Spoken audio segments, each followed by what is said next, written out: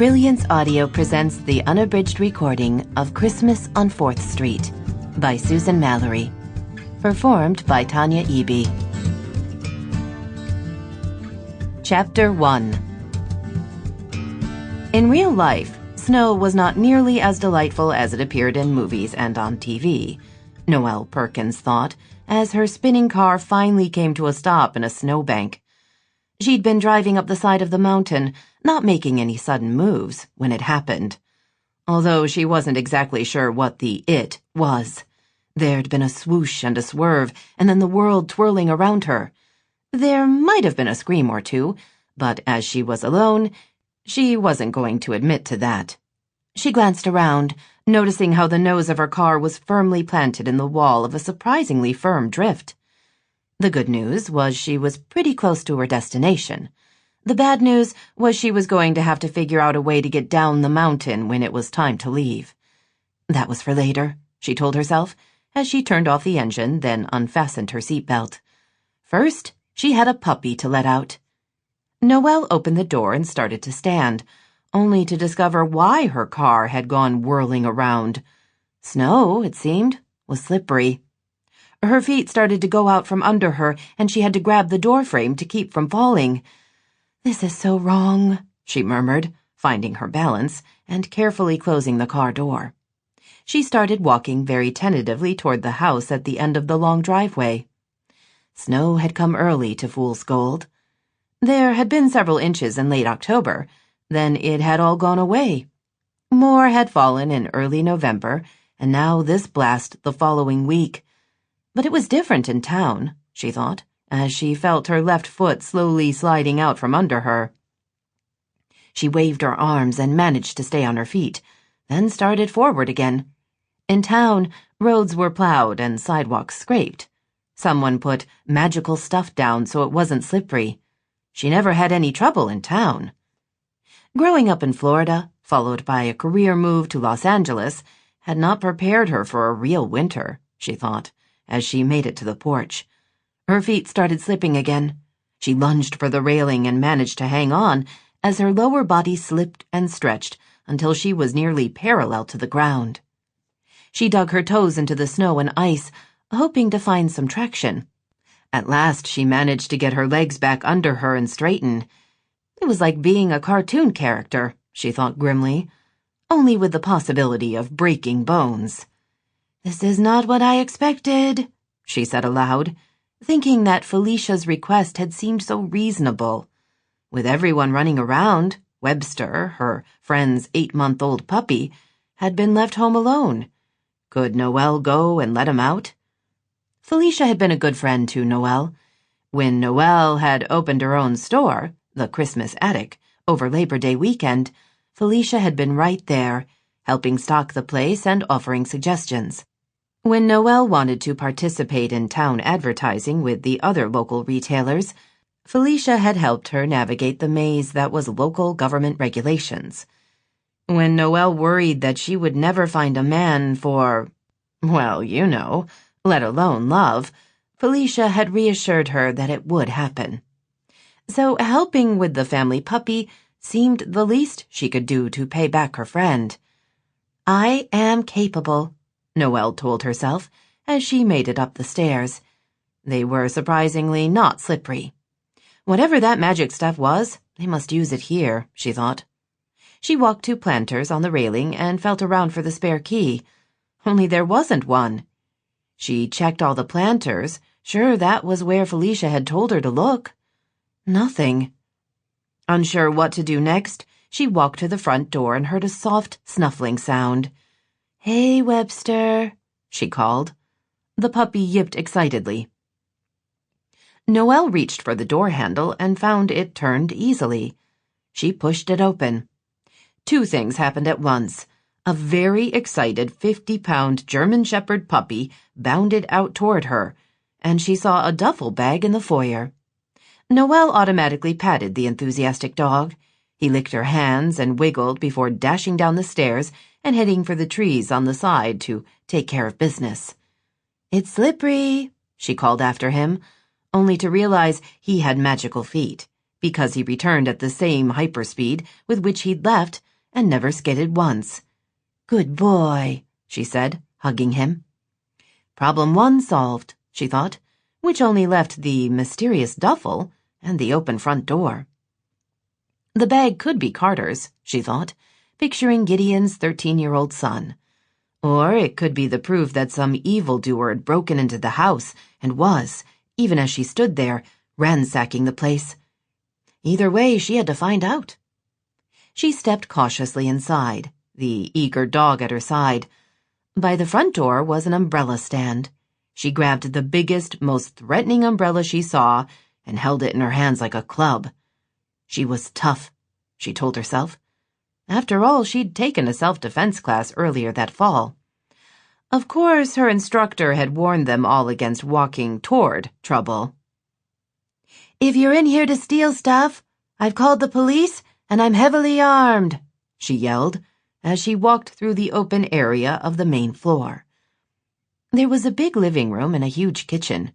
She knew there were bedrooms at each end of the house and more living space downstairs. Webster enjoyed the game, staying at her side, his wagging tail thumping against the wall at regular intervals. "Just walk out with your hands up and no one will get hurt," she continued. She paused, listening. There was a sound from the hallway. She turned, umbrella poised. If necessary, she would hit the guy, then run. She was pretty sure Webster would run with her, thinking this was just more happy puppy fun. The bathroom door opened and a guy stepped out. A tall guy wearing nothing but jeans. He had a towel in one hand and was using it to rub his just-washed hair. In fact, staring at the tall, well-muscled man, Noelle would guess he'd just washed the rest of himself, too. She paused in the middle of the hallway as several thoughts moved through her brain. First, few burglars bothered to shower while on the job. She didn't have actual working knowledge of that as fact, but was willing to assume it was true. Second, while she knew she'd never seen the man before, something about him was familiar. Third, he was really handsome, with light brown hair and dark blue eyes. And had she already mentioned the body to her brain? Because it was good, too. They stared at each other, and she remembered her list. Right, fourth. Her gaze dropped, and she swallowed.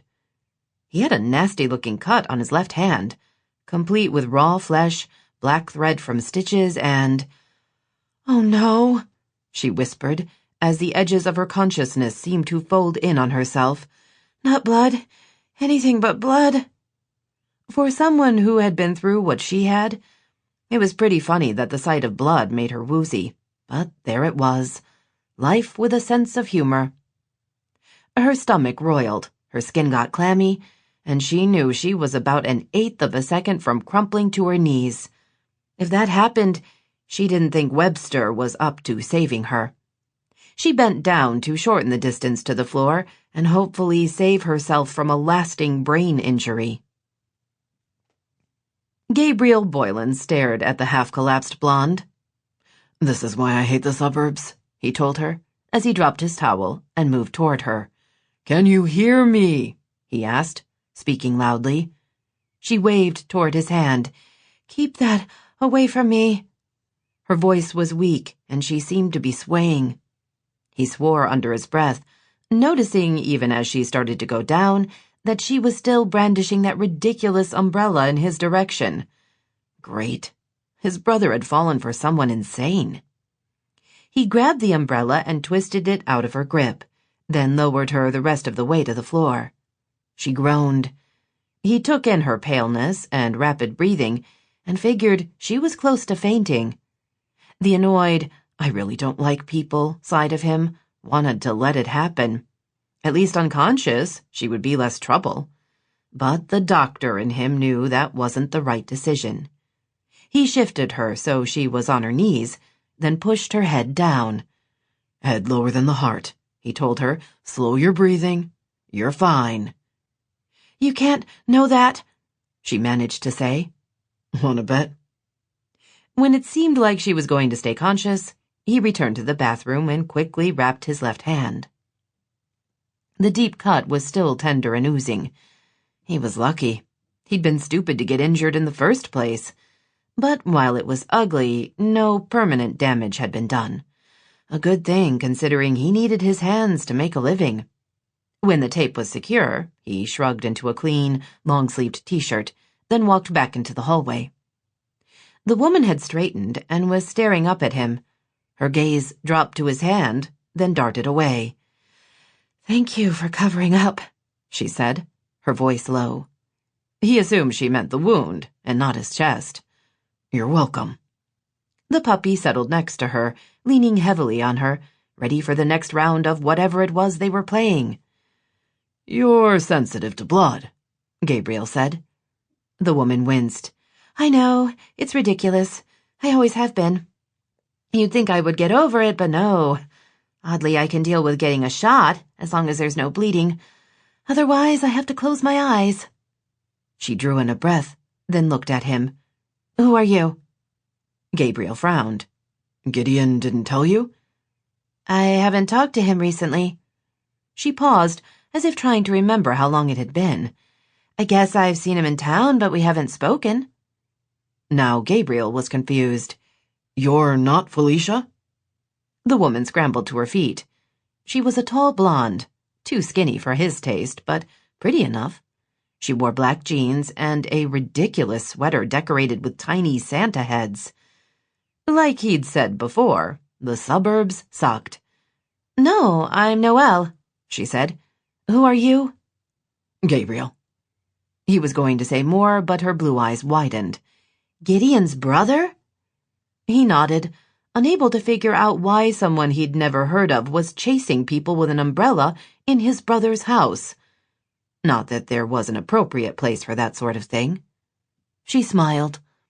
Whatever else he was going to grumble about faded as her mouth curved, because the second she smiled, he felt a whole lot better about nearly everything.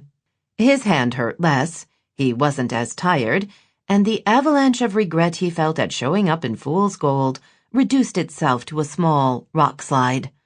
Talk about a trick. The smile widened. "Oh, wow. I didn't know you were coming for sure. You're the doctor, right? Felicia mentioned she'd asked you to stay for the holidays, but I thought you'd said you couldn't make it. I'm Noelle Perkins. Felicia and I are friends. I have a store in town, and I know Gideon, of course. And Carter." The son his brother hadn't known he had, Gabriel thought. There was a situation. "Gideon and Carter are shopping in Sacramento. Felicia got stuck in town and asked me to come and let Webster out." Her smile faded. "Oh no, I attacked you. I'm really sorry." "It's okay," he told her. Mostly because it was, and partially because he wanted to see the smile again. "I couldn't figure out why the door was open and the spare key wasn't where she'd said." "Gideon told me about the key too, and I used it." "Of course." The smile returned, and his breathing relaxed. She bent down and collected the umbrella. "I took a self-defense course a few weeks ago. Just a Saturday afternoon of basic stuff. My instructor would so kill me if she knew what I'd done, so if you could not say anything, I'd appreciate it." "Not a problem." She glanced quickly at the bandage, then away. What happened to your palm?" "I was an idiot." "It happens to all of us." "I should know better." She flashed the smile again. "And the rest of us shouldn't?" "Fair point," he told her. She waved the umbrella. "I'll put this back." She started down the hall. "Do you want some coffee?" "Sure." She went into the kitchen and pulled out mugs and 2 small pods filled with coffee, as if she knew her way around the place. He was still having trouble wrapping his mind around the fact that his brother was engaged and had a son. Not that the 2 events were related. Carter's mother had died a couple of years ago. As for Felicia, Gabriel frowned as he realized he didn't know how she and his brother had met. The fact that he hadn't spoken to anyone in his family in over a year might have something to do with that. Webster followed Noelle and looked hopeful as she collected spoons and started the coffee maker. She eyed him. "I'm pretty sure you've already been fed," she told the dog. He wagged his tail. She sighed. "You're so demanding. Fine, I'll give you a cookie." Webster woofed at the word and followed her to the pantry, where a plastic container of bone-shaped treats sat on a shelf.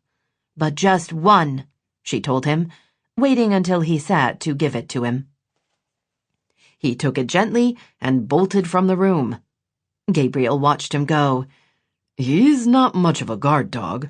He let me in without a growl." "He's a puppy," Noelle said. "Felicia wants him to be friendly rather than aggressive. He's supposed to be Carter's dog, but she's the one who takes care of him. He's been to a few obedience classes, but they don't seem to be taking." She motioned to the large table, and he moved forward to take a seat. Noelle added the first pod and pushed the button, making sure the mug was positioned underneath. She leaned against the counter. "So you're here for the holidays, to be with your family. That's nice." "I haven't seen them in a while," he admitted, trying to remember the last time he'd joined his parents and brother for Christmas. More than a decade, he thought. 15 years? Longer than that? Maybe it had been before he'd left for college. "Feel free to fill me in on what I've missed." "I've never met your parents," she said cheerfully. "I know Gideon, of course. He moved here before me. It was last year. I just got here in the spring." She wrinkled her nose. "It was before the whole snow thing. I'm going to have to take some lessons or something. It's a lot more slippery than I realized. I know there's an ice element, but I didn't think it was, ice." She made air quotes as she spoke the last word. He chuckled. "You have a lot to look forward to." "You mean aside from warmer weather?" She turned back to the coffee maker and pulled out the mug. "How do you like it?" she asked, already moving to the refrigerator. "Black is fine." "That's such a guy thing." She pulled out a container of flavored coffee creamer, then handed him his mug and returned to the counter. She obviously knew her way around the kitchen. Because of Felicia, he told himself. Women who were friends hung out a lot doing stuff like having coffee. He supposed it wasn't that different from going out and having a drink. She stuck in a second pod, put a mug in place, and hit the button. Gideon bought a couple of radio stations," she said. He nodded. "He does an oldies show every night. Lots of songs I've never heard of, but most of them are good. Felicia runs the festivals in town. She's very organized. Carter's in school, of course." She glanced at Webster, who sat with his tail wagging.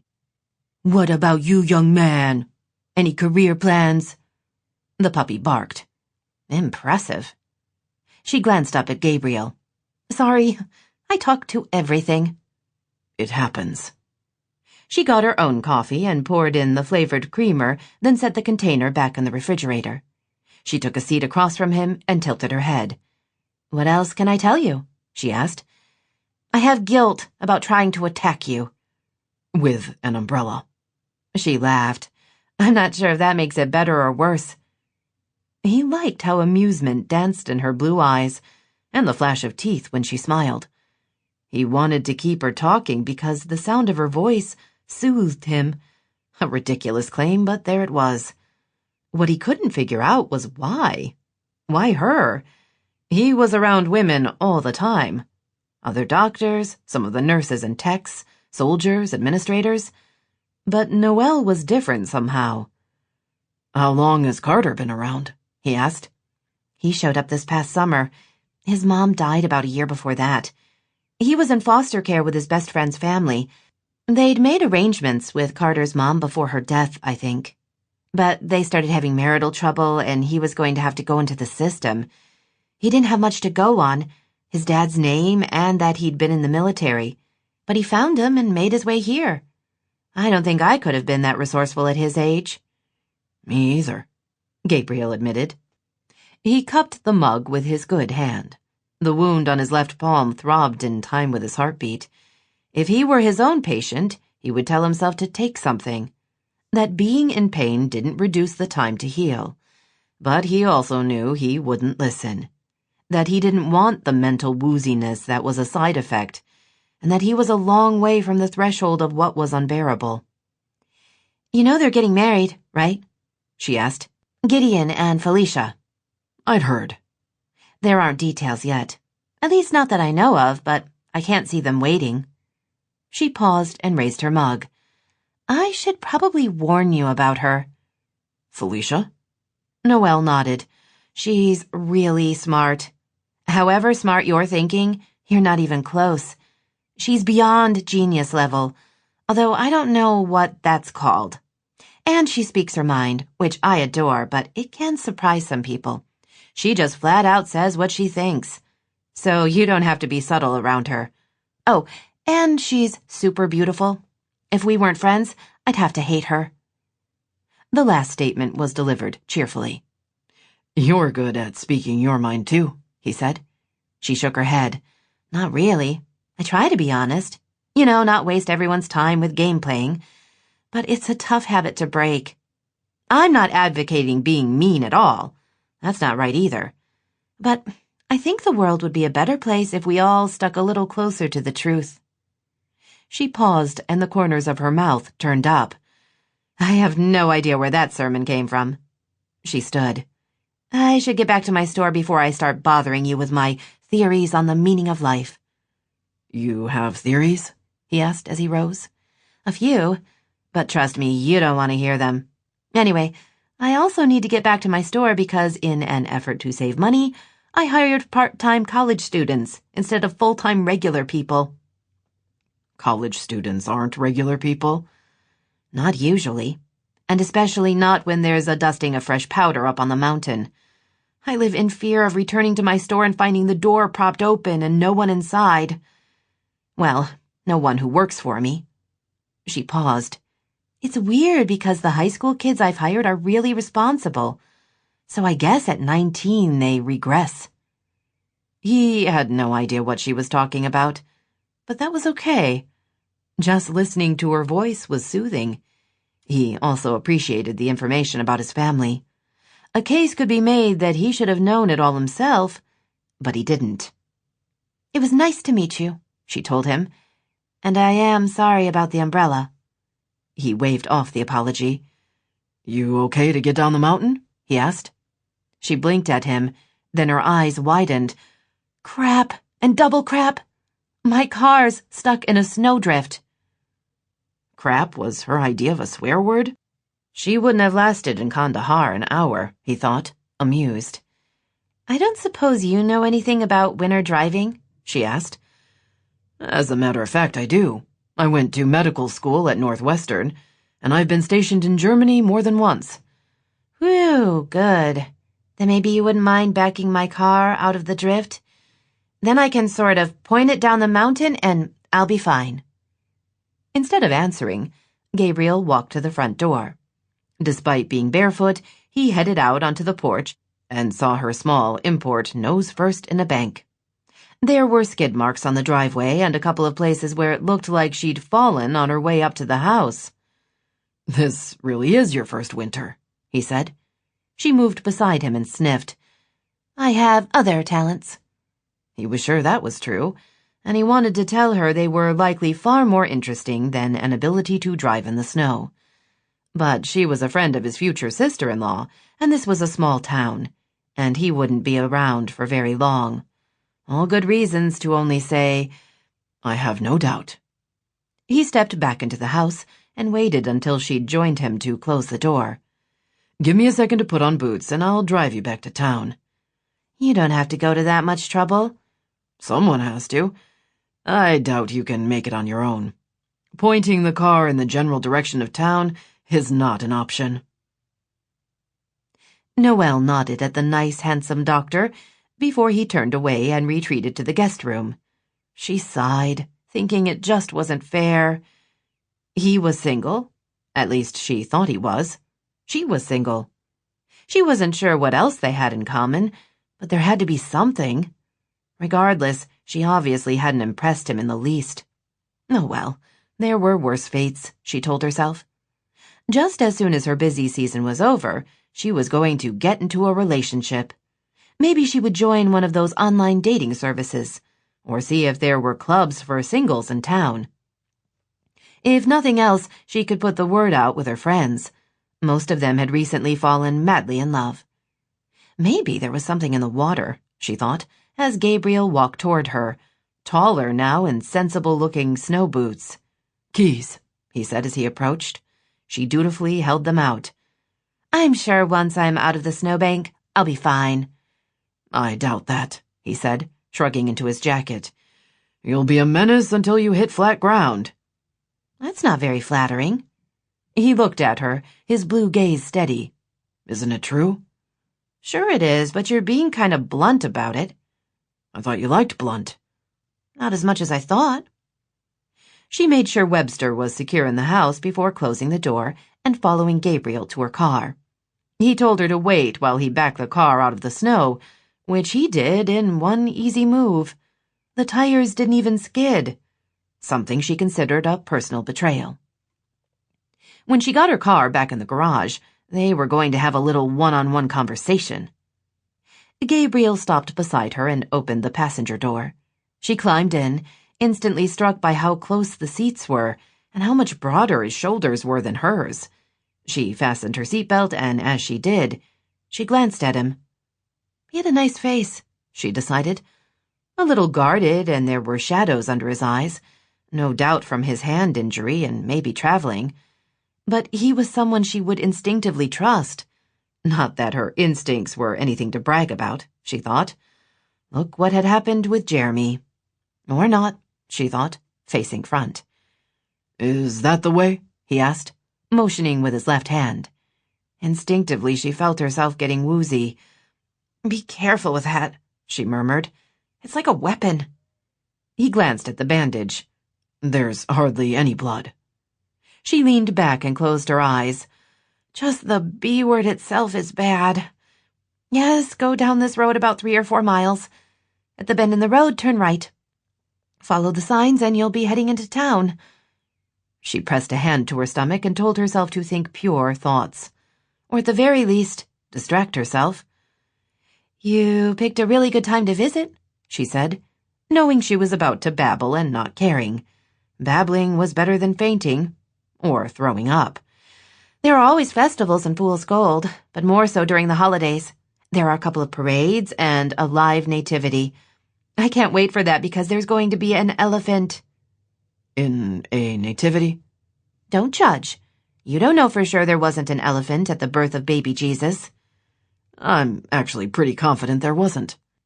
Priscilla is a part of a lot of celebrations in town. She's a member of the community, too. Priscilla the elephant? Do you know any other Priscillas? She risked opening her eyes and was pleased to see that there was no bloody bandage in her peripheral vision. She would be the only one. Okay, turn there, she said, pointing when they reached the bend. Follow that road into town. You'll turn right on Frank Lane. Who's Frank? I have no idea.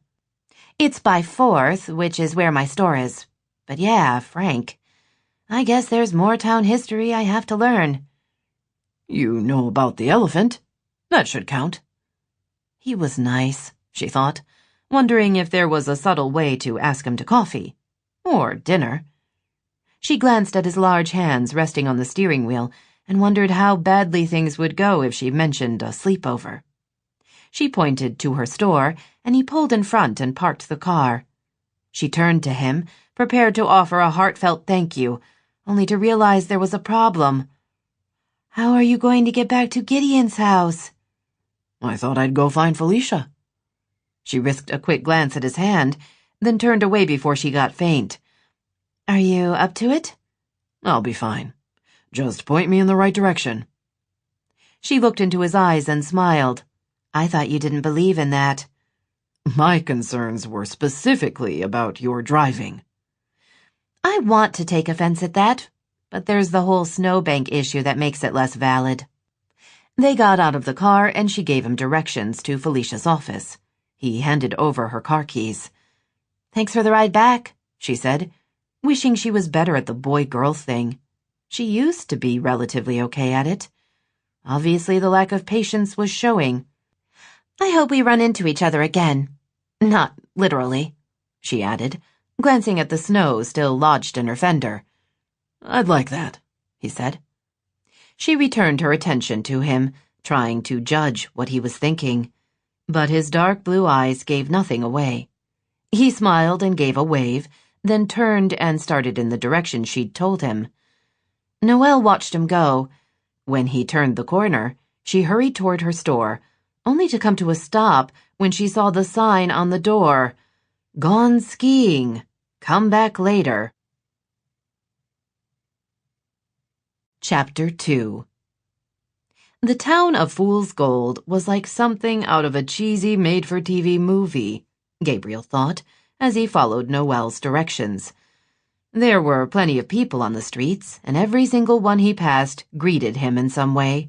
Women walked arm in arm, the sidewalks were shoveled and sanded, and all the storefronts were decorated with turkeys or leaves, or painted with some Thanksgiving tableau. Talk about surreal. He half expected dancing lampposts or singing forest creatures to escort him. The last time he'd seen his brother, Gideon had been malnourished, bruised, and mentally shattered.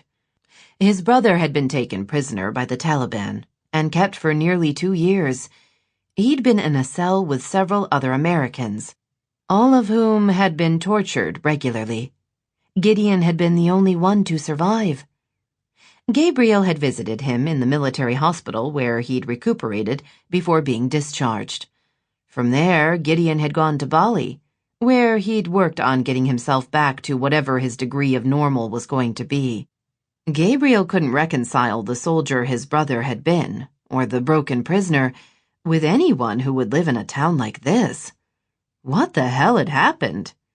He knew he wouldn't get an answer until he got the chance to talk to his brother himself. In the meantime, he kept moving until he found the office he was looking for. He ignored the jabbing pain in his hand and how tired he was. He went inside and walked down the hall to the office marked Fool's Gold Department of Festivals. He knocked once and entered. The room itself was large, with a big desk, chairs for visitors, and color posters of more fantasy events in the freakish town. But what really caught his attention was the tall redhead who stood when she saw him. She was beautiful. No, that wasn't the right word. She was stunning, with green eyes and pale skin. A sweater showed off perfect curves. Her eyes widened as she hurried around the desk. "Gabriel, you're here. Noelle just called and told me you had brought her into town. I appreciate you helping, my friend. She's not a very good driver in the snow. I've done my best to explain the theory of staying in control on a slick road, but she seems to learn best by doing. I suppose winter driving is a skill more easily mastered through practice." She paused and put her hands on his upper arms. "I see so much of your brother in you. There are variations as well.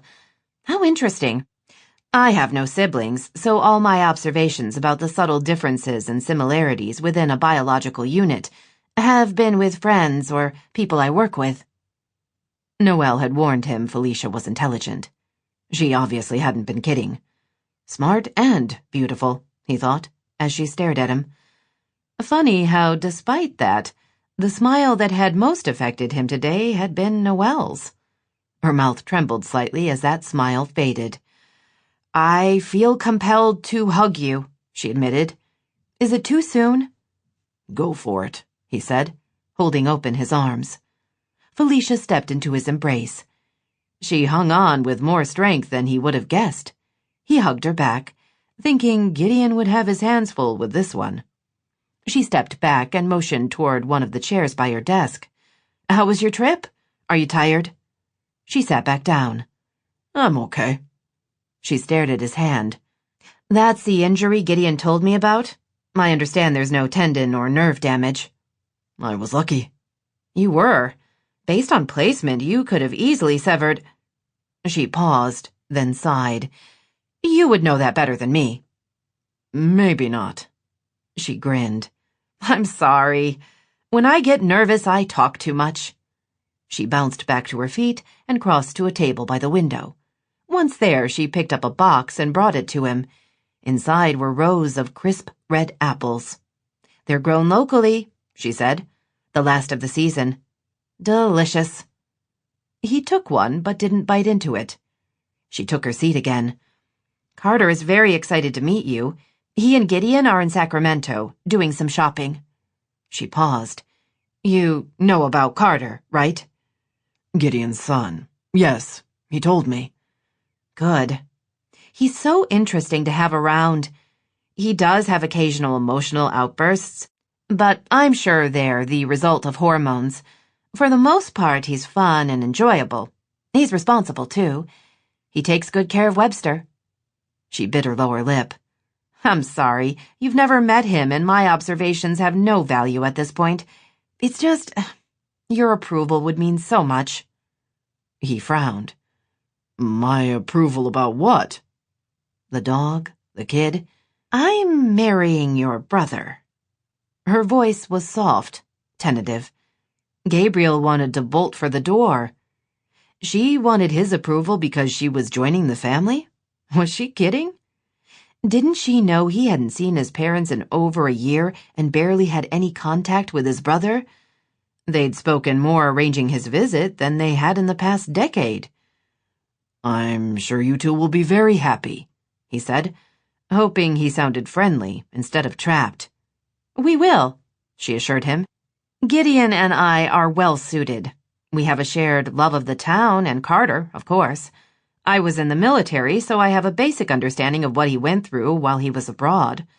We're both committed to our relationship and the family unit, and there is excellent sexual chemistry. She paused, her eyebrows drawing together. I shouldn't have mentioned the latter.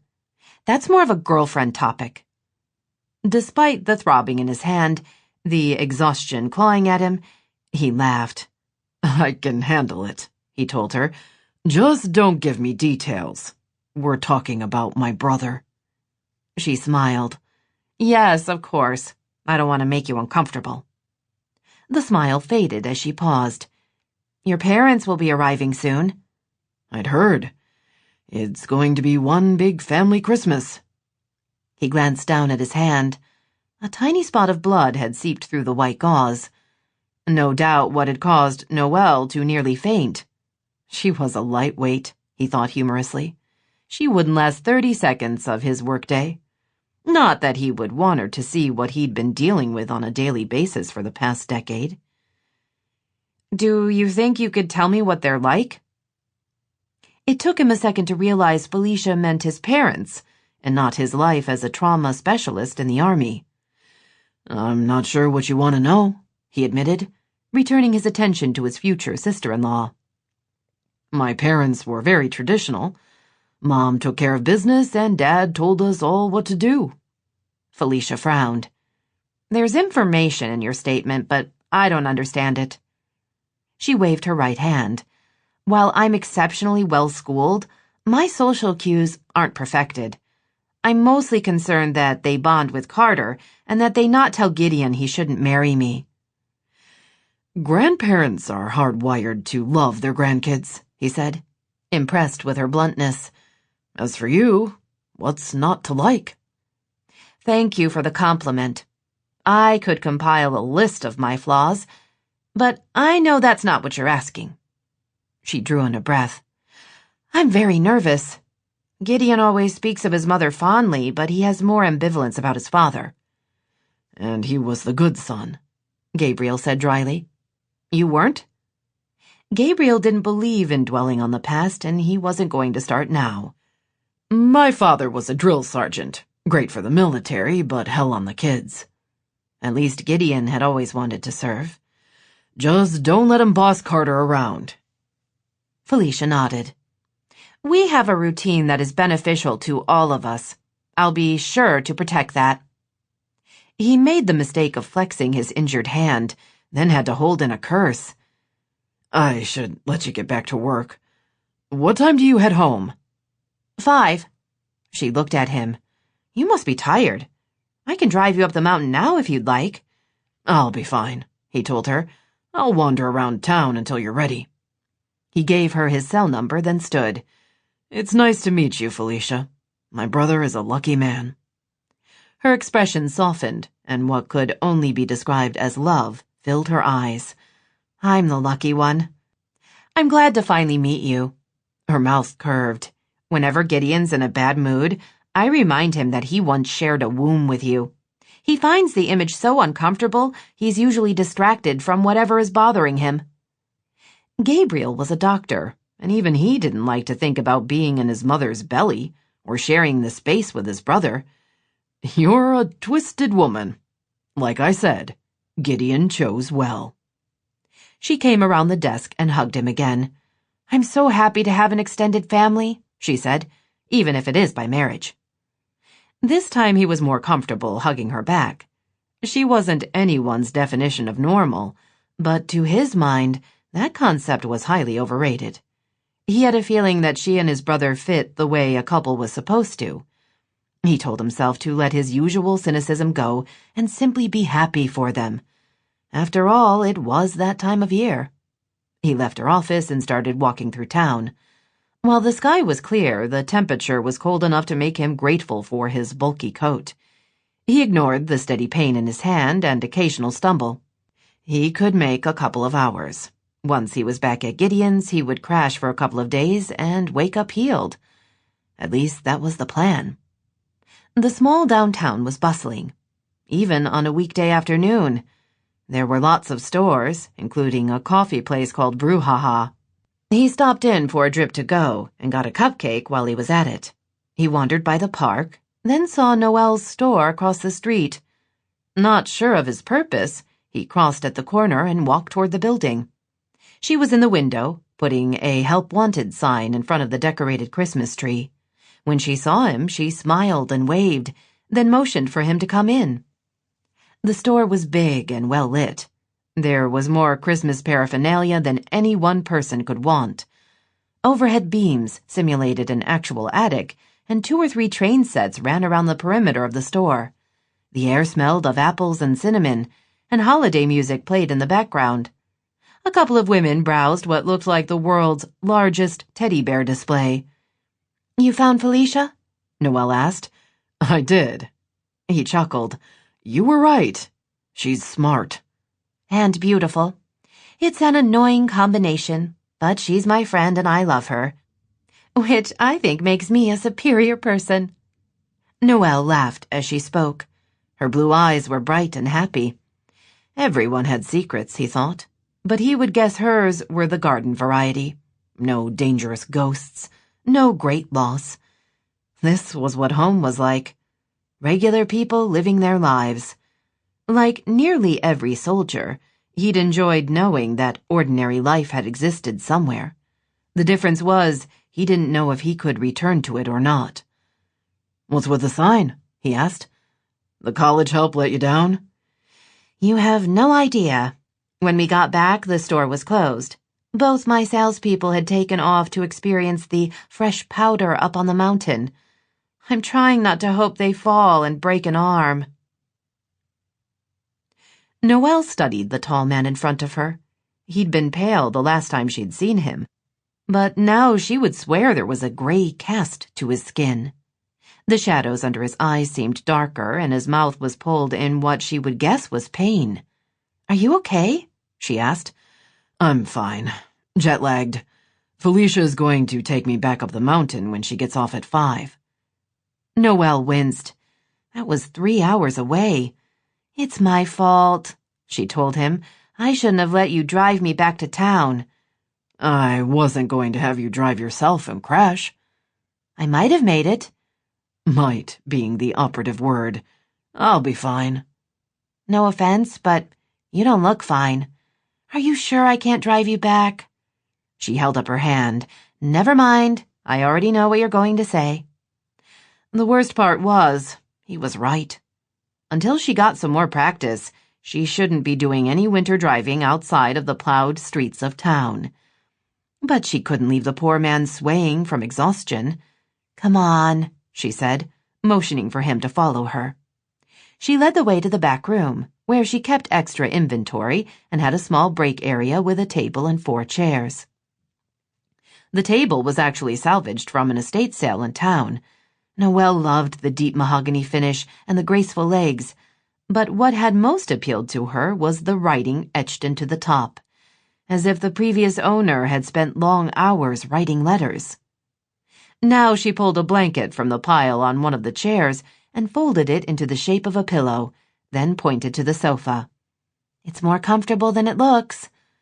Gabriel shook his head. "I'm fine." He seemed more wary than interested in resting. "You're practically unconscious. This is a Christmas store. I really can't be explaining the strange man slumped on the middle of my floor." She collected a second blanket. "You don't have anything else to do until Felicia picks you up. Come on, no one will bother you here." "You're coaxing me. I'm not some wild dog you're trying to rescue." She grinned. "I can't help it. It's a girl thing." He grumbled something under his breath, then finally walked to the sofa and shrugged out of his jacket. He lay down. He was too tall to stretch out, but he was able to turn on his side, with his legs not too bunched. She draped the second blanket on top of him. "You don't have to sleep." "I won't." "Of course not.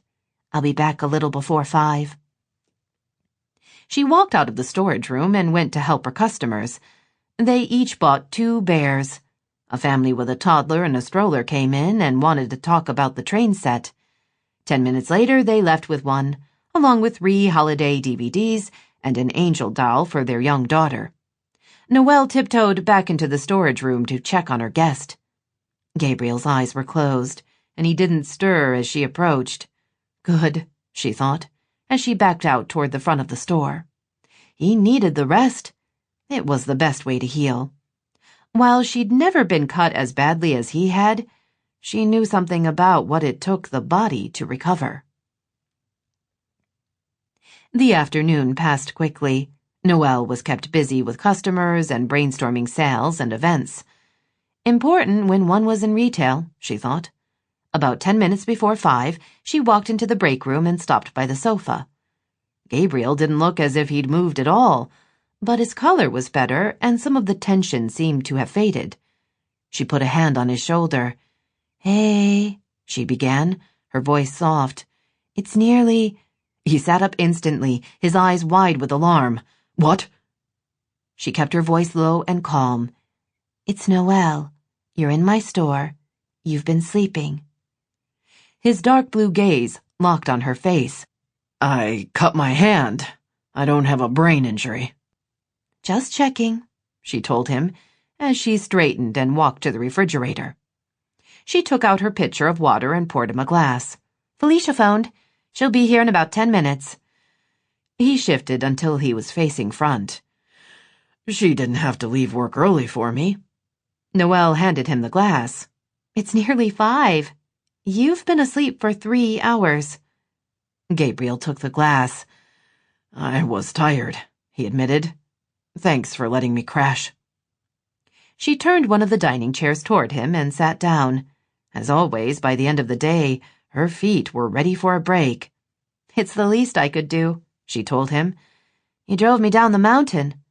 Of course, I could have done you in with the umbrella and chose not to. So maybe you owe me." "Not likely." He drank the water. She tried not to notice how appealing a warm and sleepy man could be. His light brown hair was mussed, his expression relaxed. She was sure the wariness would return soon enough, but it was nice to see him without his guard up. For a second, she allowed herself to think what it would be like to crawl up next to him, to feel his arms around her, and maybe snuggle on the sofa. She hadn't been in a relationship in what felt like a millennium, but was actually just about 2 years. Long enough for her to be lonely, she thought. He finished the water, then set the empty glass on the table by the sofa. "Thanks for all of this," he said, motioning to the blanket and the sofa. "You were right." "I usually am." His mouth twitched. "And modest." She shrugged. "I live with the burden." The twitch turned into a smile. "Are you thinking sainthood or just a tasteful plaque?" "We'll start with a plaque." She studied him. "You're still exhausted. Jet lag?" He nodded. "I spent the past 2 days traveling." "Where did you come from?" "Germany. There's a big hospital there." He looked like he was going to say more, but didn't. "How'd you get back to the States? Military transport?" "Part of the way. Then commercial. There was snow in Chicago." She looked at the lines around his eyes and mouth. "Your hand is bothering you," she observed. "Can I get you something for it?" "I'm fine." "You're not?" She didn't risk glancing at the bandage. "You're forgetting I saw it earlier." "How could I forget? You fainted." "I didn't. I nearly fainted. There's a difference." He leaned back against the sofa, looking more relaxed. "Not much of one." "You're trying to change the subject." One eyebrow rose. "From?" "How you acting like a macho idiot isn't going to help you get better." "This would be your medical opinion?" She ignored that. "Pain is stress, and stress inhibits healing. I read a lot," she added, knowing she wasn't ready to tell him why she knew what she was talking about. "Would it help if I said I wouldn't tell?" "No." "You're so stubborn." "Do I get a plaque too?" She held up both hands. "Fine, don't heal. Have an open wound forever. See if I care." He stood slowly. She was tall, but he was taller. He looked all manly in her storage room, she thought. Out of place, but in a good way, if that was possible. "I should go wait out front," he said, reaching for his jacket, "so Felicia doesn't have to park." "You up to this?" she asked, thinking that he hadn't seen his brother in a long time, dealing with all the emotional stuff. "If it gets too much, tell Felicia you're still recovering from blood loss. She'll force you to go lie down." "Oh, but if you do that, don't resist. She knows things." The amusement returned to Gabriel's eyes. "What kind of things?" "You know, scary military stuff, like how to twist you up like a pretzel and make you scream like a little girl." "I wouldn't have guessed that about her." "It's true. She's not as good as Consuelo, but she has skills." He studied her for a second. She felt the heat of his gaze and hoped he was thinking how he'd like to rip her clothes off and have his manly way with her. Then he leaned close and kissed her on the cheek. "Thanks for not running me through with the umbrella. And for the nap." "Any time," she murmured, holding in a sigh. Apparently, Gabriel found her very resistible. Just her luck. She walked him to the front door and was about to say she hoped to see him again when an older lady called for help by the glass ornaments. "Be right there," she said, and turned back to say something to Gabriel. But he was already gone. Chapter 3. "Great view," Gabriel said, tipping his beer bottle toward the darkness beyond the deck that wrapped around his brother's house. During the day, the side of the mountain was visible, but now there was only the outline of trees and the starry sky above. A little light spilled out from the house, enough for him to make out the man sitting next to him and the railing of the deck. But beyond that was only the night. Dinner had been more comfortable than he'd expected. Carter had done most of the talking. He'd asked a few questions, then gone on about his day and his friends. He was a good kid, Gabriel thought, well-adjusted and friendly. Felicia had kept the conversation going as well, but she'd been carefully watching Gideon, as if concerned this was all too much for him. After the meal, she'd shooed the brothers out of the kitchen to get caught up. They'd come out on the deck, where it was cold and quiet. "I like the light," his brother said. Gabriel thought of all the skylights in the house. He only knew the broad brushstrokes of his brother's imprisonment, but suspected he'd been held somewhere indoors. It made sense to want to see as much sky as possible after that. He sipped his beer, conscious of the constant throbbing in his hand.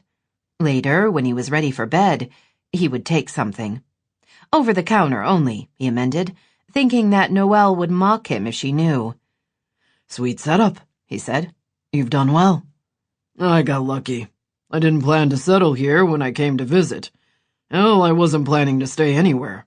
But then I saw the radio stations for sale, and I figured I might as well give it a go." "Because you know so much about radio." Gideon grinned. "I learned. I like what I do." "Oldies." Gabriel shuddered. "Why?" "It's real music. Not everyone wants to listen to LL Cool J." "Then they're missing out. Carter prefers my music over yours." His brother leaned his head back. "You're guessing." "Maybe, but I'm right. Everyone has flaws." His brother turned toward him. "He's impressive, isn't he?" "Yeah. I want to take credit, but I can't," Gideon admitted. "It was all his mother. She did better than I ever could have. Then she got sick. That forced him to grow up fast." "Does he talk about her much?" "Some. Felicia's fine with it. She encourages him to make sure he has her picture around, and that he tells stories about her, keeping the memories fresh. She's great, too." Gideon nodded. "I can't explain why she loves me, but she does. She's fiercely loyal, determined. When I was ready to give up on being part of a family, she wouldn't. She was willing to take Carter and raise him herself." He sounded impressed and a little in awe. "I didn't want to let her in, but I couldn't help myself. And once I stopped trying to fight her, it was easy to admit how much I loved her." Gabriel understood the concept of family. He'd been in one, had friends with families. He got that people loved each other. Some bonds couldn't be avoided, but romantic love, it wasn't worth the trouble. Life was tenuous. It could be over in an instant, so why bother? "You've come a long way," he said instead. "I didn't think I could make it," Gideon told him. "But this damned town healed me. I can't say how, but it did. I started to get involved." He chuckled. "There are festivals practically every weekend. Wait until you see how they celebrate Christmas here. It's an eye-opener." He turned to his brother. "I know you only came because you got injured, but I'm glad you're here." Gabriel was having trouble keeping up. As a kid, Gideon had been open and friendly, but his time in Special Forces had changed him. The adult Gideon he knew was a taciturn soldier, a man who would rather cut off his right arm than discuss his feelings. Yet here he was, talking about belonging and love and connection. "I should check the back of your neck for some kind of pod," he mumbled. Gideon laughed again. "I haven't been taken over by aliens. I'm who I always was, before everything else happened." His humor faded. "Sometimes it's hard, but Carter and Felicia are patient with me. I get through." Which sounded rational, Gabriel thought. Not like his brother, but healthy. "What happens next?" he asked. His brother took a swallow of his beer. "We survive the parents' visit." Something Gabriel didn't want to think about. "How long will they be here?" "Through Christmas. They have a vacation rental in town. They won't be living here." "That's something." He couldn't take too much of their old man. "How you feeling?" Gideon asked. Gabriel was about to point out that not everyone wanted to share at this meeting when he realized his brother was looking at his hand. "It hurts. What happened?" Gabriel settled deeper into the chair. "A bunch of 19-year-olds got drunk. It always starts that way. You know it. My patient and his buddies got in a fight, and one of them went through a plate glass window. They drove him directly to the hospital, which saved his life. There was a large piece of glass, and I forgot I didn't have superpowers and pulled it out barehanded." The move had been stupid. He knew it, and everyone in the ER had known it too. One second he'd been a rational doctor, doing what had to be done to save his patient, and the next he'd been spurting blood everywhere. Gideon raised his bottle. "We all have moments." "Not like that." He tried to keep working on the teen, but there was no way. His team had stepped in, and another doctor had seen to the kid. Gabriel had stabilized his own bleeding until the crisis was over, and he could be looked at without endangering anyone. Unfortunately, he'd lost more blood than anyone had realized. "I ended up having to be admitted myself," he grumbled, then swore. "What was I thinking?" "You weren't," his brother reminded him. "You were reacting. Not well and not in the right way." There was no point in reliving a past he couldn't change. "I was lucky. There's no permanent damage. It hurts like a son of a bitch. My CO told me it was time to go home on leave, so here I am. Otherwise, he would have worked through the holidays, like he did every year. He always volunteered to stay so others could be with their families. This time, he hadn't had a choice. I'm sorry you got hurt, but I'm glad you're here, Gideon told him.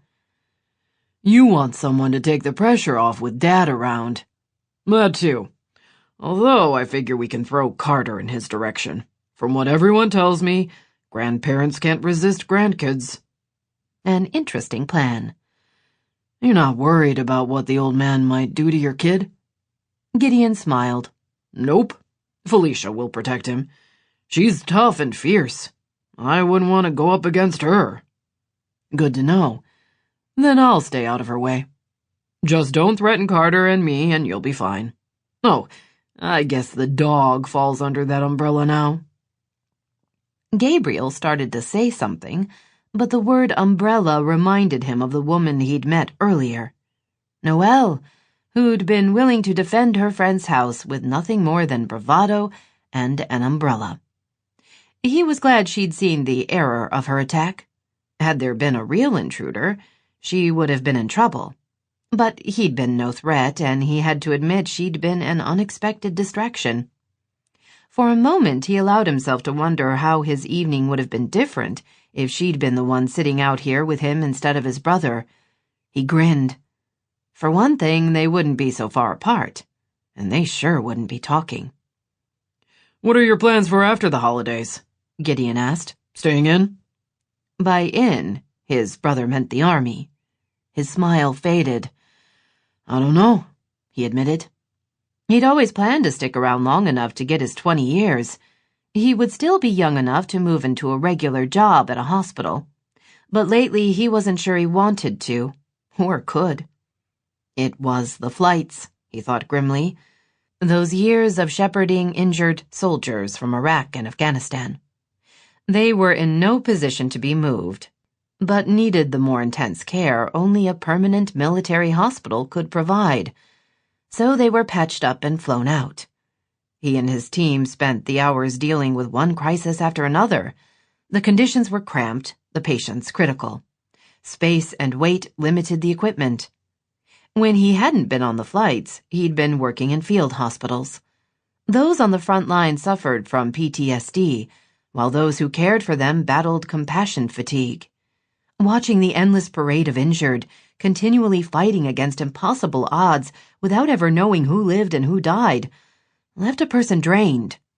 Even his rotations to the hospital in Germany didn't provide much relief. Gabriel knew that was where he was now, exhausted and empty, which increased the likelihood that a person made mistakes, and he had the hand injury to prove it. He needed to get away.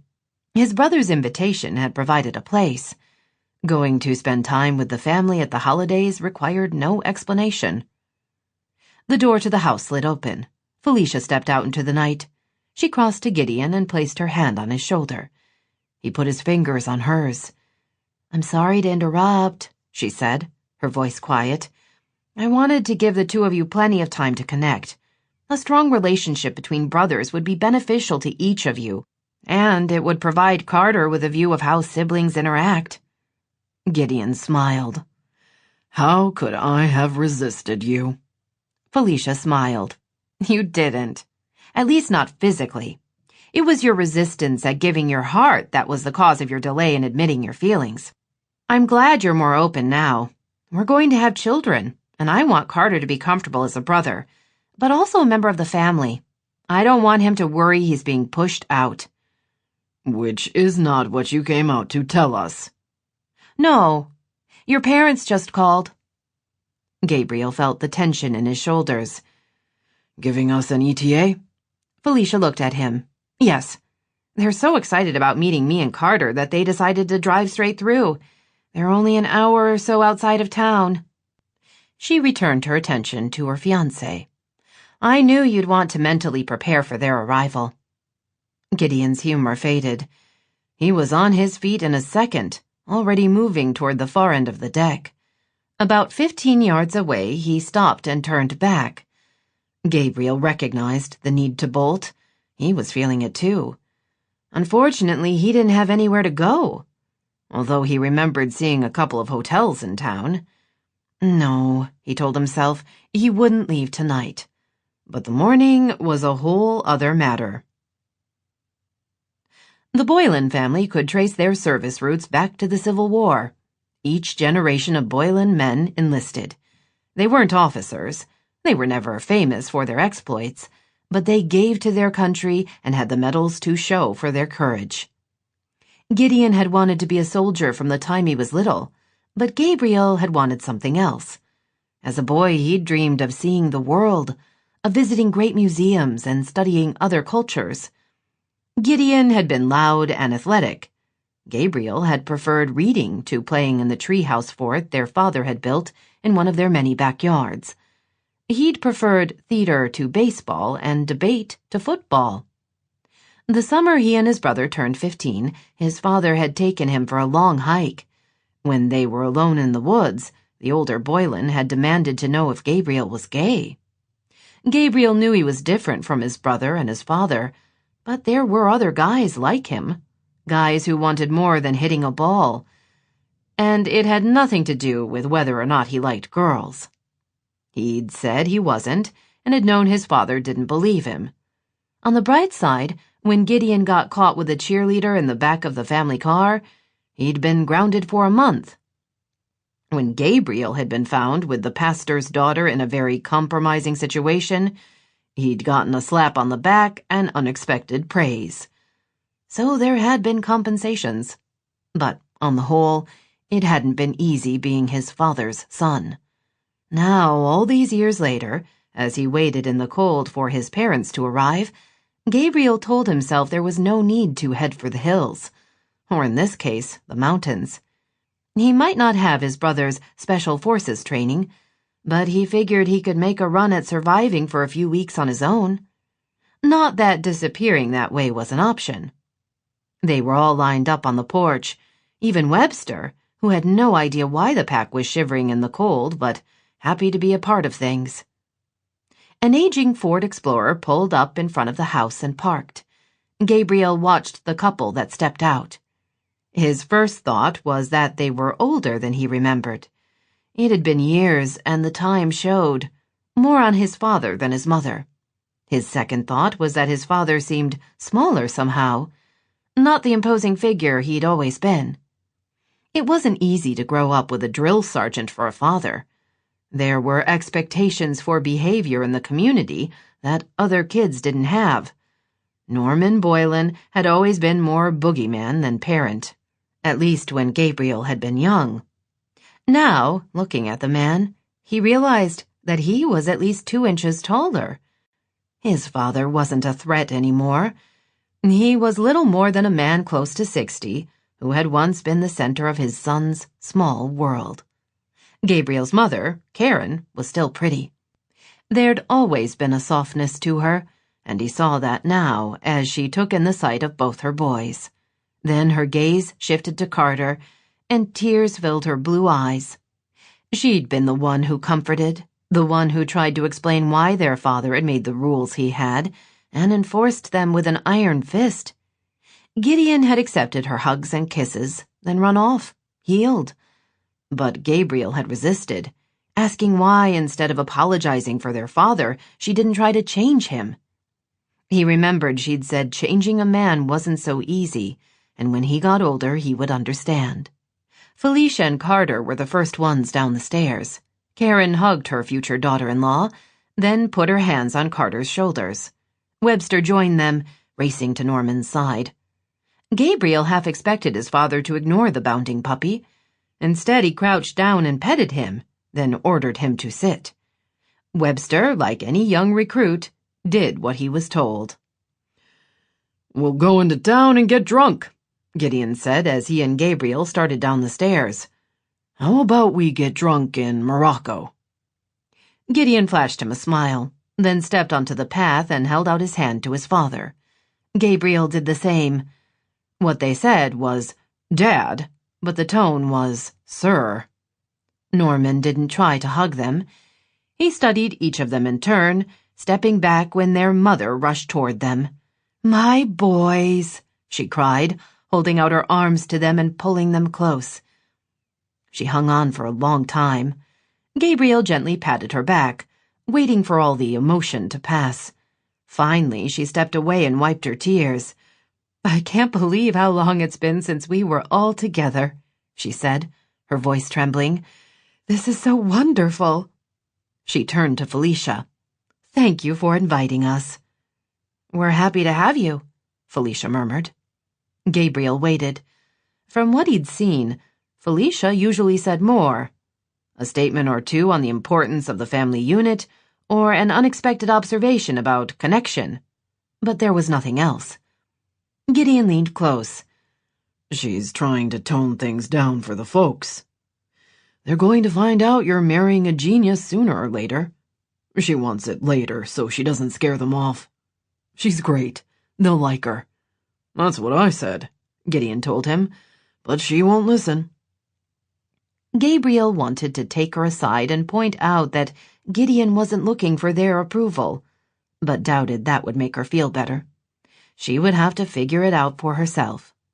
They moved into the house. Norman fell back to keep pace with Gabriel. "Still slacking off at the cushy hospital job?" his father asked, slapping him on the back.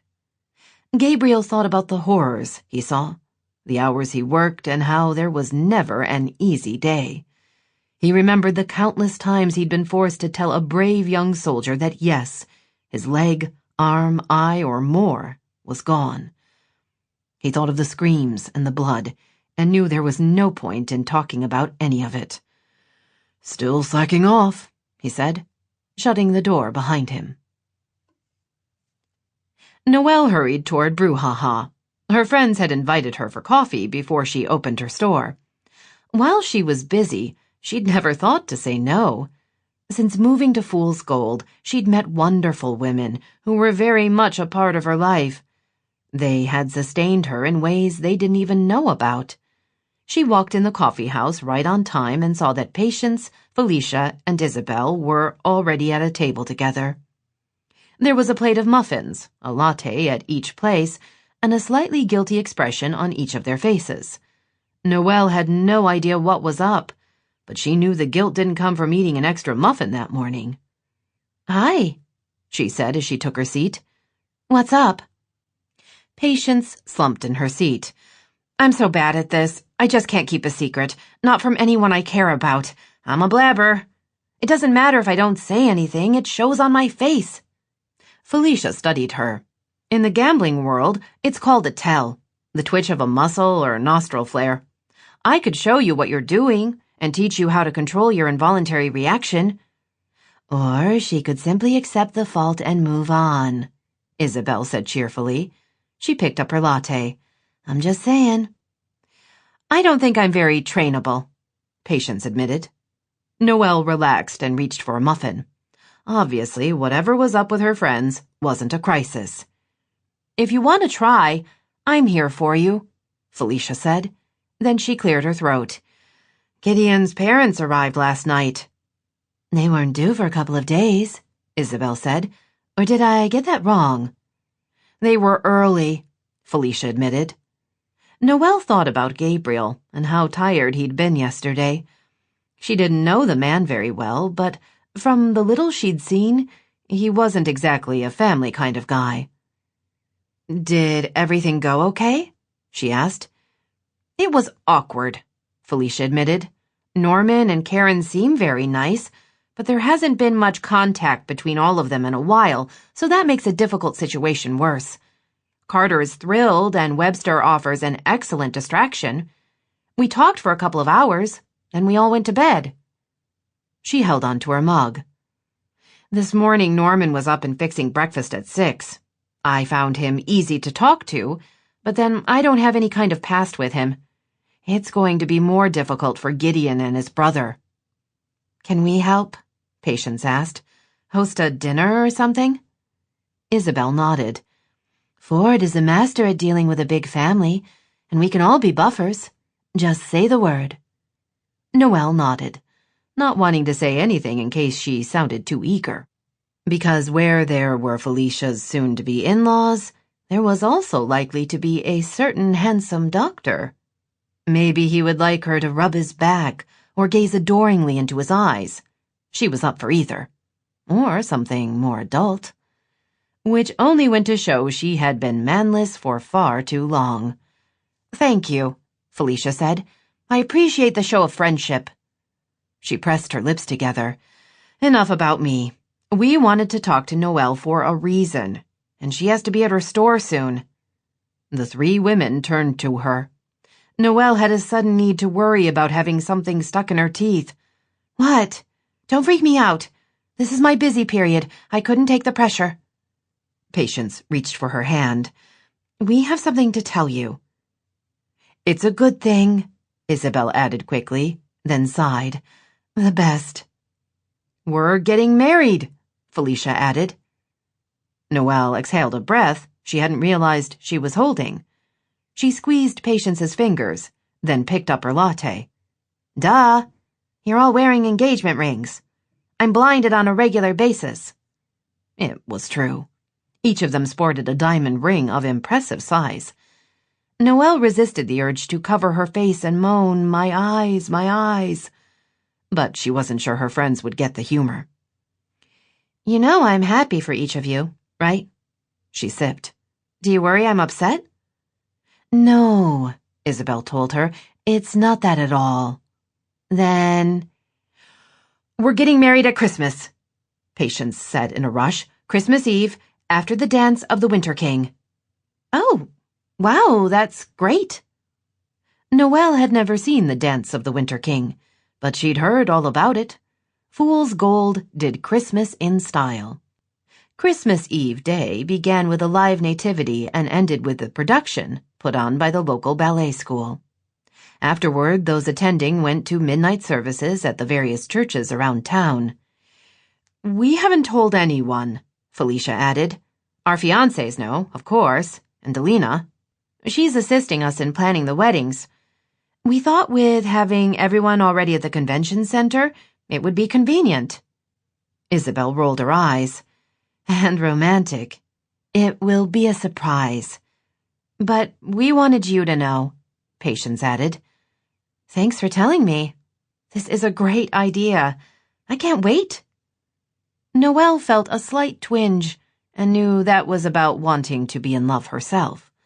While she was totally happy for her friends, she wanted a little of that love magic too. It would happen, she told herself firmly. She only had to believe. She knew that life was a precious gift.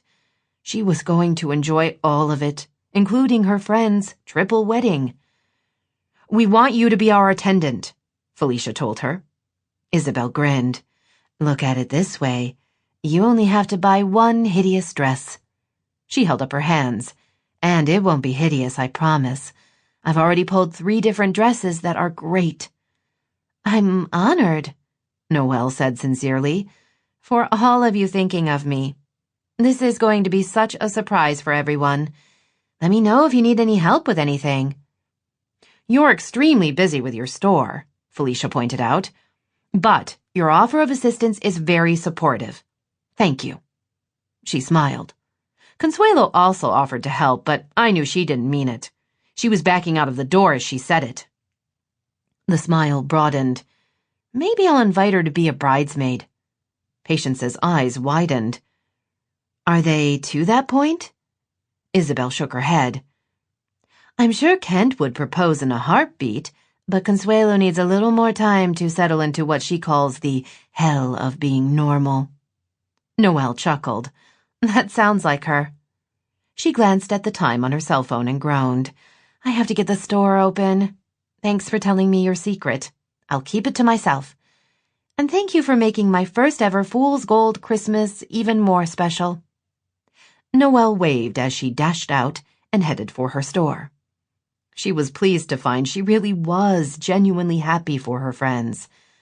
They were all in love with terrific men. Men she had absolutely no interest in. She told herself that what she would take from the upcoming wedding was that love was in the air, and if she was lucky, she would catch a little for herself. She turned on 4th Street and raced toward her store. She still had to restock the stack of throws she kept by the stuffed animals. They had been a last-minute addition to her inventory and were huge sellers. Apparently, Christmas was when everyone wanted an extra blanket or two to toss on the sofa. She was reaching for her keys when she saw someone standing outside of her store. A tall, handsome someone with piercing blue eyes and a smile that made her stomach start the Macarena. "What are you doing here?" she asked Gabriel as she approached. "Did you decide you really need a nativity made out of local gourds?" Gabriel stared at her. "You have one of those?" "Of course. I pride myself on stocking the unusual." "Or the extremely strange." "It's Christmas," she pointed out. "Or it will be in 6 weeks. When else would someone want a gourd-based nativity?" As she spoke, she opened the front door and flipped on the lights. He followed her inside. She turned on the trains, then started the music. She was unwinding her scarf when she shifted back to find him standing in the middle of the store. He looked better than he had. More rested, less gray, although he still seemed tired. The shadows remained in residence beneath his eyes. "What's up?" she asked, shrugging out of her coat. "I want to talk to you about a job." She laughed. "Right. If you're looking for a present for your mom, I can give you some suggestions. We have some really pretty ornaments she might like." She disappeared into the back room to put her coat away and tuck her handbag into her desk's bottom drawer. When she straightened, Gabriel was standing close enough that she could see the various colors of blue that made up his irises. She could inhale the clean scent of him and catch a hint of the heat the man generated. "I want to come work for you," he said. "That's insane. You're a doctor. This is retail. I sell Christmas stuff." "I know what you do. You need help and I need—" She waited, confident this had to be a joke. When he didn't speak, she shook her head. "I'm sure they would be thrilled to have you volunteer your services at the local hospital." "I need a break from that. You're looking for someone to stock shelves and work the cash register. I can do that." "You're injured." "Just my left hand. I'm right-handed." She put her hands on her hips. "What's going on? Are you filming this for a YouTube video? Famous doctor punks innocent store owner? I'm not eating a live bug for you." "No live bugs." "Not a dead one either." "Why can't I apply for the job?" "Because you're grossly overqualified." She touched his arm. "What is this about?" she asked again. He drew in a breath and stared into her eyes. "I need to be doing something with my day. I'm stuck here for over a month and I have nothing to do. I can't work in a hospital right now." He opened his mouth, then closed it. "I can't." Noelle hated to admit she didn't know all that much about the wars her country had been fighting for over a decade. She saw what was on the news and those special reports on the magazine shows, but that was it. Her only first-hand knowledge came from what she'd learned from the men her friends had gotten involved with. This past year, a bodyguard school had opened in town. The principals were all highly trained former military people who had risked their lives to protect those at home. Isabel's fiancé, Ford, had been a SEAL. Consuelo had served and done secret stuff. Gideon had been in the army, and so on. She'd heard bits and pieces, knew there were ghosts and nightmares, and the kind of damage that couldn't always be seen. It made sense those helping the injured would suffer in their own way. "I'm going to make a series of statements," she said slowly. "I'd like you to respond to them." "Now you sound like Felicia." "I should be so lucky." She drew in a breath. "You're in town because of your hand and maybe what you do for a living. It's something you need a break from." He nodded, cautiously. She hesitated, feeling her way through an emotional minefield. "You don't see your family very much." Another nod. "So being around them is intense. And parents are inherently complicated. Plus, there's the whole they don't know Carter and what do they want from you." Nod. My amazingly charming store has a good emotional vibration, and you feel comfortable here. Plus, you're really excited about the gourd nativity. Did you know they're made by a guy named Lars, a local farrier, who also trims Heidi's goat's hooves? His mouth curved up. Now you're making stuff up. I'm not. She paused. You really want to stock my shelves and ring up my purchases? Noelle had to press her lips together as she wondered why a perfectly normal question suddenly sounded incredibly dirty. It would be the highlight of my holiday season. I can't pay much more than minimum wage. Not a problem. Even though you don't need this job, I have to be able to depend on you. I promise not to go snowboarding without clearing it with you first. But the day after Christmas, I'm gone.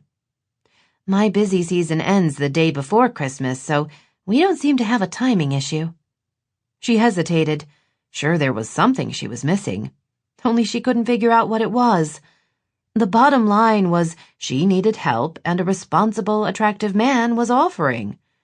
She couldn't think of a single reason to say no. Okay then, I guess you're hired. Chapter 4. Noelle opened the store the next morning with an expected burst of anticipation and enthusiasm. Sadly, she knew the cause. In a perfect world, she would be able to fool herself for at least a few days. But she'd never been very good at convincing herself of anything that wasn't true.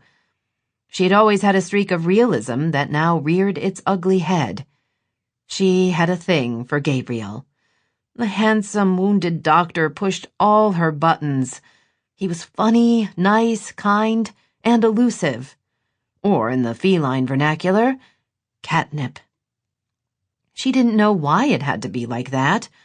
Why couldn't she be wildly attracted to some normal local guy who'd been living here for 15 generations and wanted to get married and have 5 kids?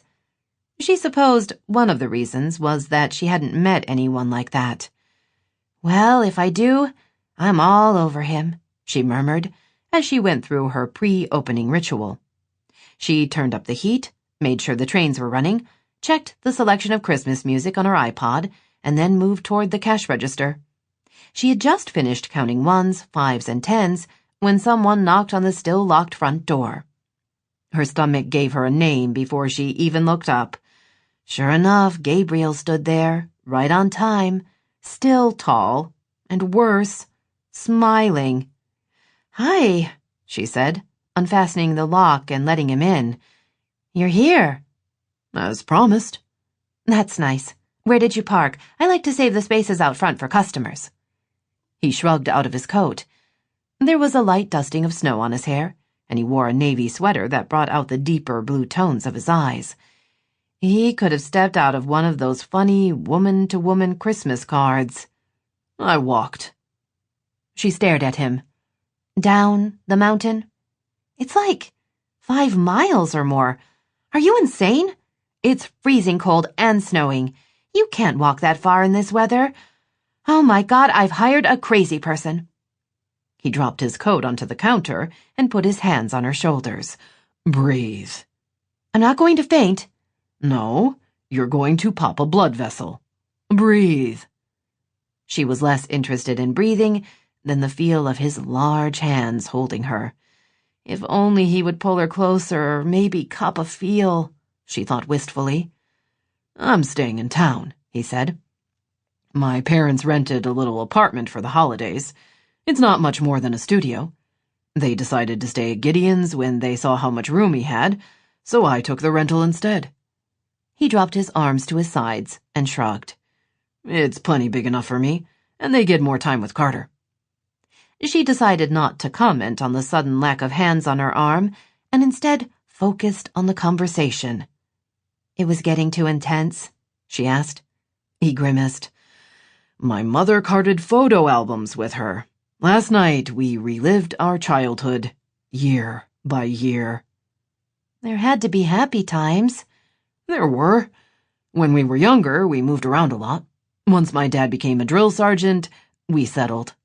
Which didn't exactly say when the happy times were. Camp Pendleton? He smiled. Don't let my dad hear you say that. That's in San Diego, and it's the Marines. We're Army. We were at Fort Knox, Kentucky. Somewhere she had never been. I'm sure it was lovely. That's one way to describe it. The smile faded. My dad and I were never close. He was a tough guy, and I wasn't a tough kid. I'm sorry. Don't be. I got through it then, and I'll get through it now. It's only for a few weeks, right? She nodded, thinking how much she wanted to tell him to be grateful he had family at all. She'd never known her dad. He'd run off before she'd been born. But that had been okay because she'd been raised by her grandmother and her mother. The two women had been warm and loving, and she'd had a blessed and happy childhood. Even after she'd moved to Los Angeles for law school, they'd stayed close. The two women had driven out to spend every summer with her. They'd been there to celebrate with her when she'd landed her first real job at a prestigious law firm in Century City, and had screamed and celebrated with her when she'd passed the bar. Only they'd been killed during a 25-car pileup on I-10 while driving back to Florida. Noelle missed them every day of her life and would give anything to have them back. But she'd also learned that telling people that only made them feel guilty. That Gabriel would have to figure out for himself the need to appreciate what he had while he had it. All right, she said. Let's get you settled. I'll show you where to put your stuff. I need you to fill out a W-4 for my accountant, and then I'll give you a tour of the store. 15 minutes later, it was official. Gabriel Boylan was an employee of the Christmas Attic. She walked him through the basic layout. I keep baskets up front, she said, showing him the stack of lightweight oval baskets. Most of what we carry is small. Encourage the baskets. Otherwise, when a customer gets her hands full, she tends to head for the register. Makes sense. You can see we have sections. Ornaments and home decorating over there. The nativities on that wall. Including gourds? You think I'm kidding. You need to go check it out. I will. The bears are over there, with all the kids' stuff close by. We have some books, but mostly send people looking for Christmas books over to Morgan's. Don't you want to have Christmas books here? He asked. No, not with a perfectly good bookstore less than a block away. I'm not stepping on any toes. What if every other store started carrying ornaments and teddy bears? Or this, Gabriel said, picking up a Santa pin from a display. She leaned close and moved the hidden switch on the back. Santa's nose lit up. Gabriel stared at the bright nose and slowly shook his head. I don't know what to say. Something along the lines of, why, Mrs. Smith, your mother and granddaughter will love that pin, I'm sure. He nodded and turned off the switch, then returned the pin to the display. Point taken. She was pleased with his response, and even more excited to see there wasn't any blood on the bandage. Then there's the bear section. He followed her around the corner and came to a stop. I saw this before, but it seems bigger. I've put out a few more. Bears sell. 3 large sets of shelves rose to the faux rafters. Each shelf was crowded with different stuffed animals, mostly bears. Brown bears and white bears, bears that were fuzzy and plaid. Some played music, and some you just wanted to squeeze. I have a layout in the stockroom, she said, leading the way. That will help you when you have to put things out. And now I'll teach you the mysteries of the cash register. Gabriel learned the system quickly.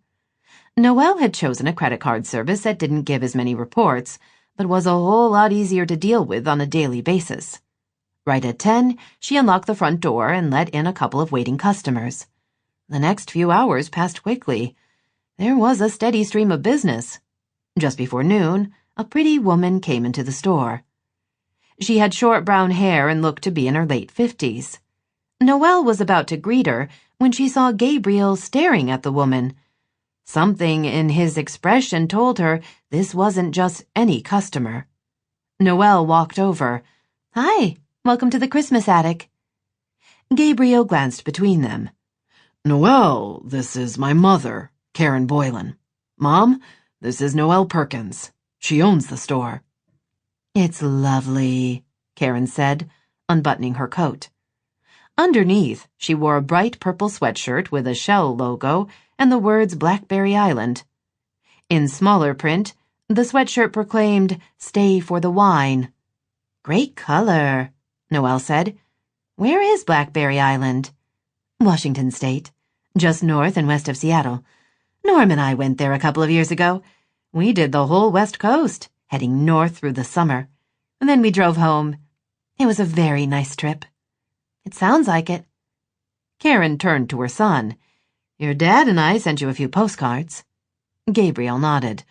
Right. They were great. He looked at Noelle. I should run those errands now, before it gets too busy. I'll be back. He was gone before she could ask what on earth he was talking about. Seconds later, he was in his jacket and heading out the front door. She opened her mouth, then closed it when she saw Karen's face had settled into lines of deep sadness. "That was my fault," his mother said. "He's running away from me. I don't want you to think badly of him." "I won't," Noelle said, then glanced around the store. It was quiet, at least for the moment. "Why don't I fix us both some tea?" She led Karen into the back room and filled 2 mugs with water. After putting them in the microwave, she turned to Gabriel's mother and offered a slight smile. "How are you settling in for your stay?" Karen blinked several times and drew a breath. "Fine. It's beautiful here.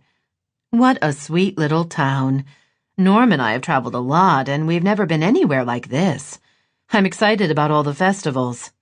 "Me too," Noelle told her. "I moved here in the spring, so this will be my first Christmas. I hear it's crazy busy. There's a parade on Thanksgiving and the Day of Giving.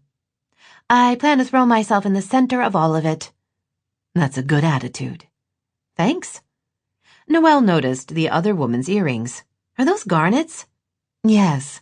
Karen touched the earrings. "They're part of a set that's been handed down in Norm's family. There were only boys in his generation, so I was fortunate enough to inherit them. There are several other pieces. A necklace, bracelet, and ring. I love them." She twisted her hands together. "Have you known my son long?" "Not at all. I met him shortly after he arrived." She thought of the umbrella incident and grinned. "He's a good guy, though." "I think so. His father—" "Growing up, the boys weren't as close to Norm as I would have liked. There were a lot of rules. I suppose I should have stepped in more. Been a buffer. Norm tended to run the house the way he ran his recruits." The conversation was that awkward combination of vague and intimate, Noelle thought, grateful when the microwave beeped and she could busy herself making tea. "He's mellowed," Karen continued, "but I'm afraid it might be too little too late. I was hoping this trip would help us reconnect as a family. Gabriel said he wasn't coming, but then he hurt his hand and changed his mind. I took that as a sign." She paused. "Sorry, I'm going on and on." "It's fine," Noelle told her, handing over a mug of tea. "Have you talked to Felicia? She's great and may know more about where your sons are coming from." Karen's expression relaxed. "I know, she's wonderful. So intelligent, but still very warm. Being with Gideon can't be easy. Not after all he's been through. And then dealing with Carter? Not many women would be so accepting of having a 13-year-old boy suddenly show up. But she's embracing it." "What do you think of Carter?" Noelle asked. "I can't get enough of him. I wish I'd had the chance to meet his mother. Norm is in heaven with Carter. And he's bonding with Webster, which surprises me. My husband is not a pet person." Karen sipped her tea. "So, my son is working here?" "I know. Strange, right? It's just while he's in town. I think he wants to be distracted." "And avoid us," Karen said, before holding up her hand. "You don't have to disagree with me. We both know he moved into town to have a little less family time. I accept my part in what happened. Now I have to change it." Noelle found herself liking Gabriel's mother. She'd obviously made some difficult choices, and was now accepting the consequences. "You know," Karen said slowly, "Gabriel isn't seeing anyone, at least as far as I know. He's never married." She paused. "Oh dear, I'm turning into a meddling mother. That can't be good." Noelle laughed. "Don't worry, I won't tell. And while I appreciate the sales job, I'm not sure Gabriel is my type." "You worry he has commitment issues?" "He's reached that age where I'm starting to wonder why he's not married." Noelle hadn't thought of that. "I'm more worried that he's leaving. I want something more traditional. A husband who plans to stick around." Karen nodded. "I understand. Speaking as a woman who's been married for 35 years, when it works, there's nothing better." "And when it doesn't?" Karen chuckled. "It helps to have girlfriends who are willing to listen." "Are you free for Thanksgiving?" The change of subject startled Noelle. "What?" "Yes." Each of her friends had invited her over, but she'd declined. They were all newly in love and forming family traditions. She wasn't comfortable being a part of that. "Please join us for Thanksgiving dinner," Karen told her. "Felicia's cooking and I'm going to help. It's just the 6 of us. Very casual. You seem to understand Gabriel, and I think he would like a friend around." Noelle wasn't sure if she could be considered a friend, but she liked the assumption. With Felicia's future in-laws and Gabriel in the house, not to mention Carter, Felicia and Gideon weren't expecting a romantic evening. In truth, Noelle wouldn't mind being with other people, and hanging out with Gabriel would be interesting. "Thank you," she said. "That would be nice." She made a mental note to call Felicia and let her know about the invitation. Gabriel returned about 3 minutes after his mother left. Noelle put her hands on her hips. "You were lurking." "Maybe," he said, sounding unrepentant. "She's your mother and she loves you. Talk to her." "We talk." "All evidence to the contrary?" He ignored that and put his coat away. When he returned to the main part of the store, she wanted to say more, but several customers chose that moment to step in from the cold. A little after noon, Anna Raquel Hopkins breezed in with a basket of sandwiches. Anna Raquel, a young and talented chef, had run a food trailer all summer. She'd fed locals and tourists alike out by the park. The changing weather and an unfortunate accident, a car backed into her trailer, had ended her seasonal business prematurely. Now she worked up at the cafe with her fiancé and did a sandwich delivery to the local businesses in town. "So, you're new," the petite blonde said as she walked over to Gabriel. Noelle held in her humor as she watched him deal with the larger-than-life personality that was Anna Raquel. "Yes," he said slowly. "But you look familiar." She snapped her fingers. "Oh, right, you're that old guy's brother? The one on the radio? Gideon." "We're twins," Gabriel said dryly. "I'm one too." Anna Raquel apparently missed the point of his tone as she studied his face. "Not identical, right? Because you don't look alike." "Fayreen and I are identical. Less now than when we were little." "Because you're so big now?" She grinned. "You're upset because I said you were old. I'm sure your wife thinks you're totally hot." "I'm not married." "Huh. Not ever?" Gabriel drew a deep breath. "No." "Wow, you're brave. Because seriously, you're reaching the age when people start to ask questions if you've never been married. Like, is there something wrong with you?" She paused expectantly. Noelle stayed by the counter, where she could keep an eye on customers while watching the show. "There's nothing wrong with me," Gabriel said, his teeth clenched. Anna Raquel tilted her head. Her long ponytail slipped across one shoulder. "If you say so," she murmured, her voice making it clear she wasn't convinced. She turned back to Noelle and handed over 2 bagged lunches. "Be careful with that one," she said in a loud whisper. "I think he might not be right in the head." Noelle nodded solemnly. "Thanks for the warning." Anna Raquel left. Noelle did her best not to burst into laughter as she passed over one of the bags. I forgot to mention I provide lunch. Or she does. Gabriel stared at the bag. She cooks? Yes, and incredibly well. She and her fiancé wrote a cookbook, a fool's gold cookbook. You can buy it anywhere in town. She pointed to the small display in front of the cash register. He walked over and picked up the book. This is her? She waved the sack lunch. Trust me, you'll love it. Their sandwiches are always so interesting. And there's yummy salad. Not just any salad. Yummy salad? I accept that you have to mock me to regain your sense of power because she called you old. She called my brother old, he clarified. You're the same age. Not the point. He took one of the lunches. You're sure she's able to do this without adult supervision? Very funny. You're going to love it. She paused. By the way, your mother also worries that you're too old to never have been married. He groaned. Please be kidding. Sorry, no. By the way, she also asked me to join your family for Thanksgiving. He stared at her intently. Please tell me you said yes. I said yes. You'll come early? You're that worried about spending a day with the family? Holidays are brutal. She smiled. Fine, I'll come early. Go eat your lunch. Then you need to stock shelves. He picked up one of the bags. We're having a run on gourd nativities? You'd be surprised. He started to leave, then turned back to her. His bandaged hand came up and lightly grazed her cheek. She felt the heat of his touch all the way down to her toes. The contact was as unexpected as her visceral reaction. Thank you, he murmured.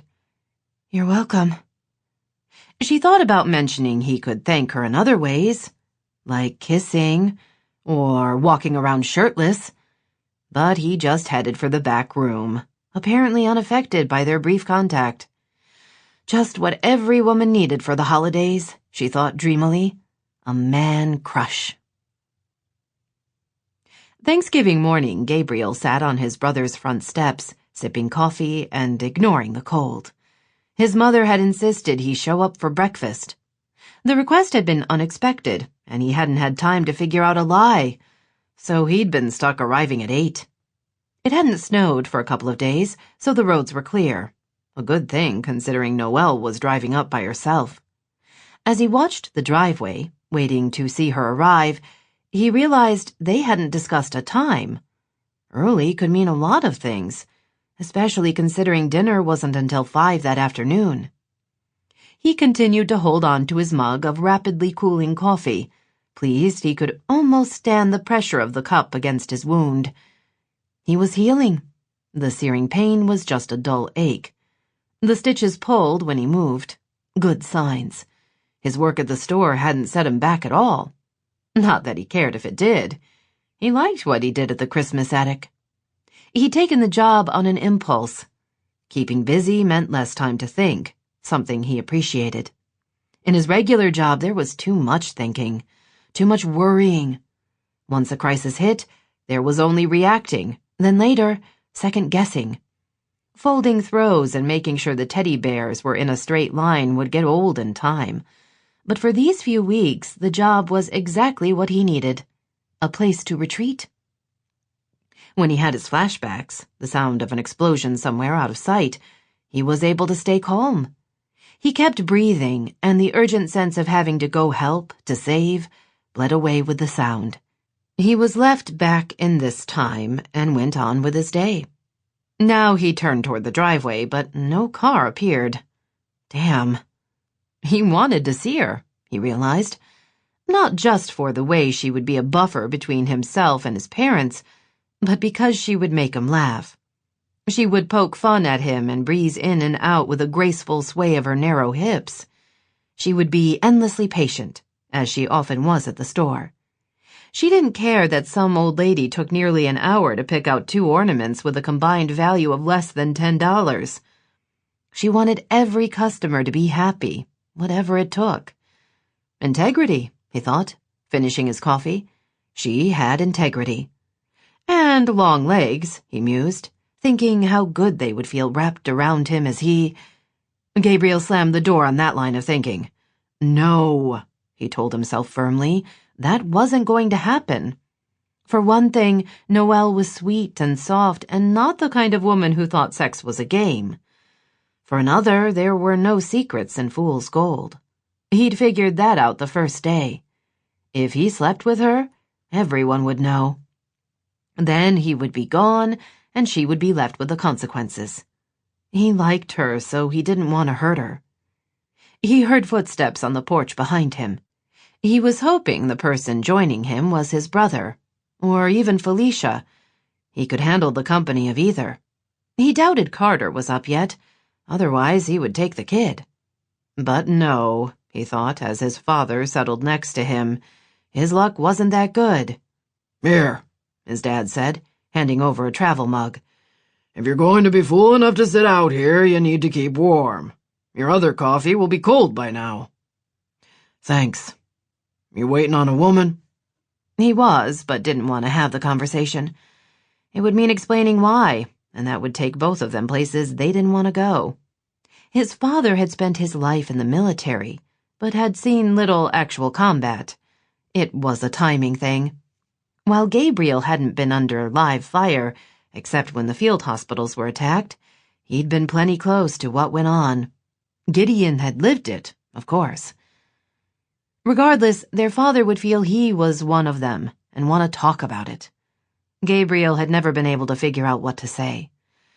Just enjoying the morning, he told his father. Norm nodded. Beautiful country. So it seems. I heard you had a job in town. Gabriel opened the travel mug and drank the hot coffee. Warmth filled his stomach. Just for the holidays. Retail. From the tone, it was obvious his father thought retail was as distasteful as having to clean up the local dog park. I like it. His old man turned to him. He can't mean that. You're a soldier. I'm a doctor, and I'm not suggesting a career change. I have a lot of time on my hands. This is good, honest work. Different. Seeing people all excited about the holidays reminds me what the fight is about. Most of the words were true, he thought with some surprise. He didn't have enough to fill his day, and the store was unexpectedly pleasant. Just don't get any ideas, his father grumbled. About... Gabriel knew it was wrong to bait his father, but did it anyway, even as he continued to watch the driveway. Leaving. You're staying in. You asking or telling? Leaving's not an option, Norm told him. You owe them. I've paid that debt. I gave the army what they asked in return for my education. It's not enough. This isn't about the letter of the law. It's about the spirit. You have to do the right thing, boy. That's how you were raised. Gabriel drew in a breath, then faced his father. You're saying I can't leave? Yes. Stay and get your 20. You'll still be young enough to get some fancy hospital job and earn your millions. Each word dripped with distaste. You think it's about the money? What else?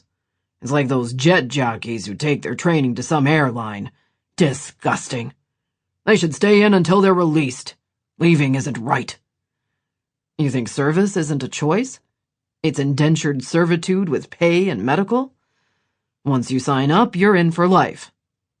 That's how it should be, his father told him. If you're thinking of leaving before you're 20, you're dishonoring this family. I should have known you'd be like this. You never understood the importance of what was right. Never understood the history you'd been born into when I was your age. Whichever of the stories he'd been about to launch into was cut short when Noelle drove around the corner. She managed to stay in the middle of the driveway, right until the end. Gabriel saw the triumph in her blue eyes. Then she hit the brakes a bit too hard and went sliding. He heard her shriek and guessed she was spinning the wheel too hard. Sure enough, there was a sweep to the right, then to the left, all in slow motion. Her car came to a gentle rest against a snowbank by the porch. He stood and started toward her. Norm stayed on the porch, muttering something about female drivers. Noelle opened her car door and stepped out. "That is so unfair," she yelled. "I was careful. I went slow, and it was perfect right up until the end." You hit the brakes too hard. She glared at him. "You think?" She turned and kicked her tire. "I'm not good at snow driving." "Why is that?" Instead of answering, he put his travel mug on the roof of her car, then pulled her close. She had on a thick coat and a red knit cap, her long blonde hair spilled over her shoulders. She looked like a model for a ski ad, ignoring her inability to travel in bad weather. He wrapped his arms around her and was pleased when she returned the action, holding on to him. "If you're going to mock me, don't," she told him, staring into his eyes. I'm not. Behind them, the front door closed. The older Boylan had gone inside. They were alone. "Are you going to kiss me?" she asked.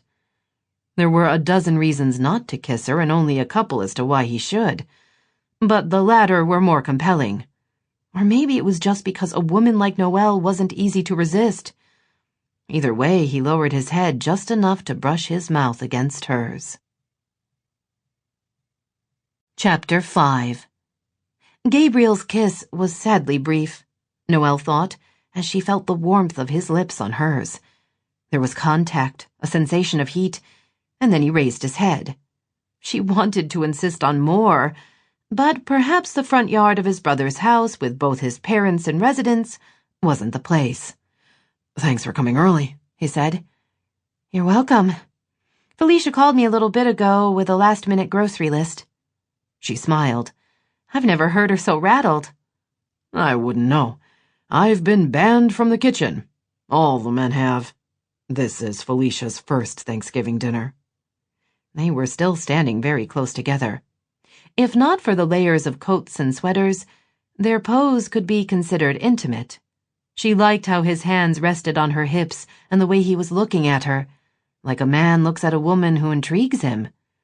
"We should get inside," he said. "You're freezing." She could stand the cold a little longer, but nodded anyway and stepped back. She got the 2 grocery bags out of her car. Gabriel took them from her, and together they walked inside. The house was bright and warm. So far, there weren't any smells, but it was barely 11 in the morning. If they weren't eating until 5, the turkey wouldn't have been in the oven very long. Karen and Felicia stood together talking in the open kitchen. Felicia glanced up and saw Noelle, then hurried toward her. "You're here. Thank you for stopping at the store. I don't know how it's possible I forgot anything. I made lists, and I checked them at least twice." "Just like Santa," Gabriel murmured. Noelle took in her friend's slightly frantic expression and did her best not to smile. "It's okay. I'm happy to help. Where are you in the meal preparation?" She asked the question before realizing she was hardly an expert. Her lone Thanksgiving cooking experience had been 2 years ago, shortly after the death of her mother and grandmother. The meal had turned out, but she hadn't really cared either way.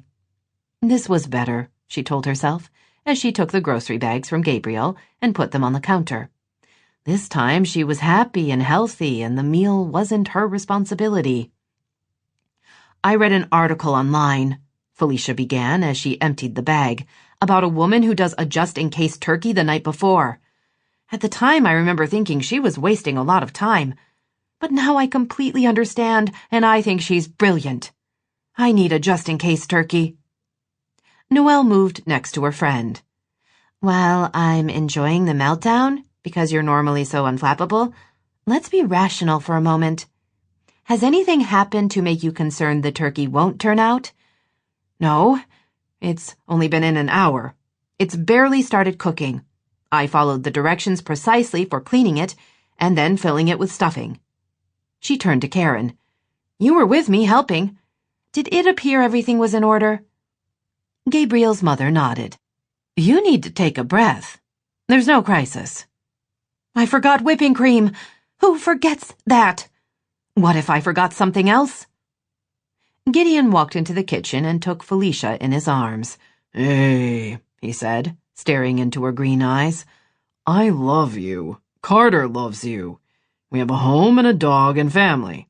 It's one dinner. Get over it." Noelle knew about Felicia and Gideon's relationship, but she'd never had much of an opportunity to observe it firsthand. Now, as Felicia visibly relaxed in her lover's arms, Noelle felt a twinge of envy. While she was happy for her friend, she wanted that kind of love for herself, the safety and sense of belonging. Life was short, and it was important to hang on to whatever happiness was available. Her gaze wandered to Gabriel, and she sighed. While he was nice eye candy and a surprisingly efficient stock person, he wasn't anyone she could have a long-term relationship with. He was leaving, and she was staying. She had no sense of him wanting to connect in any way. He wasn't close to his family, and according to Anna Raquel and his mother, had nearly reached the age where an explanation on the question, "Why aren't you married?" was going to get awkward. All reasons to remind herself that he was not good boyfriend material. Not that he'd been, asking. He turned and caught her studying him. One eyebrow rose in inquiry. The movement was oddly masculine and very sexy. It made her wonder if she was worrying about the wrong thing. So she wasn't going to marry Gabriel. Big whoop. Maybe she could simply mention they could do the wild thing while he was in town. Before Noelle could decide if she was being incredibly contemporary in her thinking or simply delusional, Felicia stepped out of Gideon's embrace. "You're right," she said firmly. "The dinner will be fine. I understand the safest temperature for our dinner, so no one will get food poisoning. Everything after that is simply a bonus." She glanced at the clock. "We need to get to town or we'll miss the parade." "I thought you were in charge of the festivals," Karen said, as they all moved toward the front of the house. "I am, but this isn't technically a festival, so I don't have to worry about it. However, I will be dealing with the Christmas tree lighting on Saturday." Gabriel moved next to Noelle and held out her jacket. "Not a holiday tree lighting?" he asked. "No. Here in Fool's Gold, we've decided to throw political correctness to the wind and call it a Christmas tree. I know because there was a very vigorous discussion about that exact topic at the last Business Association meeting. We took a vote." He nodded slowly. "You voted for calling it a Christmas tree." "I did." The large group was sorted into 2 cars. Gideon stayed behind to watch the turkey. Noelle saw Felicia whisper something into his ear before they left. She suspected it had nothing to do with cooking. The trip down the mountain didn't take long. Felicia directed Norm to a parking lot a few blocks away from the parade route, and they walked the rest of the way. Noelle found herself next to Gabriel, which was nice. She told herself it was because he was tall and broad, so he could block the wind, but in truth, she liked speculating about him.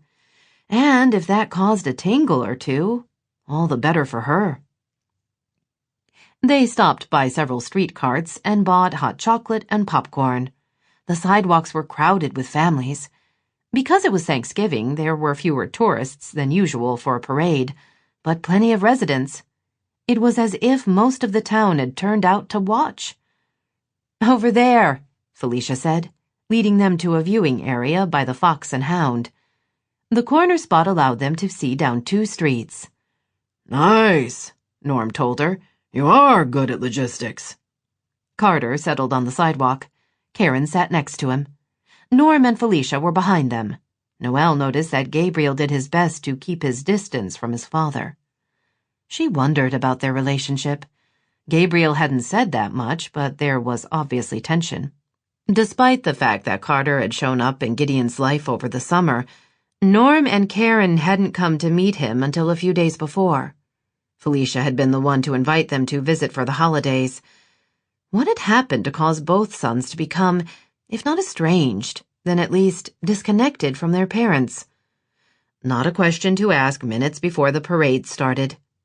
She sipped her hot chocolate, grateful for her coat and the sweater she wore beneath. The sky was blue, but the temperature couldn't be much above freezing. She could see her breath. Gabriel pointed across the street. "That guy is selling chestnuts," he said. "Are you sure this town is real?" "Mostly. I don't think I like chestnuts. Now, if he had fudge, that would be a different story. You eat chocolate? She glanced up at him. I'm a fully functioning female, so yes. Why are you surprised? She held out her to-go cup. Hello, hot chocolate. I thought you only ate healthy stuff. Because she was skinny, she thought, knowing that just over 3 years ago, she'd been curvy and completely happy with her body. Then she'd gotten sick. Weight had seemed to melt off her. It wasn't exactly a diet she would have recommended to anyone. In the past year, she'd gained back about 1/3 of what she'd lost. It was slow going, but she was determined that she would see her curves again. I love chocolate, she said firmly, and swallowed the last of her drink. Again, discussing the whys of her thinness wasn't a subject for this second. The sound of music drifted to them. It started, Carter said, scrambling to his feet. Norm held out his hand to Karen as she stood. They all turned and looked up 4th Street, straining to see the beginning of the parade. Are there floats? Gabriel asked. I don't know. I hope so. Felicia glanced at them. There is the local high school marching band, some vehicles from the fire stations, a few old cars, and some oversized balloons. She shrugged. I saw the list. That's it? Gabriel asked. Noelle poked him with her elbow. Attitude, mister. It will be magical. You'll see. Oversized balloons? Maybe it's like the Macy's parade in New York. He grinned at her. I'm sure it's exactly like that. The music got louder. Soon they could see 2 teenagers with a banner welcoming them to the annual Fool's Gold Thanksgiving Parade. An old convertible went by with Mayor Marcia perched in the back. She waved regally as she passed. There were a few balloons, including a charming Christmas penguin with a bright red cap. Aren't penguins in the South Pole? Gabriel murmured in her ear. Stop talking. Where it's summer? She looked at him. You're not getting into the spirit of this. It's the best parade I've seen in years. You're just saying that. He surprised her by putting his arm around her. No, I mean it. She allowed herself a moment of enjoying the warmth of him next to her, then turned her attention back to the parade. The marching band came by next, blasting a rock version of Jingle Bells. Then a couple of police cars and a fire truck. The latter had a fireman's hat on the hood with the number 46 on it. There were wreaths on the side of the truck and a plastic Santa sitting on the bumper. A block or so away, people started yelling. Noelle turned but couldn't see what was causing the fuss. The sounds were happy, mostly surprise and delight. She raised herself on tiptoe. Can you see what it is? She asked. Not yet. Gabriel began, then swore softly. No way, he said. No way. Felicia glanced up the street. Oh, that's right, I forgot about them. Norm and Karen both looked at her. How could you forget? Noelle shifted forward, trying to get a look. Forget what? Then the crowd seemed to move back, and she had a clear view of Priscilla, dressed as Santa. Is that an... Gabriel began. Elephant? Uh-huh. Yes. Noelle squeezed her hot chocolate cup and danced from foot to foot. Do you see what she's wearing? I know it's just a jacket, but still. How do you get a jacket on an elephant? Gabriel asked. In pieces, Felicia told him. They're held together with industrial-strength hook and loop closures. She turned to Gideon's parents. There's a ranch outside of town. Mostly they have goats, but there is also an elephant, some llamas, and other animals.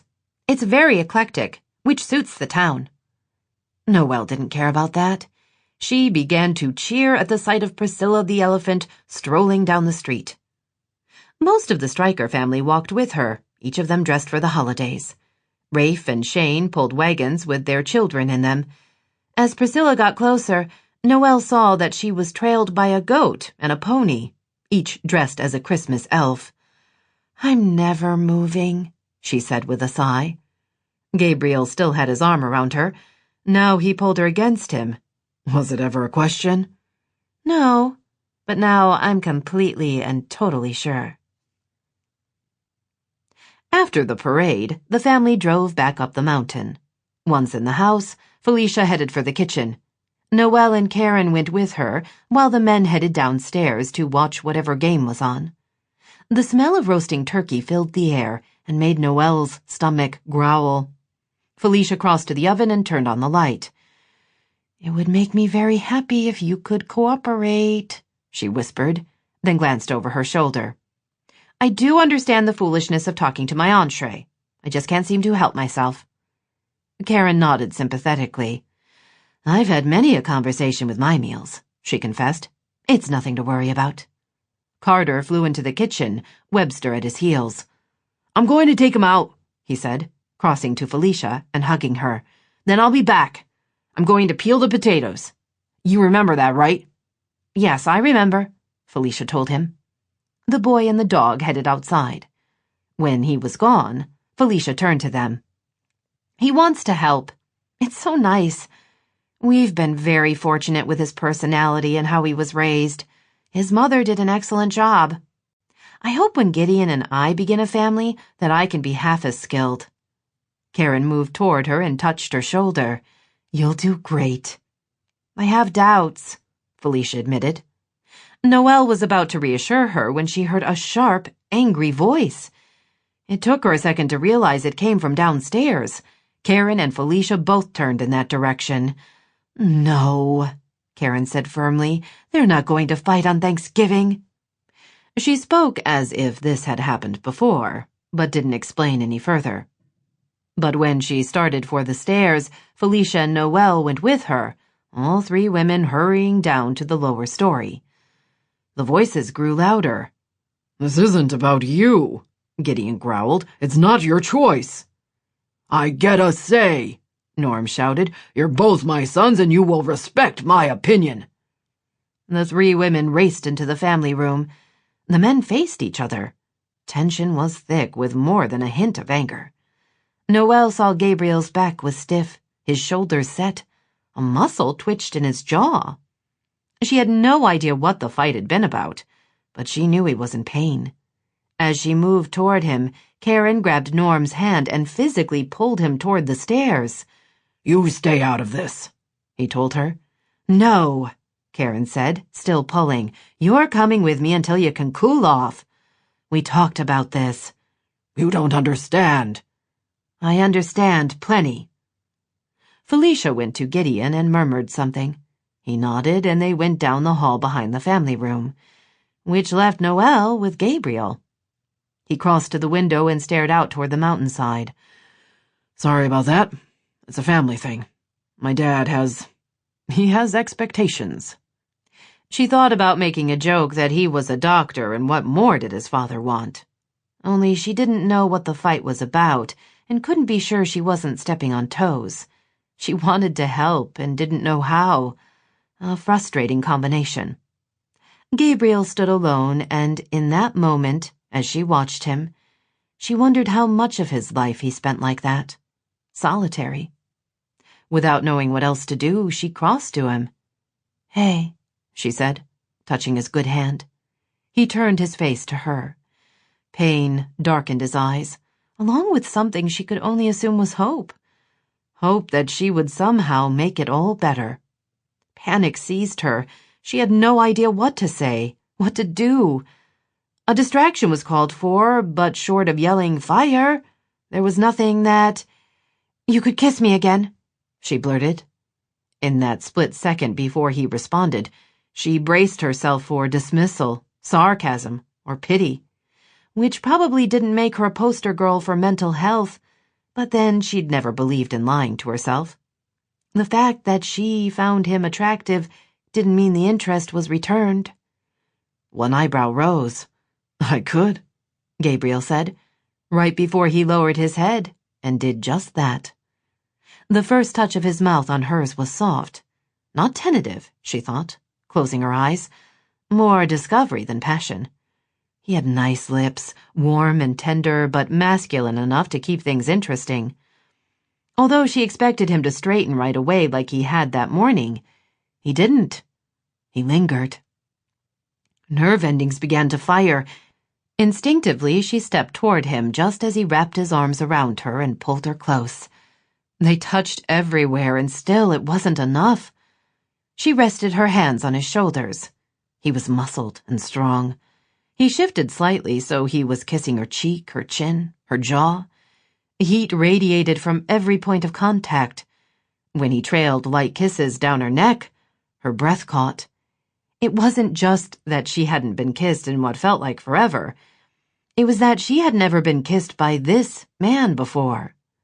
She hadn't felt the solid pressure of his chest flattening her breasts, hadn't experienced his large hands splayed against her back, hadn't known the depth of wanting that left her practically trembling. He returned his mouth to hers. She parted her lips without asking, and was thrilled when his tongue swept inside. At the first hungry stroke, she knew she couldn't refuse him anything. Or if she could, she didn't want to. She ached all over, her breasts, between her thighs. She wanted him touching her, exploring her. She wanted to touch him in return, learn everything about his body. She wanted to yield, and then she wanted to take. The need was so great, so overwhelming, she was suddenly terrified she was the only one at the party. She drew back, doing her best to control her breathing. Gabriel stared at her, his expression hungry. "You're unexpected," he murmured. "I could say the same thing." She cleared her throat. "I wanted to distract you." "Well done." The corner of his mouth twitched. "I knew you'd be trouble, but I didn't think you'd surprise me." She smiled, liking the sound of that. But before she could say anything else, Carter clattered down the stairs, Webster at his heels. "Hey," the teen said as he bounded into the room. "What's the score?" Gabriel glanced at the big screen TV, muted but still tuned to the football game. "It's tied." "I should get back upstairs," Noelle said. "See if I'm needed in the kitchen." Gabriel nodded. "Thank you." For the distraction, for the kiss, for making him realize she was exactly who he'd been looking for all his life? Okay, the latter was a little unlikely, but a girl could dream. "It's a family tradition," Karen said, when the food had been put on the table. "I'll go first.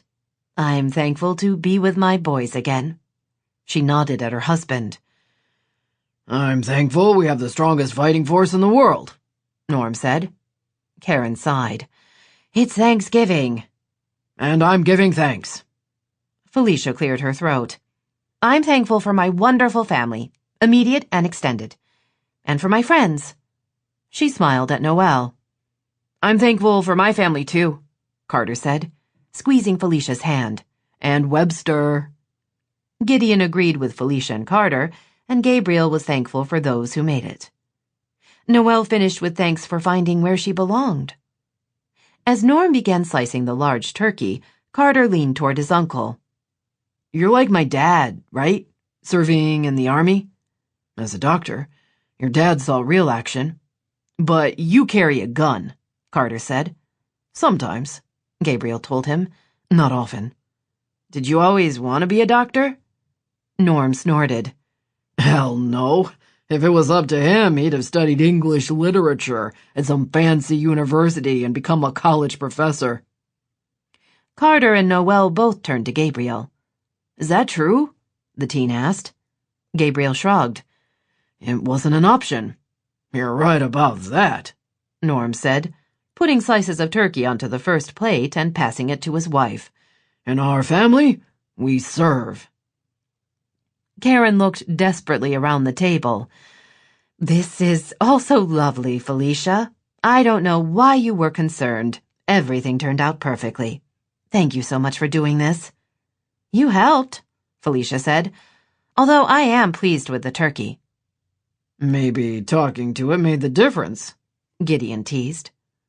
Conversation shifted to the threat of snow and the upcoming holiday festivals. Noelle wasn't sure if Norm's outburst was forgotten or simply politely swept under the rug. Either way, she reached under the table for Gabriel's hand and took it in hers. He turned to her. "You okay?" she asked quietly. He nodded and squeezed her fingers before releasing her. She accepted the information because it was the polite thing to do, and she didn't know him well enough to push.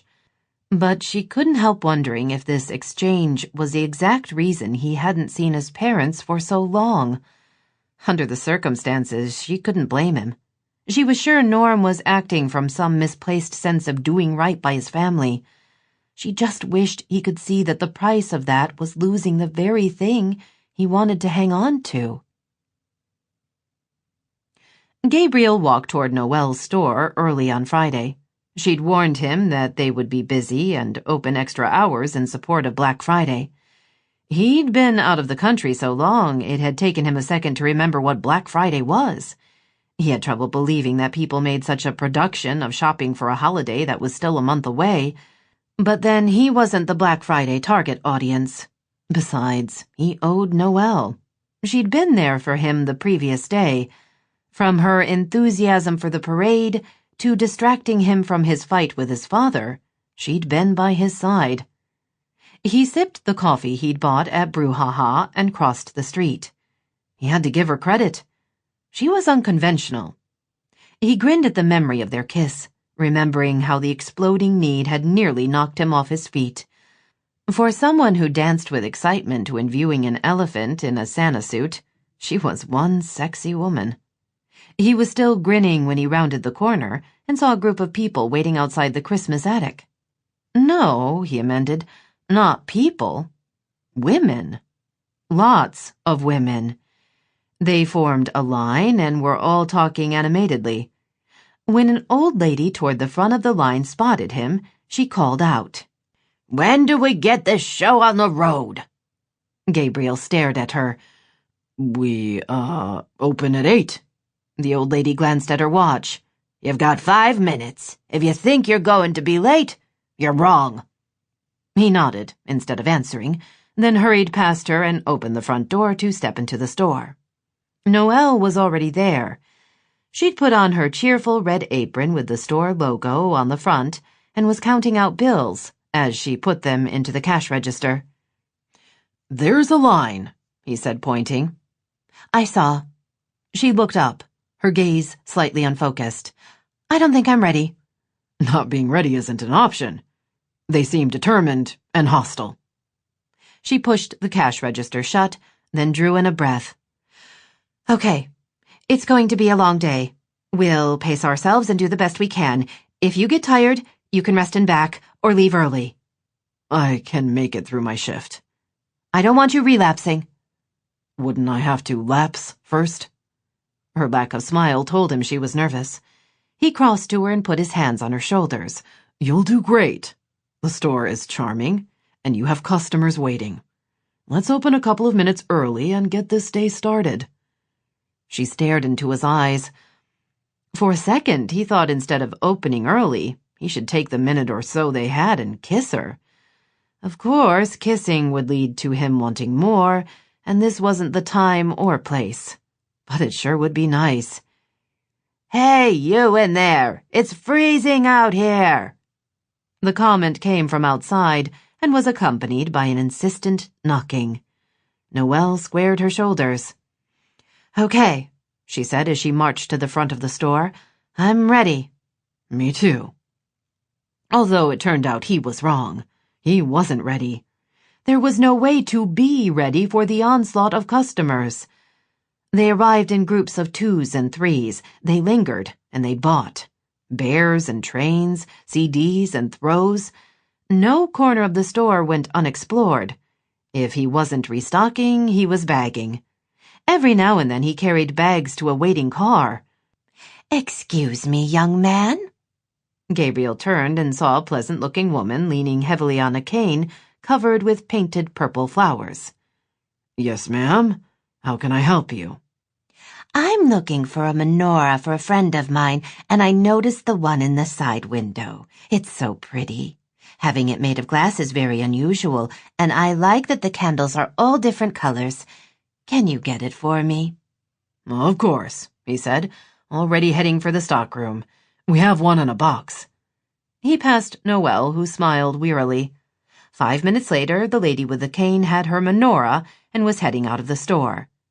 He was about to check on the bears when another woman stopped him. "You're Gabriel," she said, eyeing him. She had white curls and wore a bright purple tracksuit. "Gideon's brother." Yes. "I'm Eddie." She smiled. "I need you to carry this to my car." She handed him a box about the size of a soda can.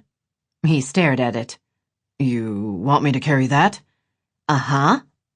Eddie nodded. "I'm old, so you have to do what I say. Come on, the days are wastin'." He had no idea what was going on, but wasn't about to tell the 70-something woman no. She led him out of the store and down the sidewalk. They walked to the corner, and she pointed to a late-model sedan. When they reached it, he handed her the package. She smiled. "Thank you." "You're welcome." Still confused about what she'd wanted, he turned, only to feel her pat his butt. He spun back. Her expression was both innocent and satisfied. No, he told himself. He'd imagined the light touch, and if he hadn't, there was nothing he could do about it. Have a nice day," he mumbled, before backing toward the store. The steady stream of customers continued until Noelle closed and locked the door at 6:15. They'd both been on their feet since 7 that morning. "My feet hurt," she said, untying her apron. "My back hurts, and I'm starving." "Me too. And an old lady patted my butt." Noelle looked at him and started laughing. "You're making that up." "I swear it happened." "Eddie or Gladys?" "Eddie." "Then I believe you. Did you get lunch?" "No?" "Me either." "Want to come by my place? I'll order the biggest pizza you've ever seen. You'll love it." She had a smudge on her cheek and dust on her jeans. She looked as weary as he felt. But as she invited him over, all he could think was that what he really wanted for dinner was her. Because when he was around her, the world somehow righted itself, even if he was being harassed by seniors. For a second, he wondered what she would say if he told her the truth. He figured he was at even odds for her wanting the same, and slapping him. Which meant the most sensible course was to say, "Pizza sounds great." Chapter 6. Noelle pushed open her front door and flipped on the lights. The place was small, a 2-bedroom starter home with a single bathroom, a classic ranch style, built in the 50s. Gabriel walked in behind her. "Nice," he said, glancing at the black leather sofa. "That looks comfortable."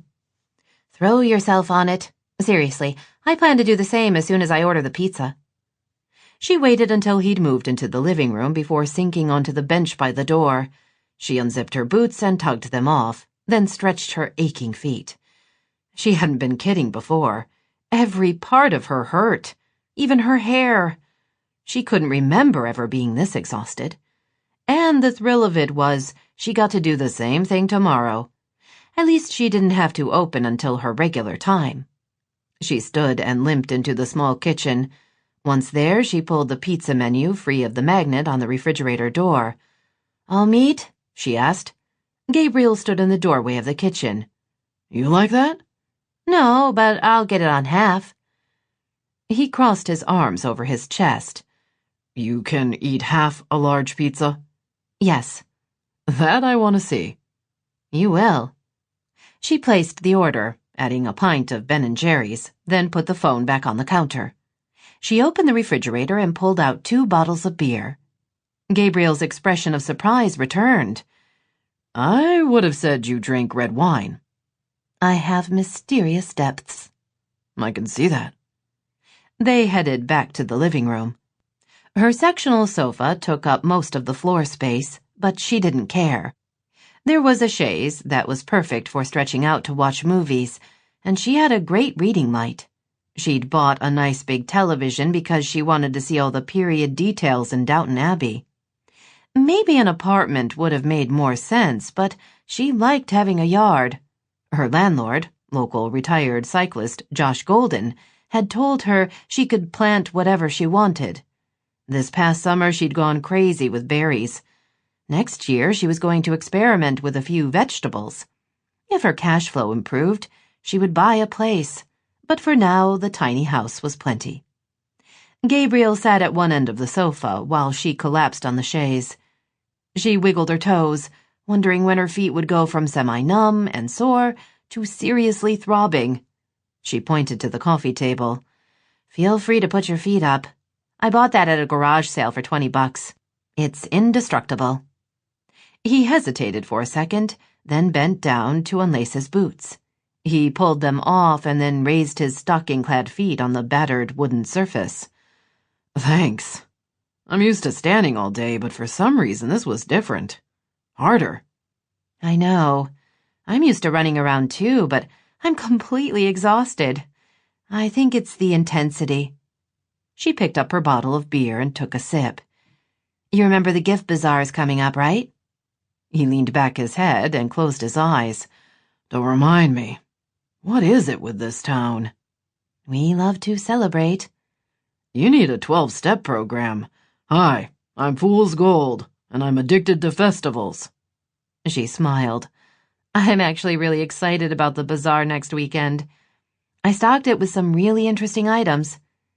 Now you remember you can simply direct people to the store, right? Yes, my goal is to sell as little as possible. I need something to throw at you, she grumbled. Of course you can sell things, but you don't have to. If they want it in a different color or whatever, tell them to come to the store. But that's for next weekend. Tomorrow we only have to get through the post-Black Friday what if I didn't get everything I want shopping frenzy. She shook her head. I should have taken part-time jobs in retail while I was in college. What did you do? Internships when I could get them. I was a nanny for a couple of summers, and I temped in offices. I was a waitress. The usual. What about you? I didn't have summers off. I got through college quickly. Once I was in the army and they were paying for medical school, there weren't any breaks. She angled toward him, taking in the strong profile and determined set of his jaw. Did you really want to be an English professor? He glanced at her. I don't know. I didn't want to be a soldier. Yet you are one. He shrugged. Not really. Being a doctor was a way to honor the family legacy and still do something I wanted to do. Hard to do that while writing a thesis on great American writers of the 20th century.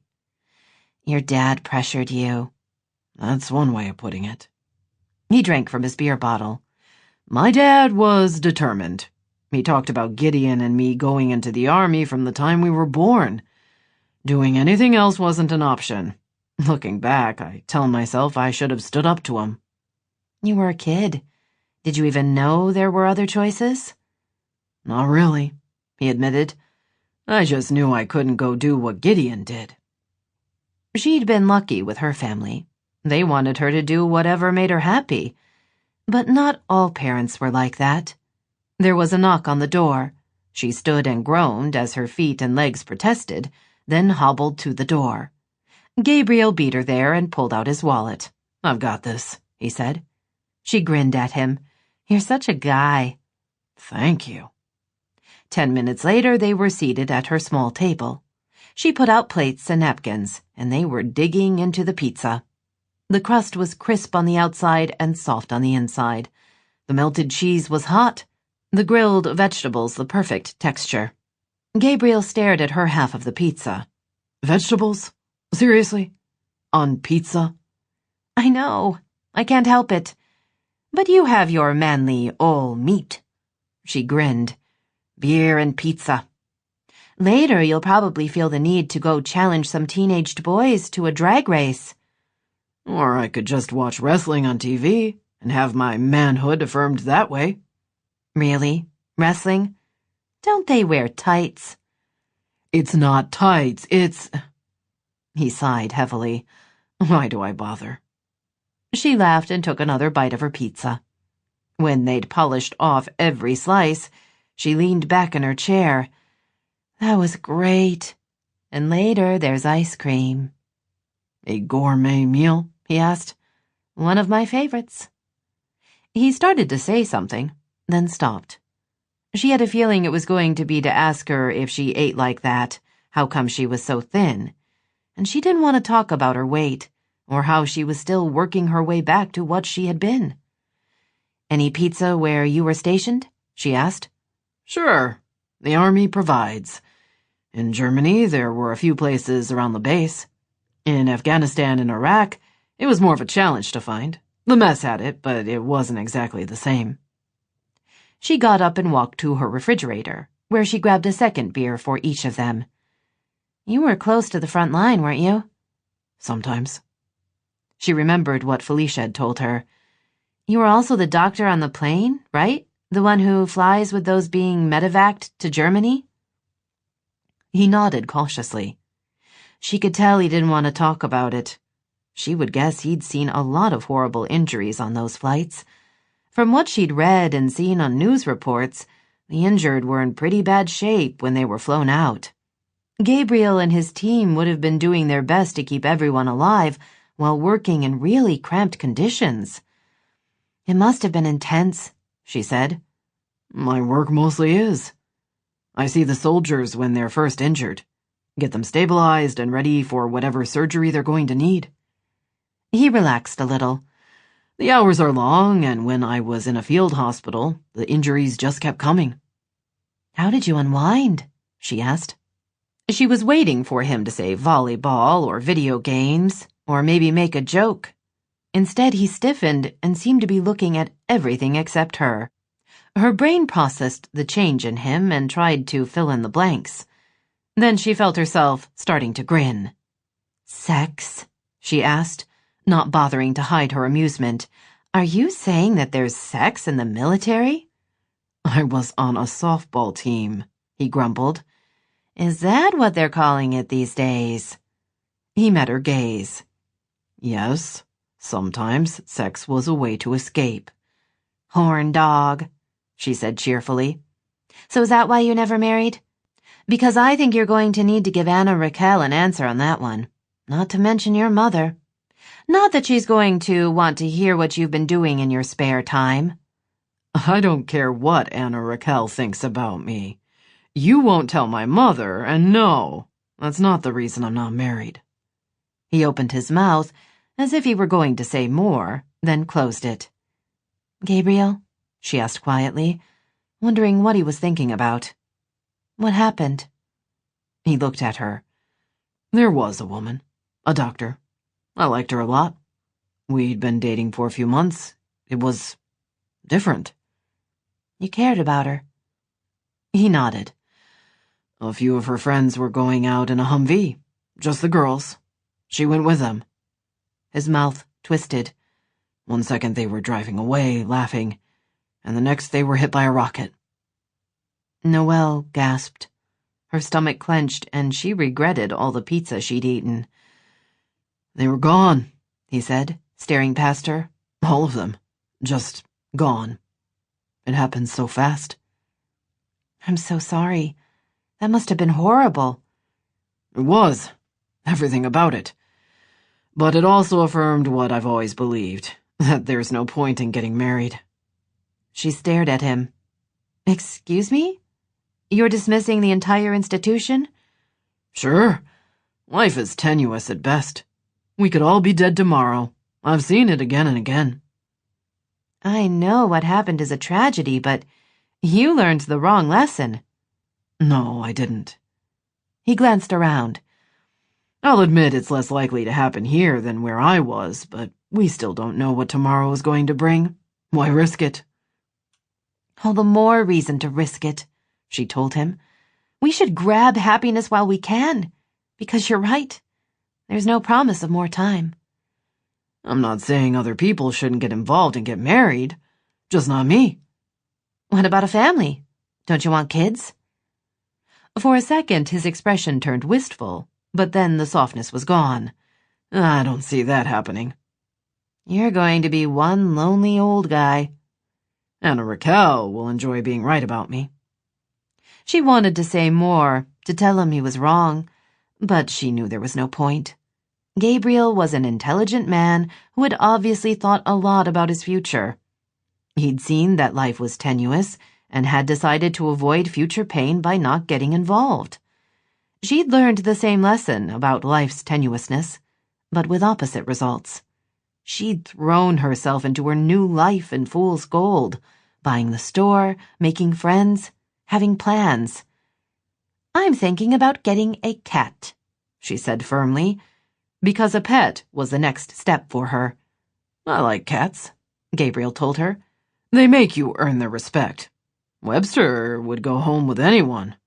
"He's a puppy." "You think he'll be any different when he's older?" Noelle thought about the friendly dog and how he seemed to adore the world. "Probably not," she admitted, "but he's really sweet." "A good quality in a large dog." He picked up his beer. "How did you come to live in Fool's Gold?" "I wanted to make a change. I'd been practicing law for a while and—" He raised his eyebrows. "You were a lawyer?" "Yes. You don't have to sound surprised." "You're not ruthless." "No, I'm not. That was part of the problem. I went into the profession with the idea I could help the world. Unfortunately, I was seduced by an offer from a corporate firm. There had been a guy involved in that decision, but she didn't want to go into that." She sipped her beer. "I didn't love my work, but I also didn't want to quit." That decision had been taken out of her hands when she'd gotten sick. She'd taken a leave, and when she'd returned, she'd been taken off all the important clients. Instead, she'd been relegated to research and writing reports. The firm wouldn't outright fire her for what had happened, but they'd made it clear they didn't trust her anymore. "Eventually, I knew I had to walk away," she continued. "I spent a few weeks figuring out what I wanted to do with the rest of my life, and kept coming back to my family, mostly my grandmother. She loved Christmas so much. It was a huge deal for all of us. She would tell me stories about when she was a little girl and all the magical things stored in the attic." "That's where the name comes from." She nodded. "I decided to open a store. The only problem was finding a location. It didn't seem like an LA kind of establishment. I wanted someplace smaller, so I spun until I was dizzy, then put a pin in a map of the states." He stared at her. "You're kidding." "Not even a little. Under the pin was Fool's Gold, which I'd never heard of. I moved here a few weeks later." "And the rest is history. You were determined. I'm lucky you didn't attack me with that umbrella. You could have disemboweled me." She laughed. "I was only going to try to knock you out. I could never disembowel anyone." "That's right, you'd faint. Probably for the best. It keeps the rest of society safe." He studied her for a few seconds. "You'd never worked in retail, but you packed up your life to move to a town where you didn't know anyone, and you opened a store?" "Yes." She waited for him to tell her she'd been an idiot. He raised his bottle toward her. "I applaud your bravery." "Thank you. Life is short. You have to do what you can while you have the chance." His gaze sharpened. "Is that what you believe?" She nodded. "Same as you, with an entirely different theory. I want it all. Love, kids, an IRA. I could go tomorrow, but what if I live to 97? What if you do?" "Then you can join Anna Raquel in being right." "The possibility doesn't change your mind?" "No." Not a surprise, she thought. He'd seen too much to have faith. She wondered why he'd chosen to go there, rather than where she had, with the belief that all opportunities were welcome. "It's getting late," he said, rising to his feet. "I should go." She stood, ignoring the whimper from her feet. "Are you mad?" He smiled. "No, I'm not mad." "Do you want to have sex?" she thought. She wasn't sure where the question came from, but once formed, it didn't want to go away. Not that she was going to speak the question. Her fearlessness had limits. Still, the kiss yesterday had been very nice. "Thanks for all your hard work today," she said. "It was even more than I expected. We'll be busy through the season, but I think this is the worst of it." "This is making me appreciate my day job," he said, carrying his plate to the sink and putting his bottle into the recycling bin. "You're saying you don't want a career in retail?" He faced her. "There are things I like." "My sparkling wit and charm." She was standing by the table. He walked toward her and put his hands on her waist. "That's part of it," he murmured, even as he lowered his mouth to hers. She wrapped her arms around his neck as he pulled her against him.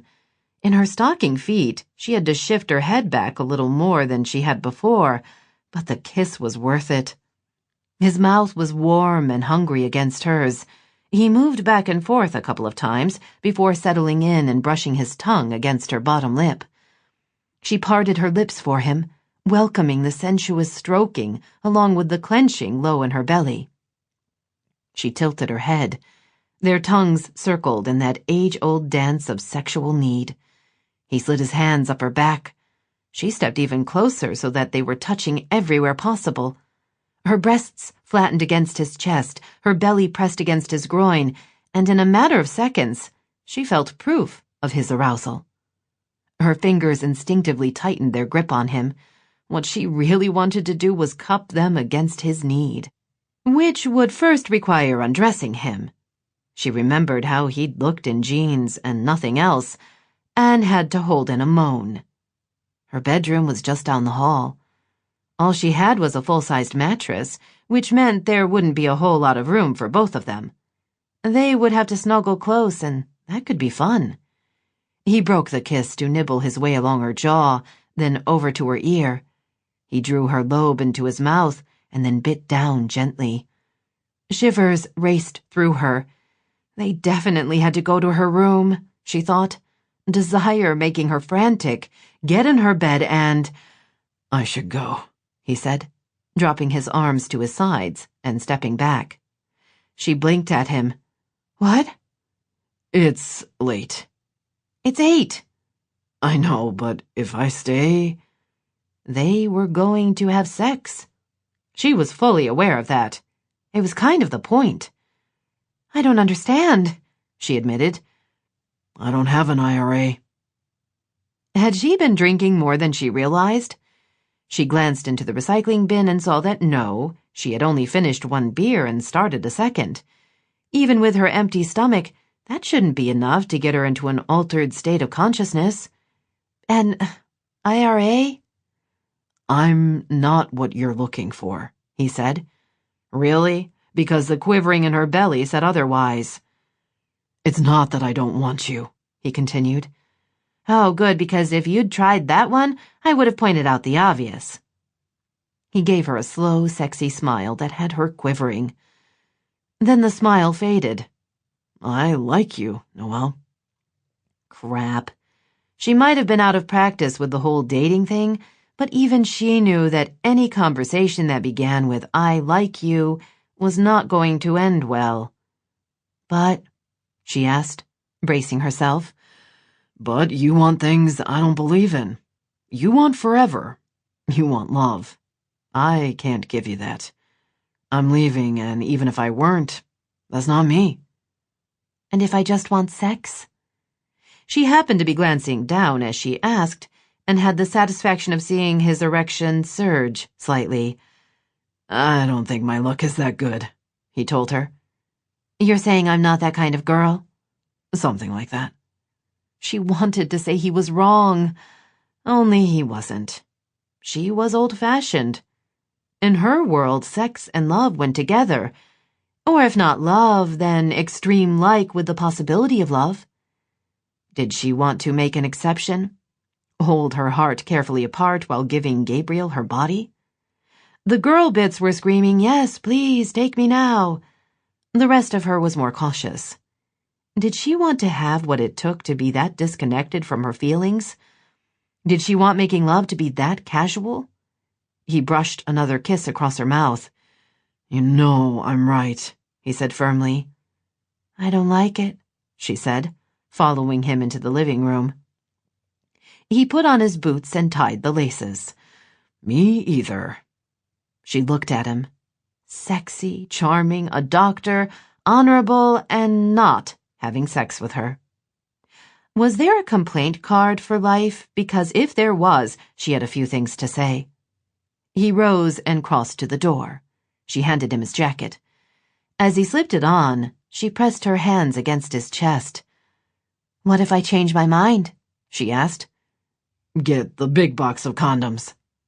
She grinned. Extra large? You know it. Gabriel had been to some of the largest cities in the Middle East. He'd haggled for food, for rugs, and even, when he'd been engaged, for jewelry. He knew how to deal with the crowds, the heat, the bugs. What he wasn't prepared for was the women of Fool's Gold. The morning had started out innocently enough. He'd gotten an extra shot of espresso in his usual black drip because despite being exhausted, he'd spent the night tossing and turning. Kissing Noelle had left him restless. He wanted her, and he knew he shouldn't have her. Not a comfortable combination. The good news was his hand had stopped hurting, and he would be visiting a local doctor to get the stitches out in a couple of days. The bad news was without his hand to distract him, he'd had more time to think about Noelle. He'd arrived at the store on time, had found Noelle already there and sorting through boxes that had arrived the day before. Conversation had been easy and all about business, including the fact that she'd hired some extra help. As if the kiss from the previous night had never happened. Only it had happened, as his dick kept reminding him. He'd felt her body against his, and now he wanted more. He'd thought the arrival of the customers would be a distraction, and in a way it was. Only customers in Fool's Gold were different. For one thing, they got personal. An attractive woman in her 50s stopped by to look over the display of bears. I have new grandbabies, she said with a smile. I knew having 6 kids would eventually pay off. So, you're Gideon's brother, right? Yes, he mumbled, wishing someone else would come up and claim his time. Maybe he could excuse himself to put away something, or make a coffee run. Max and I listen to his show most nights. The music is a little before my time, but still fun. You're a doctor? Gabriel wondered if this would be where she mentioned one or all of her daughters weren't married, and if so, how to gracefully duck out of the conversation. But before he could figure anything out, a pretty teen with red hair and green eyes walked over. Gabriel, right? She asked, then turned to Denise. Hey, Grandma. Melissa. The older woman hugged the teen. What are you doing here? I got a job. Then I should leave you to it. The older woman hugged her again, waved at Gabriel, and walked away. I'm Melissa Sutton, the teen said, holding out her hand to shake. Noelle just hired me to help for the holidays. I'm working this weekend, then I have another week at UC San Diego before I take finals, and then I'm home through the first of the year. She said you guys were really swamped.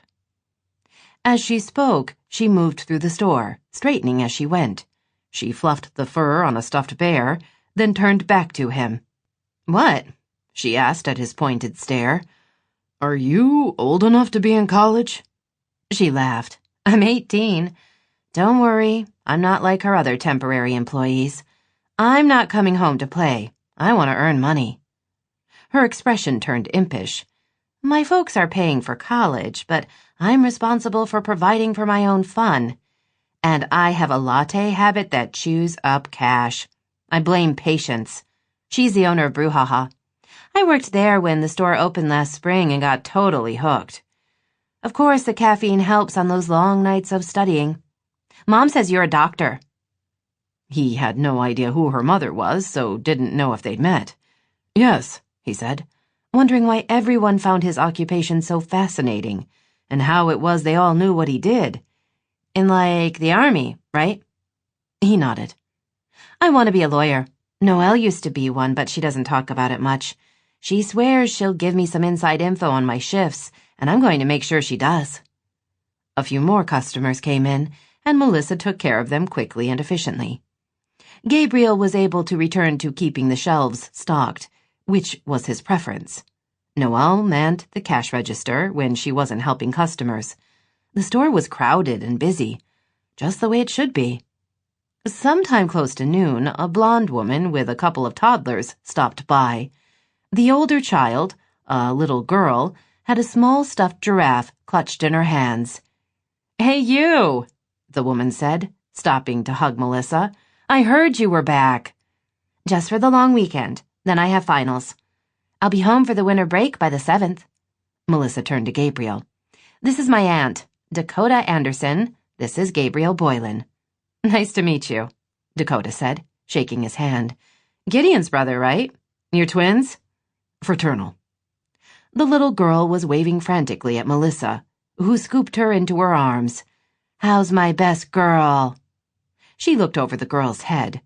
"Dakota is a triplet, and they're identical. She's one of 6.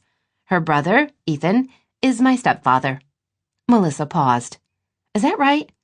If Liz is my aunt and he's married to her, then he's my step-uncle, maybe. Whatever. He's my other dad." Dakota picked up her young son and held him. "We have a complicated family." "I met your mother earlier," Gabriel told her, remembering Melissa's grandmother. Dakota laughed.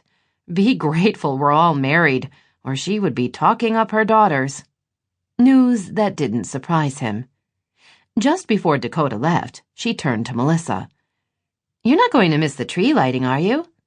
"Noelle knows about it. She's closing the store early." Melissa smiled. "I'll be there. I promise." Dakota waved and walked away. Melissa looked at him. "You look trapped." "No, I don't," he said automatically, although maybe it was true. "The town is a little intense. I grew up here and sometimes it gets to me. When I talk to my friends at college about what it's like here, they don't always believe me." "So there's a tree lighting," he said. "Why am I not surprised?" "Yes, there's a city tree and it's huge, and tonight it's lit for the first time this season. You may have noticed the storefronts are all decorated." "They have been," he said, remembering the pumpkins and paper turkeys in windows. Melissa's expression turned pitying. "That was for Thanksgiving. I'm talking Christmas. We take our holidays here very seriously." "I've noticed that." "Between last Wednesday and this morning, the decorations have all changed. And tonight is the tree lighting. You're going to be there, aren't you?" He could think of a dozen things he would rather be doing. Only he had a feeling that Noelle would want to be a part of things, and because of that, he would go with her. Because he liked being near her. He liked her enthusiasm and belief in what was possible. He knew she was wrong, but he respected her position. "I'll be there," he said. 3 women walked up then and started looking at the nativities. Gabriel checked the rest of their stock and was about to make a run to get more bears when he noticed his mother moving toward him. Tension threatened, but when he saw she was alone, he relaxed. He wasn't ready to go another round with his father, he thought. She looked different than she had when they'd first arrived, happier. She held shopping bags in each hand. "You've been busy," he said, taking the bags from her. "Mostly gifts," she said, giving him a hug. "A few things for Carter. A couple of baby gifts." "Who's pregnant? Felicia?" "Not that I know of, but she's made it clear she wants children. I'm planning ahead." Her blue eyes softened. "She's going to be a wonderful mother. I'm just so happy for them both." He had a feeling tears would be next. He glanced at Noelle and held up both bags. She nodded, understanding he was going to take them to his mother's car. They walked toward the front door. "This time we'll be a part of things from the beginning," his mother continued, then looked at him out of the corner of her eye. "What about you? Any babies in your future?" He swore silently. "No." "Noelle seems nice." "She's my friend, Mom. We're not dating." "Oh, I thought you two had a connection." They did, but he wasn't about to discuss the fact that he found Noelle incredibly sexy with his mother. "Is there someone special?" she asked. Not right now. An evasive answer, but it beat dealing with the truth. I was worried about Gideon, she admitted as they walked out to the parking lot, and she pointed to where she'd left the Explorer. After what happened to him? Does he talk to you about it? Being held captive? Not really. I know the broad strokes. He hasn't said a word to me. Your father says I shouldn't push, that I couldn't understand what he went through. I suppose that's true, but I want to be there for him. You should talk to Felicia, he said. She knows Gideon better than anyone. She'll have an idea of the best way to deal with his past. His mother nodded. She opened the back of the Explorer, and he put the packages inside. She touched his arm. You know I love you, don't you? She asked, her gaze intense. I know, Mom. I let your father have things his way. I've always regretted that. I know he was difficult. It's just... She paused. He's an honorable man. Norman Boylan's honor wasn't in question. It was how he'd chosen to deal with his sons that Gabriel had a problem with, and that his mother had let her husband determine all the rules. I don't want to lose you, his mother said, tears filling her eyes. Please tell me I haven't. He drew her into his arms. I love you, Mom. You haven't lost me. It was the truth. He would always love her, but he'd found that love existed best from a safe distance. Are you going to stay in the army? She asked. I don't know. For what it's worth, I'd like you to get out. Settle down somewhere. Fall in love. Get married. Give you more grandchildren, he teased, mostly to distract her. Exactly. Some of the sadness left her eyes. I'm proud of you, Gabriel. You work so hard and you save so many soldiers. I know their families are grateful. But now it's time to do what you want. I like being a doctor. We both know why you became one. He shrugged. It was a long time ago. It's what I know. And as you said, I help. I worry you would have been happier doing something else, she admitted. I don't. He'd chosen his path and there was no going back.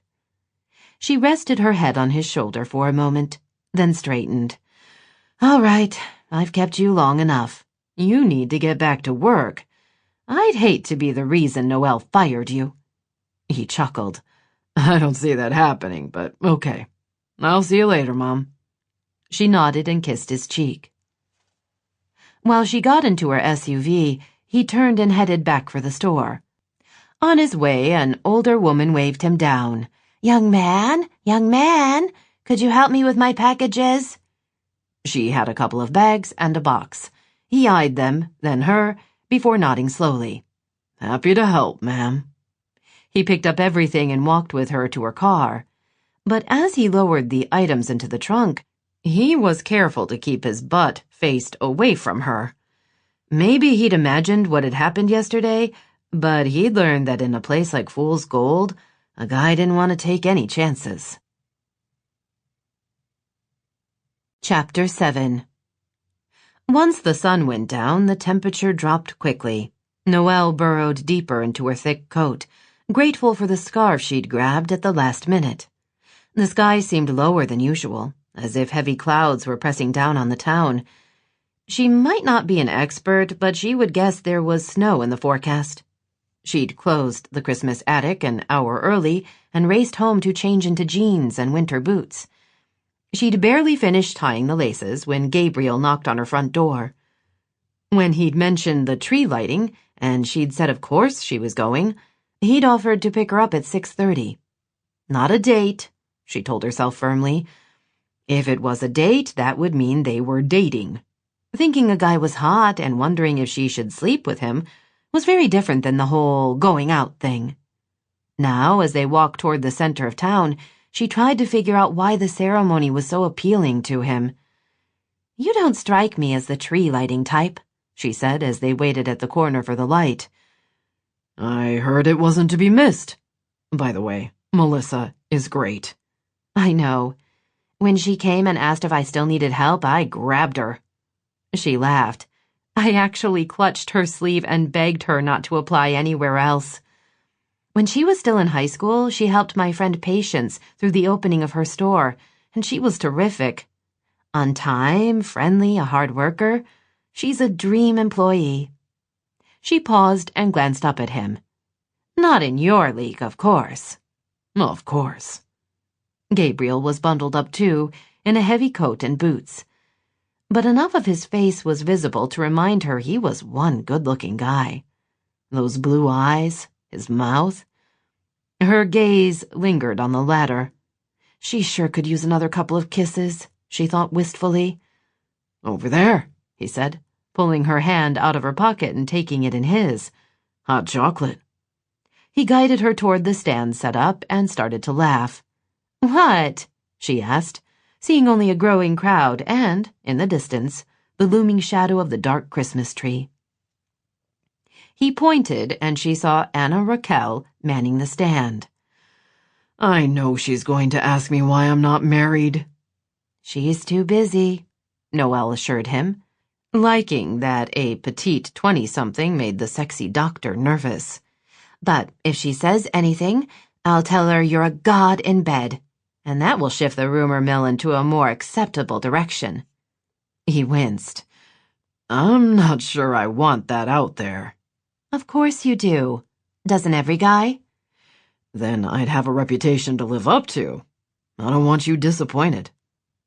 She paused on the sidewalk and pulled her fingers free of his, then planted both her hands on her hips. "There's an assumption." She glanced around, then lowered her voice. "I haven't said yes." "You haven't said no, either."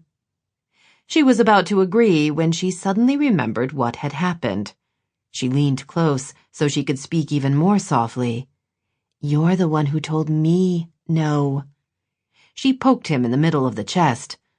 "I was doing the right thing." "Like that matters," she grumbled, even though she knew it did.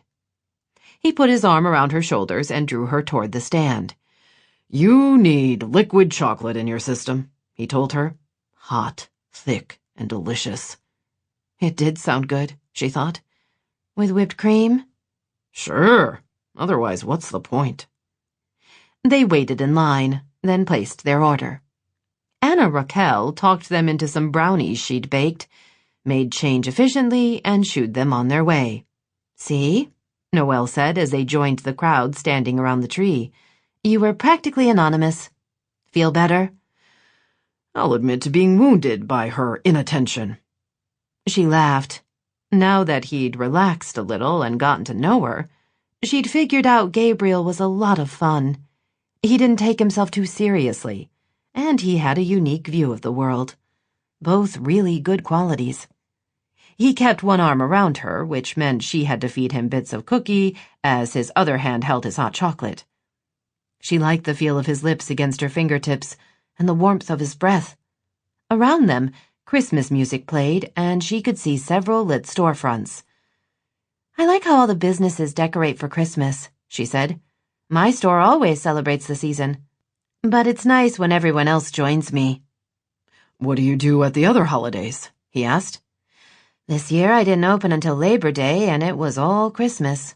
But I have those 2 small windows on the side. I thought I'd change them out for the regular holidays. Hearts at Valentine's Day, that sort of thing." "You could have a section in the store for different holidays," he said, "from January to, say, October. Once the locals find out they can buy a cute Easter bunny at your place, they'll come in more." She stared at him. "That's a really good idea." He kissed her nose. "Thank you for sounding so surprised." She laughed. "You're not a retail guy, but it's brilliant. I'll do it." She snuggled close to him again. "This time of year always reminds me of my family," she told him. "My mom and grandmother would have loved Fool's Gold." "They're here with you," he said. "You believe that?" He nodded. "We might go at any time, but there's something that goes with us. I've seen a lot of soldiers die, and when they do—" He paused. "Sorry, not moment-appropriate conversation."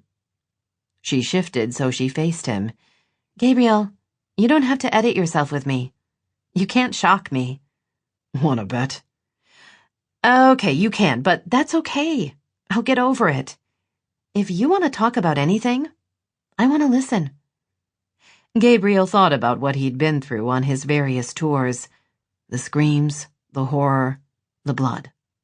There was no way he was going to tell her how an IED ripped a soldier to shreds, how the first hour was all about stopping the bleeding, that more than shrapnel was blown into the ravaged body, that rocks and dirt and plant matter had to be dug out of the wounds, that when the soldiers were wheeled off to surgery, he sometimes wondered if there was enough of them left to make it.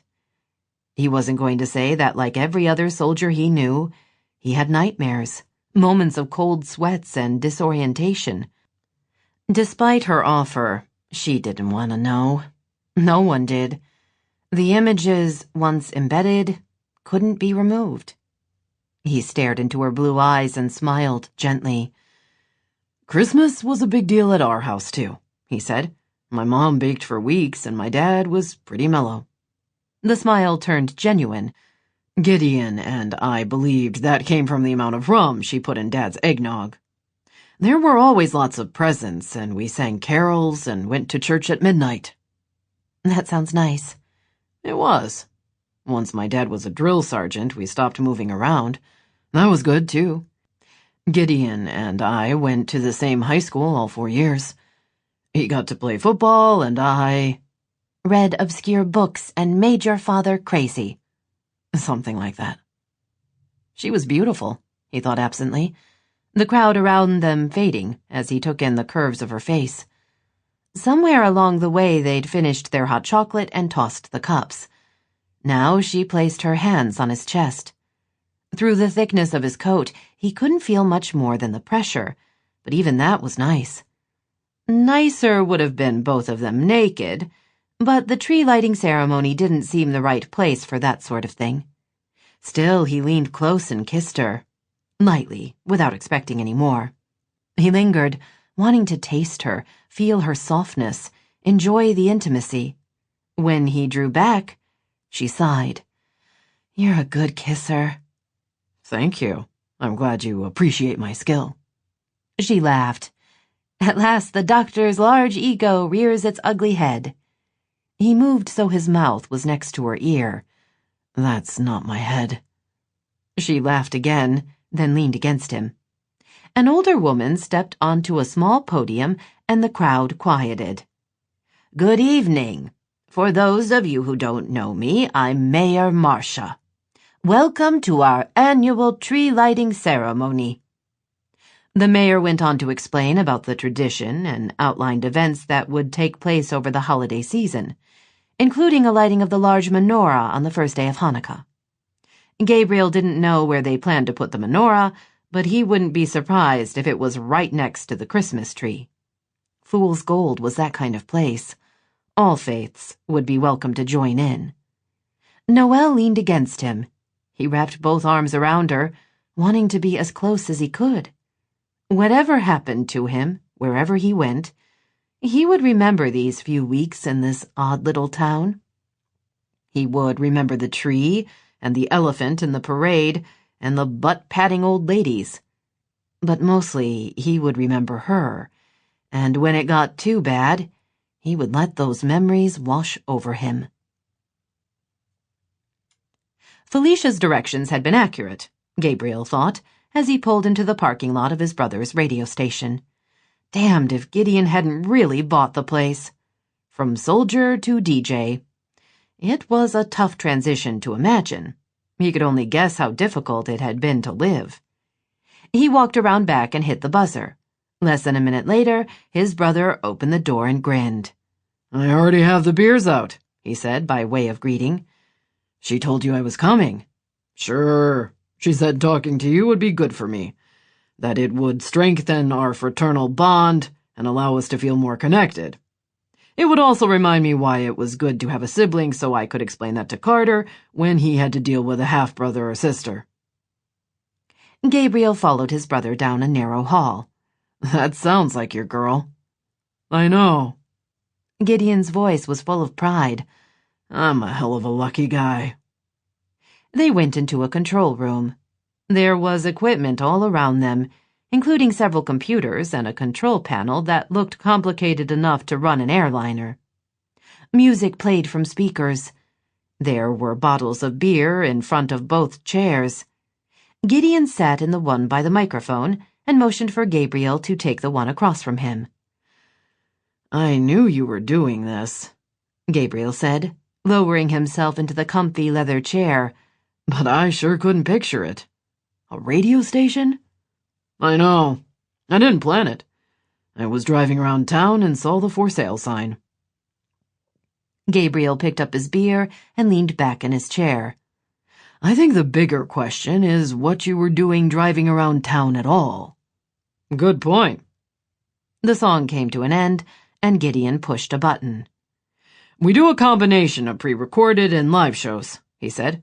I do my show every night and a few others are produced in-house, but a lot of the shows are packaged and sold. It's cheaper. Gabriel hadn't thought about the logistics of running a radio station, but what his brother said made sense. These days, there was a lot of competition for airtime. A small station couldn't stay afloat having every shift staffed with on-air personalities and necessary staff. Although, as he glanced around, he noticed that Gideon seemed to be the only one here. Another song started, and his brother relaxed back in his chair. You were at the tree lighting, Gideon said, his tone conversational. How do you know that? I heard from more than one source. You were with Noelle. Gabriel waited to see if there was more, but his brother was silent. This town, he thought. Nothing was kept secret. I went to the tree lighting with Noelle. And kissed her. Gabriel held in a groan. Barely. That's not what I heard. He grinned. You gotta be careful, bro. This place has a way of getting under your skin. You think you're minding your own business, but you're not.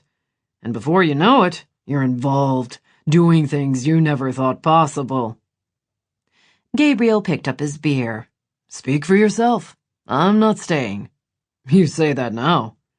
I say that always. Uh-huh. Famous last words. Give it a few more weeks. His brother adjusted a couple of knobs, then slid in a CD. When I first came here, I kept to myself. Bought a house outside of town, barely spoke to anyone. Then one day I saw Felicia and knew I was in trouble. Soon she was hanging out at the house, and I was sponsoring a damned bowling team. He shrugged. It doesn't happen all at once. I'll give them that. They suck you in slow, and you don't notice until you can't get away. You had Carter, Gabriel pointed out. That makes it different. True. Having a son I didn't know about show up was a game changer. I didn't know what to do with him. If I hadn't had Felicia, we wouldn't have made it. Words Gabriel could relate to. He'd been careful with all his women, but he would guess his brother had been as well. Having a child show up would twist a man's world around. Not in a bad way, he thought, taking another drink. If he were the kind of guy who believed in happy endings, he would even welcome it. But then, if he were that kind of guy, he would be married with a few kids already. You get along with Carter now, he said. We're doing better. He's old enough to tell me what he needs, which helps. He lets me know when I'm doing it wrong. Felicia keeps us in balance. He grinned. I could give you her technical explanation, but that would take too long. Not to mention require you to use words you don't understand. There are times, Gideon admitted, but she's worth it. She helped you settle back into civilian life? Gideon nodded. I'd recovered from what happened as much as I was going to. The rest was all about learning to live with the past. Nightmares, that kind of thing. Gabriel thought about all the skylights in his brother's house, the big deck where he spent a lot of time.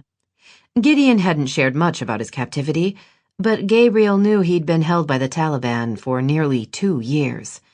He'd been kept in an underground prison and tortured almost daily. The circumstances would have broken a lesser man. Gabriel wasn't sure he would have survived it. You seen the folks? His brother asked. Mom stopped by the store today. I haven't talked to Dad since Thursday. Which was only 2 days before, but felt longer. He's getting better, Gideon said. I think it's Carter's influence. Or Webster. He chuckled. Dad's training the dog better than any of us. Gabriel joined the laughter. I believe it. If he can turn a green recruit into a soldier, he can get your dog to behave. He raised his bottle toward his brother. You look happy. That's good to see.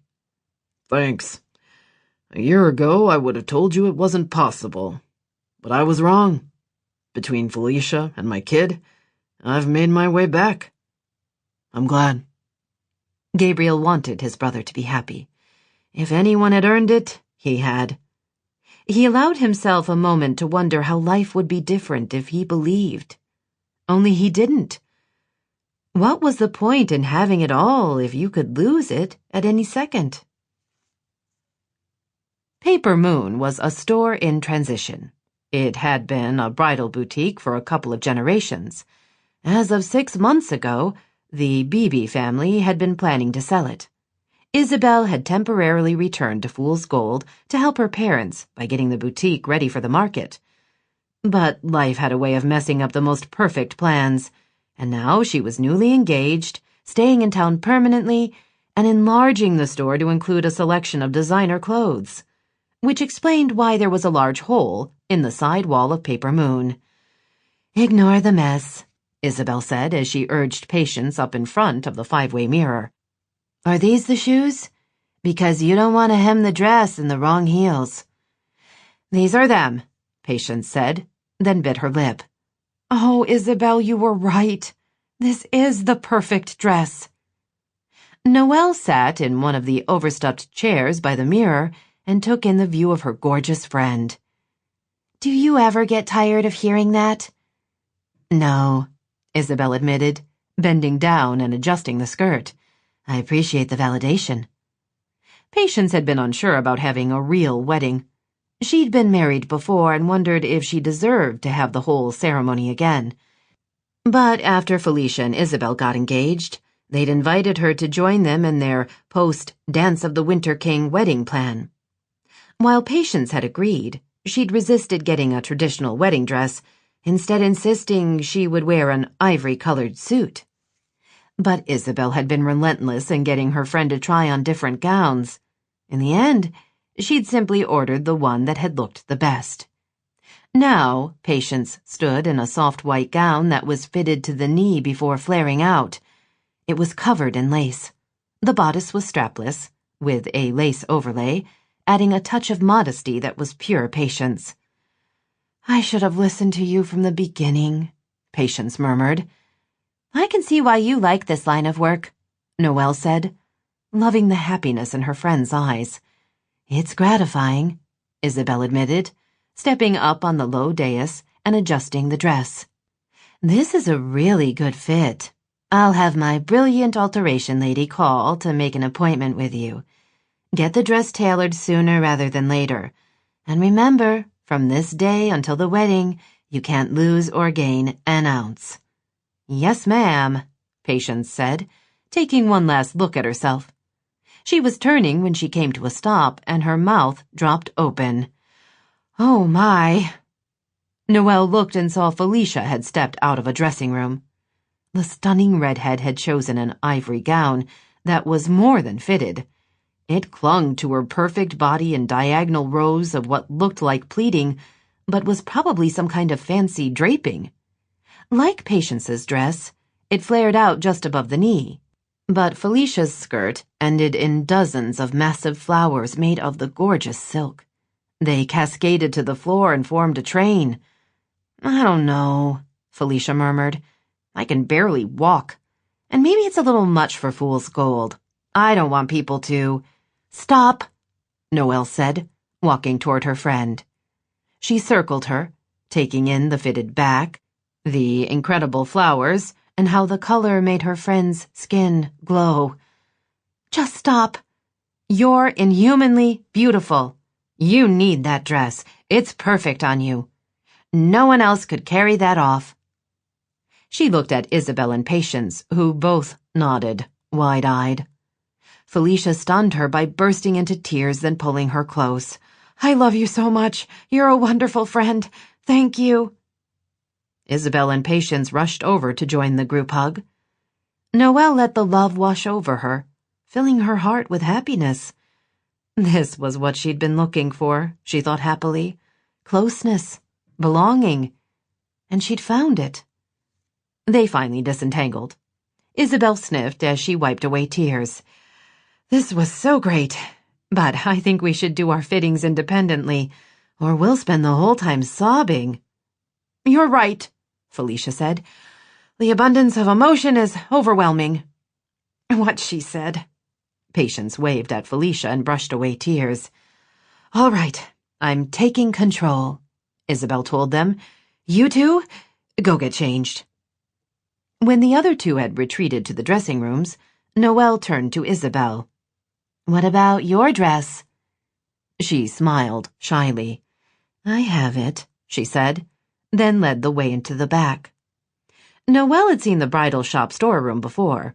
It consisted of dozens of racks filled with beautiful dresses. But the construction had eaten into the area, cutting it in half. "Part of the remodeling," Isabel said, pointing to the makeshift wall. "Where are the rest of the dresses?" Noelle asked, thinking storing a wedding gown wasn't like storing extra paper towels. You couldn't just rent a storage place and leave them there. "At Delina's. She has a spare bedroom. The racks fit perfectly and it's kept close to 70 degrees. You know, normal indoor temperatures. Perfect for my inventory." She reached for a dress and held it out.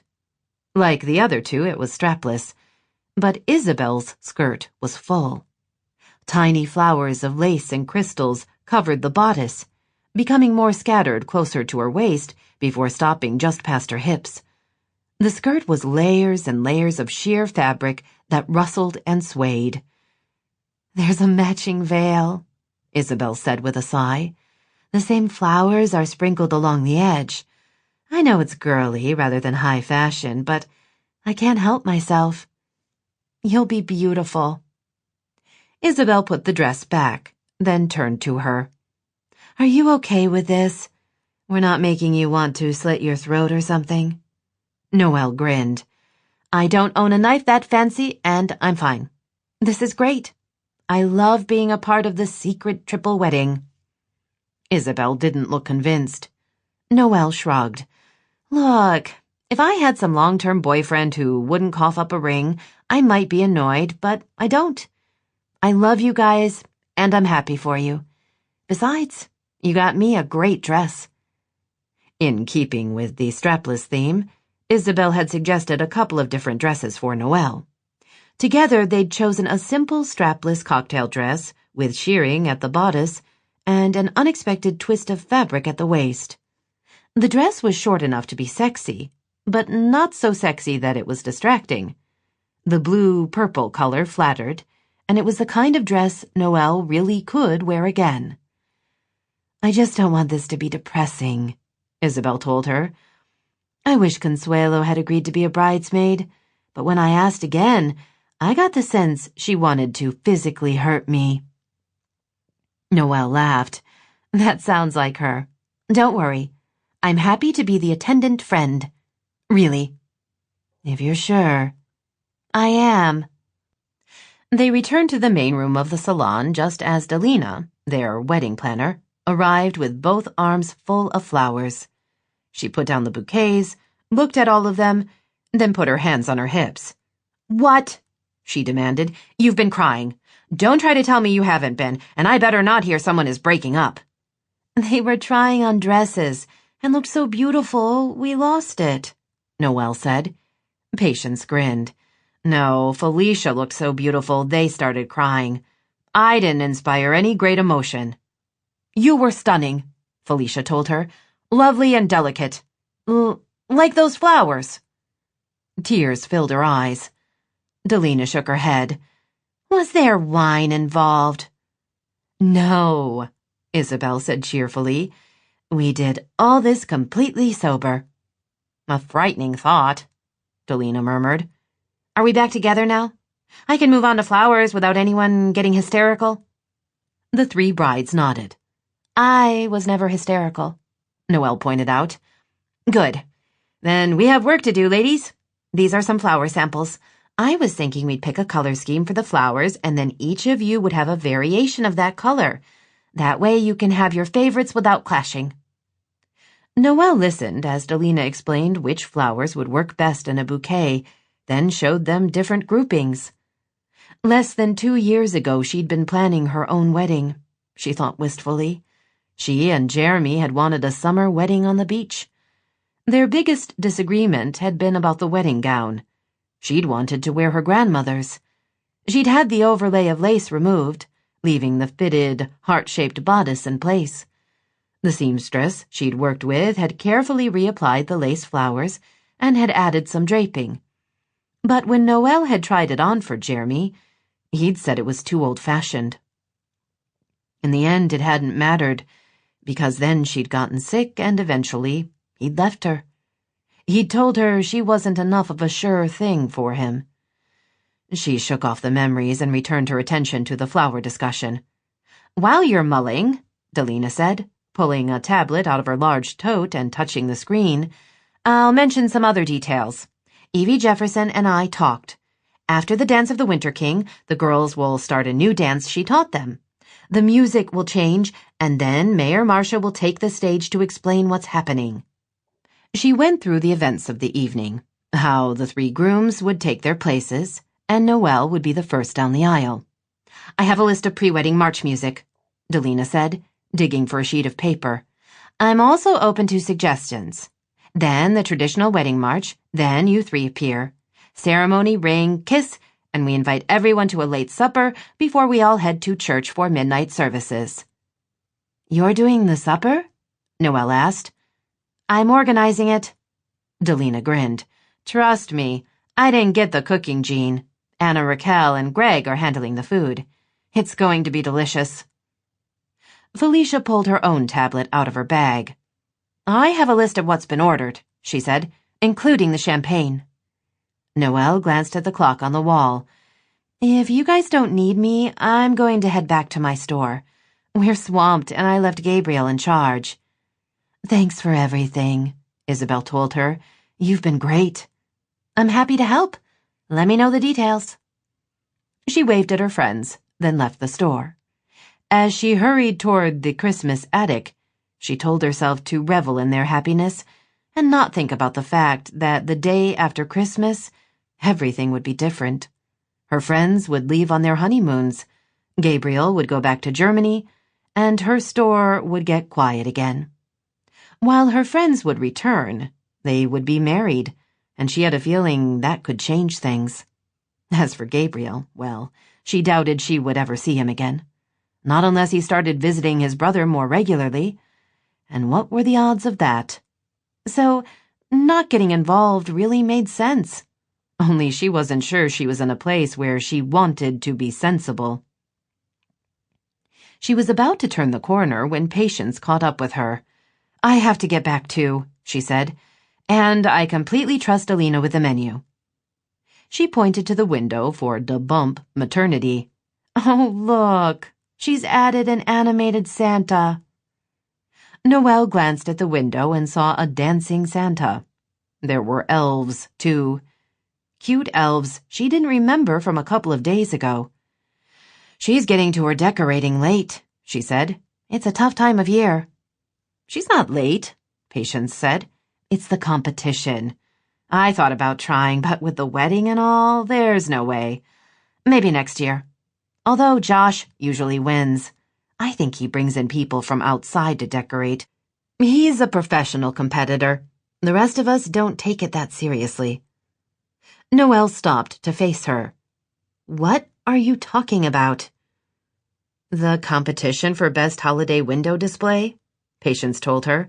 It's silly, really. The prize is some little statue. It's just for fun. Why didn't I know about this? Noelle asked, gazing at the window display. I have a Christmas store. I should be a contender. Uh-oh. Patience held up both hands. I see that look of determination. I'm so staying out of your way. Chapter 8. Gabriel closed the cash register and handed over the bag. Thanks for stopping by, he said. Merry Christmas. Unexpectedly, he enjoyed working in the store. People were really happy when they found what they were looking for, and he liked the idea of seeing the transaction through. In his day job, he patched his patients up as best he could, and then they were gone. Even in Germany, when his patients left the hospital, they still had healing to do. But here, he could sell a Christmas CD and feel a sense of accomplishment. The front door opened and Noelle burst in. She was flushed and wide-eyed, her scarf falling off her shoulder. What happened? He demanded, already moving toward her. Adrenaline pumped through him as he wondered if there'd been a car accident or some other tragedy he would have to deal with. He didn't have a medical bag with him, which would limit what he could do, but— "There's a window competition," she announced. "How did I not know about this? There are prizes and everything. We have to win." Gabriel drew in a breath and consciously relaxed his body. The chemical rush would take a while to fade, but at least his brain knew she was okay. A competition? He asked. For windows? Window displays. I wish Melissa was here. I could ask her about it. There was a flyer, but I guess I didn't get it.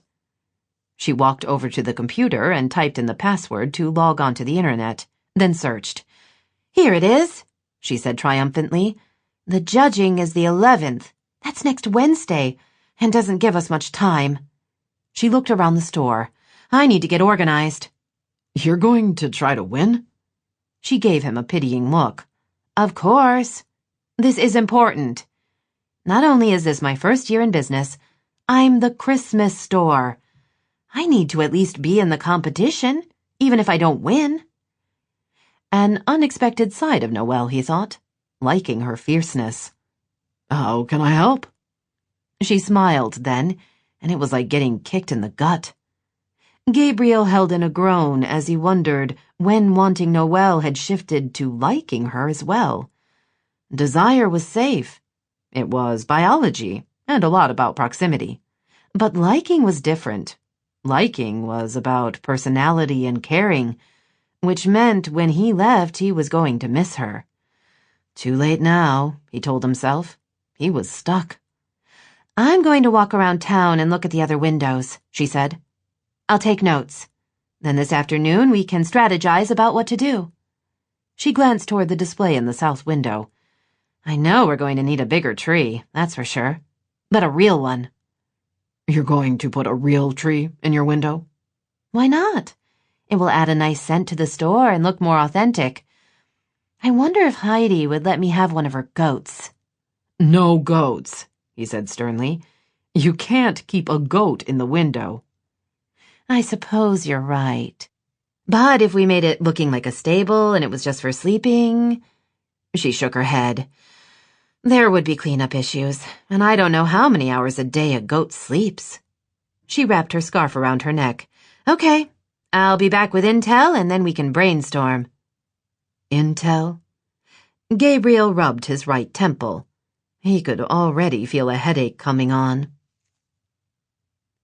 By 8 that night, Gabriel wondered if Noelle was willing to admit defeat. "I want to believe," she murmured, pulling up the hood on her coat. Snow fell around them and the temperature was plunging, but he knew the cold wasn't the reason for her glum tone. She stopped on the sidewalk and drew in a breath. "You can be done with this," she added, although she didn't sound very convincing. You don't mean that, he told her. "Nobody wants to spend this long looking for a Christmas tree." Why stop now? He asked, not mentioning that they'd already been to all 5 lots in town. He would swear she'd examined every tree needle by needle, but was still unsatisfied. You can't be giving up. "I'm not. I still think the perfect tree is out there. It has to be." Then you'll find it. She looked doubtful. Are you saying you agree with me? Or are you humoring me because it's the quickest way to get out of the snow? Both, he admitted. She flashed him a smile that took care of any chills. Her cheeks were red from the cold, as was her nose. Snow landed on the faux shearling, edging her hood, and dusted her shoulders. She looked adorable and sexy at the same time, and he suspected she had no clue as to how she got to him. I can't help it, she admitted. This is important to me. I guessed that. He stomped his feet. Go home, she said. You're freezing. I'll give up. His gaze settled on her face. Why do I know you're lying? I'm not. She stared at him with what he would guess she thought was an open expression. But he knew what she was thinking. She wasn't the type to give up. Sell it somewhere else. You're going to keep at this until you have the perfect tree, and what you think is a shot at winning some ribbon. I heard it's a trophy. Well then. Are you mad? She asked. No, just wondering what you'd be like if you really wanted something. Come on. Where are we going? I'm walking you home. On the way, we'll come up with a plan to find the perfect tree. She had fallen into step with him, but now she jumped in front of him and grinned. Really? I was wondering if maybe we could drive up the mountain and cut down a tree. Is that legal? Aren't the mountains state or federal lands? I don't know. I could find out. Anyway, it's just one tree. Great. An obsessed lawbreaker. They were standing by the park, across from Morgan's books. The sky was dark, the snow falling gently, and there were dozens of people on the sidewalks. Music was piped in from somewhere, tinny Christmas carols that reminded him of his childhood. He couldn't feel the lower half of his body. Probably a good thing, considering she was staring at him as if he'd just saved puppies from a fire. So you'll really help me? She asked. I've come too far to turn back now. That is so great. She bounced in place. I'll check to see if it's legal before we head up the mountain. How's that? We can take my car. You're going to drive? It'll be hard to walk back, dragging a tree. You're not ready for mountain driving. She waved away his concern. I'll be fine. I have righteousness on my side. What could go wrong? Don't tempt fate. I'm coming with you, and I'm driving. We'll use Gideon's truck. She stared into his eyes, her expression innocent. That would be very nice. Thank you. He touched his gloved fingers to her chin, forcing her to look at him. You're welcome. She grinned and grabbed his hands in hers. It'll be fun. We'll find a huge tree and cut it down, like we're pioneers or something. Then bring it back and put it in the window. I'll win for sure. He wasn't convinced. You'll have to measure the window. We don't want to bring back something that's too big. He drew her against him and they started walking. I'll go online tonight and find out what the best trees are. We need it to last a long time and look pretty. Maybe Felicia knows. She knows everything. He studied her. Is this what you were like in law school? Always trying to be the best? I didn't graduate first in my class, if that's what you're asking. Number 2. I was third. Besides, this isn't like that. It's a contest. It's pretty much like that. Before she could answer, a little girl ran over to them. She was adorable, maybe 5, with shiny black hair and big eyes. She wore a thick red coat and rain boots with red polka dots on them. Hey, you, Noelle said, crouching down and smiling at her. Are you staying warm? I am, the girl said, smiling shyly. We bought my grandma an ornament at your store. You helped me pick it out. I remember, Noelle told her. Did you give it to her? The girl nodded. Did she like it? There was another smile and a quick nod. She cried. Those are the best kind of presents. The girl's mother came over and took her hand. We were in town for the long weekend with my parents, the woman said. Your store was wonderful. Sophie wanted you to know. Noelle touched the girl's cheek. Thank you for telling me about your grandmother, Sophie.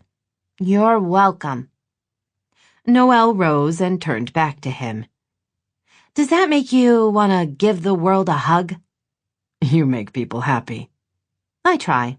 It's not me, it's the store, but still. She flung herself at him. He caught her and held on tight. He knew she was wrong. She was the one with the special touch. Without her, the Christmas attic was simply a collection of things. She brought it all alive. While he didn't remember the little girl or her mother, he didn't doubt Noelle had taken plenty of time with them. She did that with every customer. She made shopping at her store an experience. We'll go up the mountain, he told her. Find out where the best trees are and we'll go. She smiled up at him. You're not so tough. You pretend you're all broody and wounded, but you're really a sweet kind of guy. He wanted to tell her not to believe in him, that he wasn't a good risk. He didn't want to hurt her, but he couldn't have her faith. But those were words for another time, he thought, brushing his mouth against hers. A time when it wasn't snowing on a beautiful night a few weeks before Christmas. Gabriel walked through the cold night, grateful that the temperature would take care of any lingering desire. He'd done the gentlemanly thing. He'd walked Noelle home and left her on her doorstep without even hinting how much he wanted to go inside. He'd read the indecision in her eyes and had known he could have easily convinced her. A few kisses and she would have started to melt. But as much as he wanted her, he needed her to be sure, to understand what the consequences would be. A conscience was a giant pain in the ass, he thought as he turned the corner. Well, not his ass, exactly. Hello, Gabriel. An older woman appeared at his side. He would have sworn there was no one else out on this snowy night. Not this late. The bustling city tended to shut down right around 9. The woman had white curly hair and deep blue eyes. She had to be in her 60s, but she stood straight and strong. He'd seen her before, but couldn't remember where. Ma'am, he said, no longer surprised people he'd never met knew who he was. I'm Mayor Marcia Tilson, she said with a smile. I'm glad I ran into you. I've been wanting to speak to you. She motioned to a business across the street. He peered through the snow and saw a sign that read Joe's Bar. Let me buy you a coffee, she said, already stepping off the curb. Irish coffee, she added with a laugh. Nobody makes it better than Joe. Somehow he found himself following the woman. He told himself to stop, that he had no business going into a bar with a woman 30 years older than him. He remembered the butt pat from the other day and wondered if he was about to get into an even more awkward situation. But somehow he kept moving along at her side, answering polite questions about how he enjoyed the town. When they stepped inside, he found he was in the strangest bar he'd ever seen. The walls were a pale purple-blue color, and the big TVs had on what looked a lot like overweight people exercising on treadmills. Was this some sports show he'd missed while he'd been gone? The mayor led him to a table in the corner. Irish coffees, please, Joe, she called, as she pulled out a chair. You got it, Mayor Marcia. The woman behind the bar chuckled. Who are you torturing tonight? Joe, I never torture anyone. You know that. Sure you don't. This is Dr. Gabriel Boylan, Gideon's brother. Welcome, Joe told him. Don't bother fighting her. It never works. It's like quicksand. Relax and you'll be fine. Struggle and you'll end up sinking in deeper. The mayor draped her heavy coat over an empty chair and sat down. She wore a pale blue suit and pearls. Joe has an imagination. Gabriel nodded, even as he wondered if Joe was the one telling the truth. He shrugged out of his jacket, then sat across from the mayor. She set her hands on the table and laced her fingers together. You're here through the holidays. He wasn't sure if she was asking or telling, but he nodded anyway.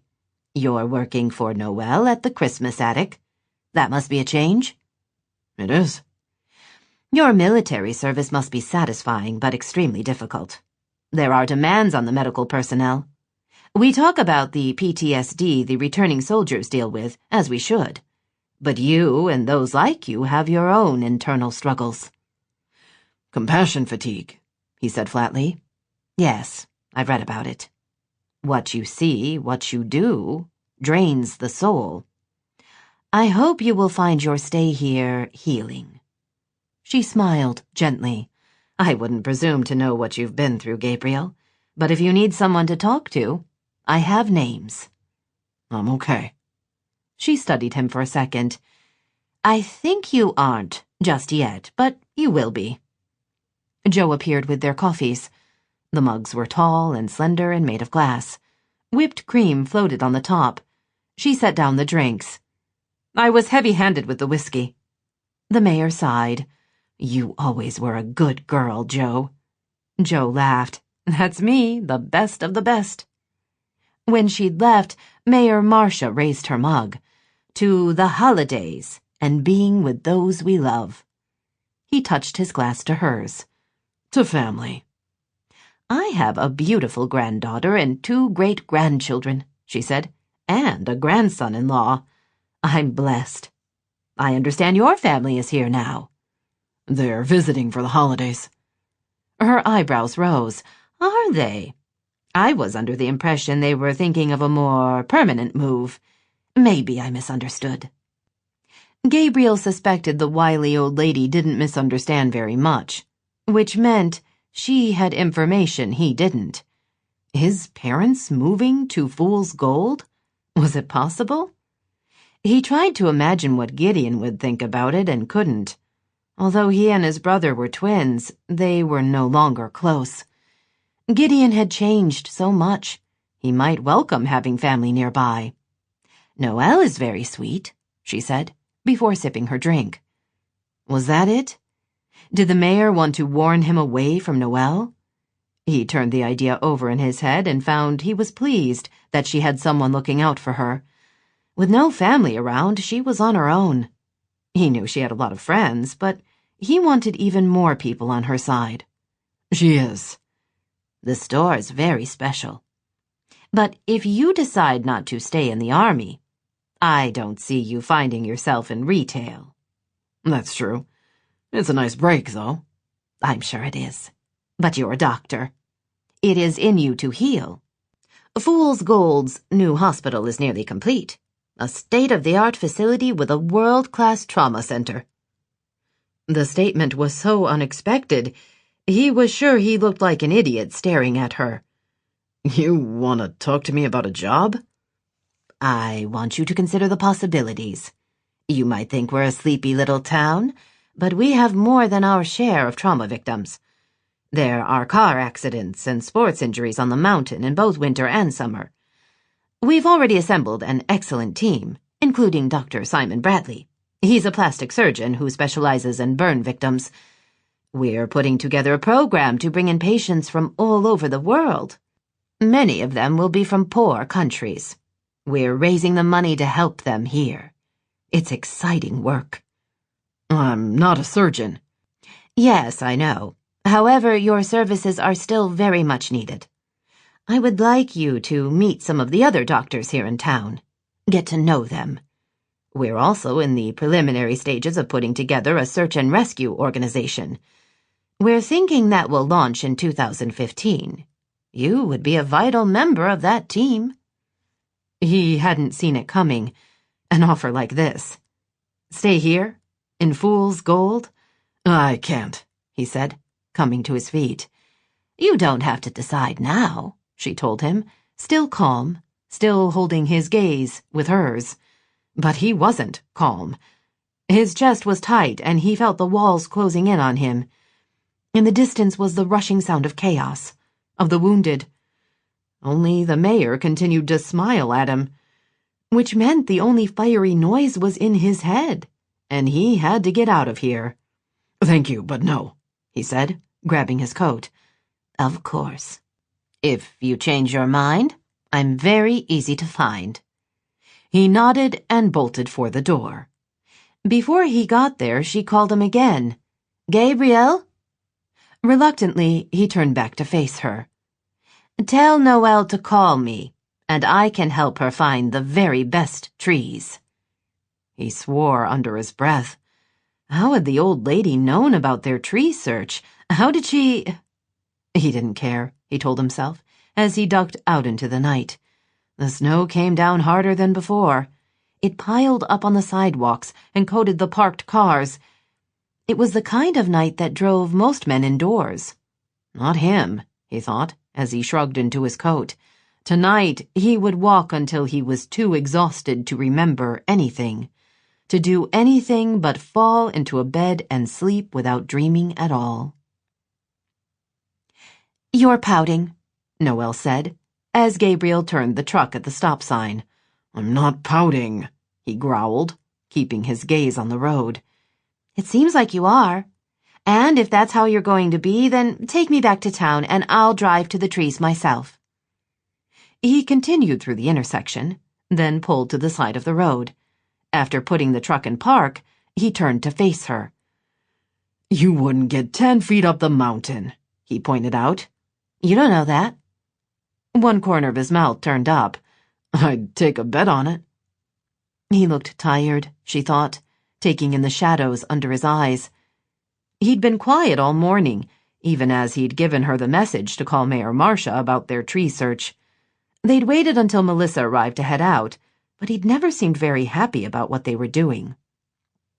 Aren't you sleeping? She asked, then took his injured hand in hers. His stitches were gone, and the skin had mostly healed. Does this still hurt? I'm fine. I was out late last night. He'd gone out after he'd dropped her off? Oh, she said quietly, wondering where he'd gone and who he'd been with. Hey, he said, touching her cheek. Mayor Marcia dragged me to some bar for Irish coffee. That's how I got the message for you to call her. Are you mad about the trees? You've been really great to me, and I don't want to make you do something you don't want to do. I said I'd help. I know that, but I need you to help from a place of joy. He turned back to face the front window, folded his arms across the steering wheel, then rested his head on them. He murmured something that sounded a lot like "kill me now," but she wasn't exactly sure that was it. Gabriel? A place of joy? His voice was incredulous. Yes, it's Christmas. Or nearly. We're going out into the woods to find the perfect tree, where I know it will be waiting for us. It's snowing and beautiful, and we need to have a spirit of joy. He turned to look at her, his expression more bemused than annoyed. You never would have made it as a lawyer. I have a feeling you're right about that. Or she would have gotten very good at being a lawyer and lost the wonder she felt as she looked at the soft white snow settling all around them. How would her life have been different if she hadn't gotten sick? It wasn't a question she allowed herself to think about very much. Would she have married Jeremy? At the time she would have said yes, that he was the one. But he hadn't stood by her, and he hadn't been willing to see her as more than damaged goods. He'd walked away so easily, she'd started to wonder if he'd ever loved her at all. Gabriel straightened. I can't do the spirit of joy, but I can manage an attitude of acceptance. Good enough? Sure. We'll find your joy along the way. I didn't think it was missing. He put the truck back in drive and pulled out onto the road. Noelle got out the directions the mayor had given her and told him to turn at the private road 3 miles up Mother Bear Road. As long as we don't run into the namesake, he muttered. She's hibernating. Bears hibernate. You'd better be right about that. They turned at the corner and then continued up the mountain. Gabriel kept track of the distance. The road had been recently plowed, and they traveled easily, but when she pointed to the private road, everything changed. Here the snow was thick, and the truck moved sluggishly through the growing drifts. You sure about this? He asked. If it snows much more, we're going to get stuck. She looked at the paper with the instructions. It's less than a 1/4 mile to the cabin. From there, we walk. There's a cabin? Yes, for emergencies. The city owns it. Or maybe the county. The mayor says it's kept stocked for when people get lost. She said we go directly east from the cabin for a few hundred yards, and then we'll find the trees. She stared up at the sky. The snow is letting up. It's a sign. Lucky us. She ignored him and watched for the cabin. When she saw it and pointed, Gabriel nodded. He turned the truck so they were facing out, then they bundled into their coats, scarves, and gloves and stepped out of the cab. The first thing she noticed was the stillness. There was only the sound of their footsteps crunching in the snow. All around them was pristine wilderness, bare trees, naked bushes, and smooth, fresh snow. There weren't even animal tracks. The cabin was dark and silent, with snow on the roof and drifts piled up nearly to the windows. It's like we're the only two living creatures in the world, she said with a sigh. It's so beautiful. Yes, it is. She turned to smile at him, only to find he was looking at her with anything but amusement. There was an intensity in his blue eyes, a flash of hunger that had her wanting to step toward him. But then he blinked, and it was gone. Tree first, she told herself, trying to sound mentally stern. Man seduction later. Okay, she said, pulling out her directions. We go east. Gabriel pointed. That way. She was going to ask how he knew, but figured she'd been enough of a pain, dragging him out here in the first place. Besides, it's not as if she had some innate sense of direction.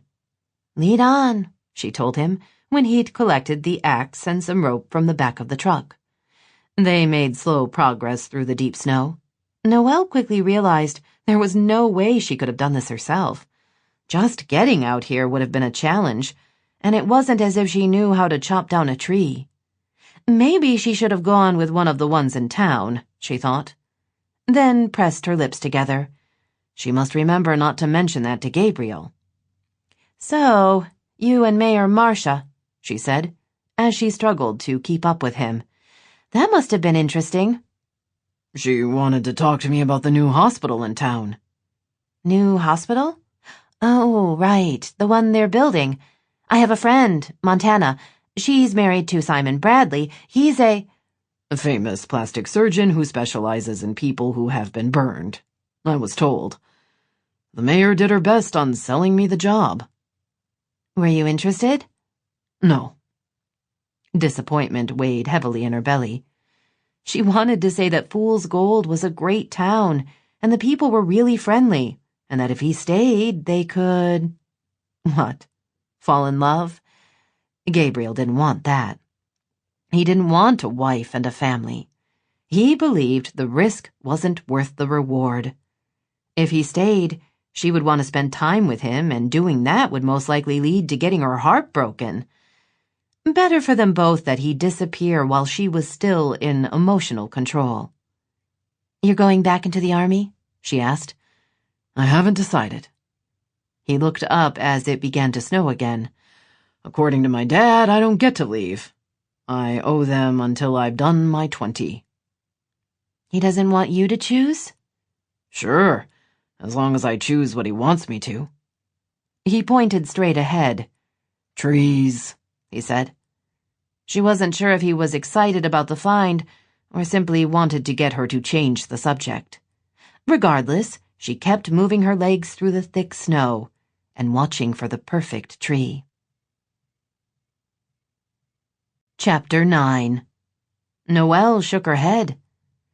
Gabriel wanted to complain that this was the 5th tree she'd rejected, but he couldn't blame her. Trees that grew in nature had a lot more flaws than groomed trees grown specifically for the holidays. One had an entire side missing, while another's branches were oddly twisted. She would have done better picking one from the lot. Not that he was about to say that. She was getting more dejected by the minute. Even though she was wearing a thick coat and a scarf, he could see her shoulders were slumped. Her hat had lost its jaunty angle and now simply hung down by her ears. He wanted to tell her that they would find what she was looking for, but he wasn't sure it was out there. The perfect Christmas tree had been elusive this year. Snow fell harder as they waded through the heavy drifts. They'd both worn heavy boots, but were getting soaked from boot tops to knees. The temperature was dropping. "Noelle," he began, not wanting to disappoint her, but unwilling to risk their safety. "We need to go back." She nodded without speaking. "Hey," he said, reaching for her. "You don't have to—" The rest of his sentence was swallowed by a rumbling sound as the trees above them suddenly lost all their snow. Huge clumps fell on top of them without warning, nearly burying them. Noelle screamed, then slid to the ground where she disappeared completely. He managed to stay standing, but found himself in waist-high banks. "Noelle!" He dove into the snow, reaching for her with both hands. She'd landed on her butt, but had already pushed up her arms and was digging her way out. As he dragged her up, she pushed against the ground and managed to stand. "You okay?" he asked, as he ripped off his gloves, then brushed snow from her face. "Are you hurt?" She stared at him, wide-eyed. "I was attacked by snow." "Or trees. Either way, I'm thinking nature isn't your friend." "What happened?" As she spoke, he checked her eyes and then urged her to take a couple of steps. Her balance was steady, and she didn't seem to be in pain. "The snow got too heavy for the trees and it fell. It happens. At least it wasn't an avalanche." She shivered. "I got snow down my back and in my boots." She drew in a breath. "Okay, I'm done. There's no perfect tree. I'm not going to win the window competition. We'll just go with what we have." He drew her against him and kissed her cheek. "We'll find you a nice domestic tree back in town." She nodded. "Okay, sure." He didn't like the resignation in her voice. His Noelle was exuberant and excited. She wanted to win the best fool's gold window, or whatever the hell the contest was called. "What happened to showing up with joy?" "I'm too cold, and I was attacked. My joy is temporarily beaten." "Let's get you back to the truck," he said, putting his arm around her waist and helping her wade through the drifts. The axe was heavy in his free hand. "You'll feel better when you're warm." She nodded but didn't speak. He felt her shivering. The cold seemed more intense and the snow fell harder. They used their own trail to make the going a little easier, but eventually it filled in completely. It was only when they were within sight of the house that Gabriel realized his mistake. It was snowing. They weren't in town or even right off a highway. They were a quarter-mile from a regular road that was 3 miles from a well-plowed highway. The little he could see of the truck wasn't good. Snow came up past the bumper, and it was getting dark. Noelle looked up and saw the truck. "That's a lot of snow." "Yes, it is." "Are we going to be able to drive out of here?" "I don't know. We might be stuck until the storm passes." She shuddered. He studied her in the fading light and saw that she was pale and shaking. He ripped off her gloves and touched her fingers. They were wet and freezing. There was no guarantee he could get them out tonight. From what he could remember from the forecast, it was supposed to snow until at least midnight. He looked at the small cabin. There was a chimney, and the little he could see was well maintained. "Let's go inside," he said. "We'll get you warm and settle in for the night. I'll see if I can dig us out in the morning." He waited for her to make a joke, but there was only the sound of her teeth chattering. He helped her toward the cabin. They found steps and climbed up them onto the porch. He thought he might have to go looking for a key, but the door opened easily. Inside was much warmer than outside, but incredibly dark. Gabriel reached for a switch on the wall and was surprised when lights came on. "They still have electricity," he said, wondering how long until it went out. "I'll get you settled and warm, then go find some firewood." "You think we're going to lose power?" Noelle asked through her chattering teeth. if it keeps snowing. He found the controls for the furnace and turned the thermostat up from 45 to 70. A quick tour of the cabin told him it was small, maybe 600 square feet of open concept. A double bed was at one end, the kitchen at the other, with a living area in the middle. The only closed-off room was a small three-quarter bath. He checked, and there was still running water, although it wasn't especially warm. He led Noelle to the sofa and peeled off her jacket. It was soaked all the way through. She must have gotten snow inside when she'd fallen, and then it had melted. Her shirt was damp, as were her jeans. She was shaking. He had her sit, then quickly removed her boots. Her socks were soaked and her feet frozen. He got up and walked to the bed, where he stripped off the blankets. There was a cedar chest at the foot of the bed with more blankets inside.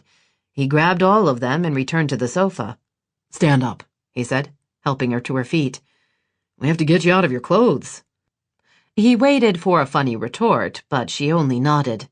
She was shaking too hard to undo her jeans, so he reached for the button at the waistband, then lowered the zipper.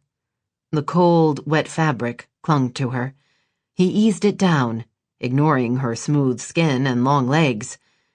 She stepped out of the jeans, then pulled off her sweater. The long-sleeved t-shirt came next, and she was standing in front of him in bikini panties and a bra.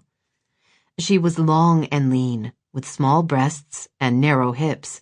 Her pale skin was puckered with goosebumps, and she shivered and trembled. As much as he wanted to take a moment and enjoy the view, this wasn't the time. He quickly wrapped her in the blankets and began to rub his hands up and down her arms and legs. As he moved over her, he reminded himself that he was a doctor. His actions were purely professional, and enjoying them was wrong on multiple levels. He worked on her until she stopped trembling so hard. "Curl up on the sofa," he told her. "I'll get us settled." She nodded, still unable to speak. He checked the vents. Warm air drifted out, but there wasn't a lot of force behind it. No doubt the unit was small and old. It would take a couple of hours to get the cabin up to temperature. He draped her damp clothes over chairs he placed near the vents. The shirt and sweater weren't as wet as her jeans, but eventually everything would dry. He opened the refrigerator and didn't find any food, but the cupboards were full of canned and packaged goods. He looked in the freezer and was surprised to find it full of casseroles, each labeled and dated. Most of them had been made within the past couple of months. The mayor hadn't been kidding when she told Noelle it was kept stocked. He pulled out a couple of casseroles and took the lids off so they could start to thaw. There was a small microwave on the counter, but that would only last as long as they had electricity. He was impressed it was still going, but had a bad feeling about it lasting much longer. He checked drawers and under the sink. In a small alcove by the front door, he found lanterns, both gas and electric. He set the latter to charging, then found two more by the bed and plugged them in. The stove was wood, which was both good and bad. They could always cook, assuming either of them figured out how to use a wood stove. The closest he'd ever come had been roasting marshmallows on a campout. He glanced at Noelle, who sat huddled in her blankets, her eyes closed. She didn't strike him as much of an outdoor girl. There was more color in her face, and she was shivering less. She opened her eyes and looked at him. "How are you feeling?" he asked. "Foolish. I'm sorry we're stuck out here. I guess I cared too much about the window contest." "You're not giving up," he told her. "We're stuck in a snowstorm. It's Sunday. Even if we get out tomorrow, that doesn't give us much time. And if we're here until Tuesday, there's no way I can get anything done." "I thought you were the one who had faith. Aren't we supposed to be having this adventure with joy in our hearts?" "I'll find my joy when I'm a little less cold." He walked over to the sofa and sat next to her. He pulled her close and ran his hands up and down her arms. "Don't give up. You're the one who believes." He kissed the top of her head. The blankets smelled of cedar, while her hair had a floral scent, probably from her shampoo. Even through the layers of blanket, he could feel the outline of her body. While he couldn't see anything, he happened to know she was wearing very little, a fact that had a predictable effect on his blood flow. She raised her head and looked at him. "I'm sorry I got you trapped in a cabin," she said. "I know this isn't your idea of fun." A romantic cabin in the woods where I'm alone with a beautiful woman? Yeah, you're right. This sucks. She gave him a smile. "I appreciate the effort. You're being really sweet. I should have thought this through. I should have—" He didn't know what she was going to say, and he wasn't sure he cared. What he didn't like was her beating herself up over something that wasn't important. He only knew one sure way to quiet her, so he lowered his head and pressed his mouth against hers. Her lips were as soft as he remembered, warm, which was good, considering how cold she'd been. She didn't hesitate, didn't pull back. As he leaned in, she parted her lips for him. At the same time, she wrapped her arms around his neck and sighed. He moved his tongue inside her mouth and was met by hers. Each sweet stroke was like throwing gasoline on an already roaring fire. With her arms around him, there was nothing holding up the blankets, which meant they fell and settled around her waist. The siren call of bare skin was too great, he thought. He couldn't resist knowing what it felt like to move his hands up and down her back. He danced his fingers along her spine and over her bra strap. He lightly traced her shoulders, then slipped down her sides. She tilted her head and shifted her torso in what could only be called an invitation. It would take a much more morally strong man than himself to resist. He eased his hand from her side to her rib cage, then up to her breast. He cupped the curve, feeling the silky softness of her bra and tight bud that was her nipple. As he ran his thumb back and forth across the sensitive tip, Noelle pulled back. Her blue eyes were darker, her mouth parted and swollen from their kisses. She reached for his other hand and brought it to her breast, then held his palms against her. He'd been with women before, lots of women. He'd been seduced and done the seducing. But this was different. He didn't know if it was the damn cabin, or that he was back in the civilian world, or something about Noelle. He wanted her with a heat that stole his will.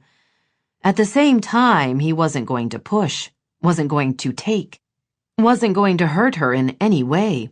He'd seen her happy, and he'd seen her broken. And he never wanted her to be in pieces again.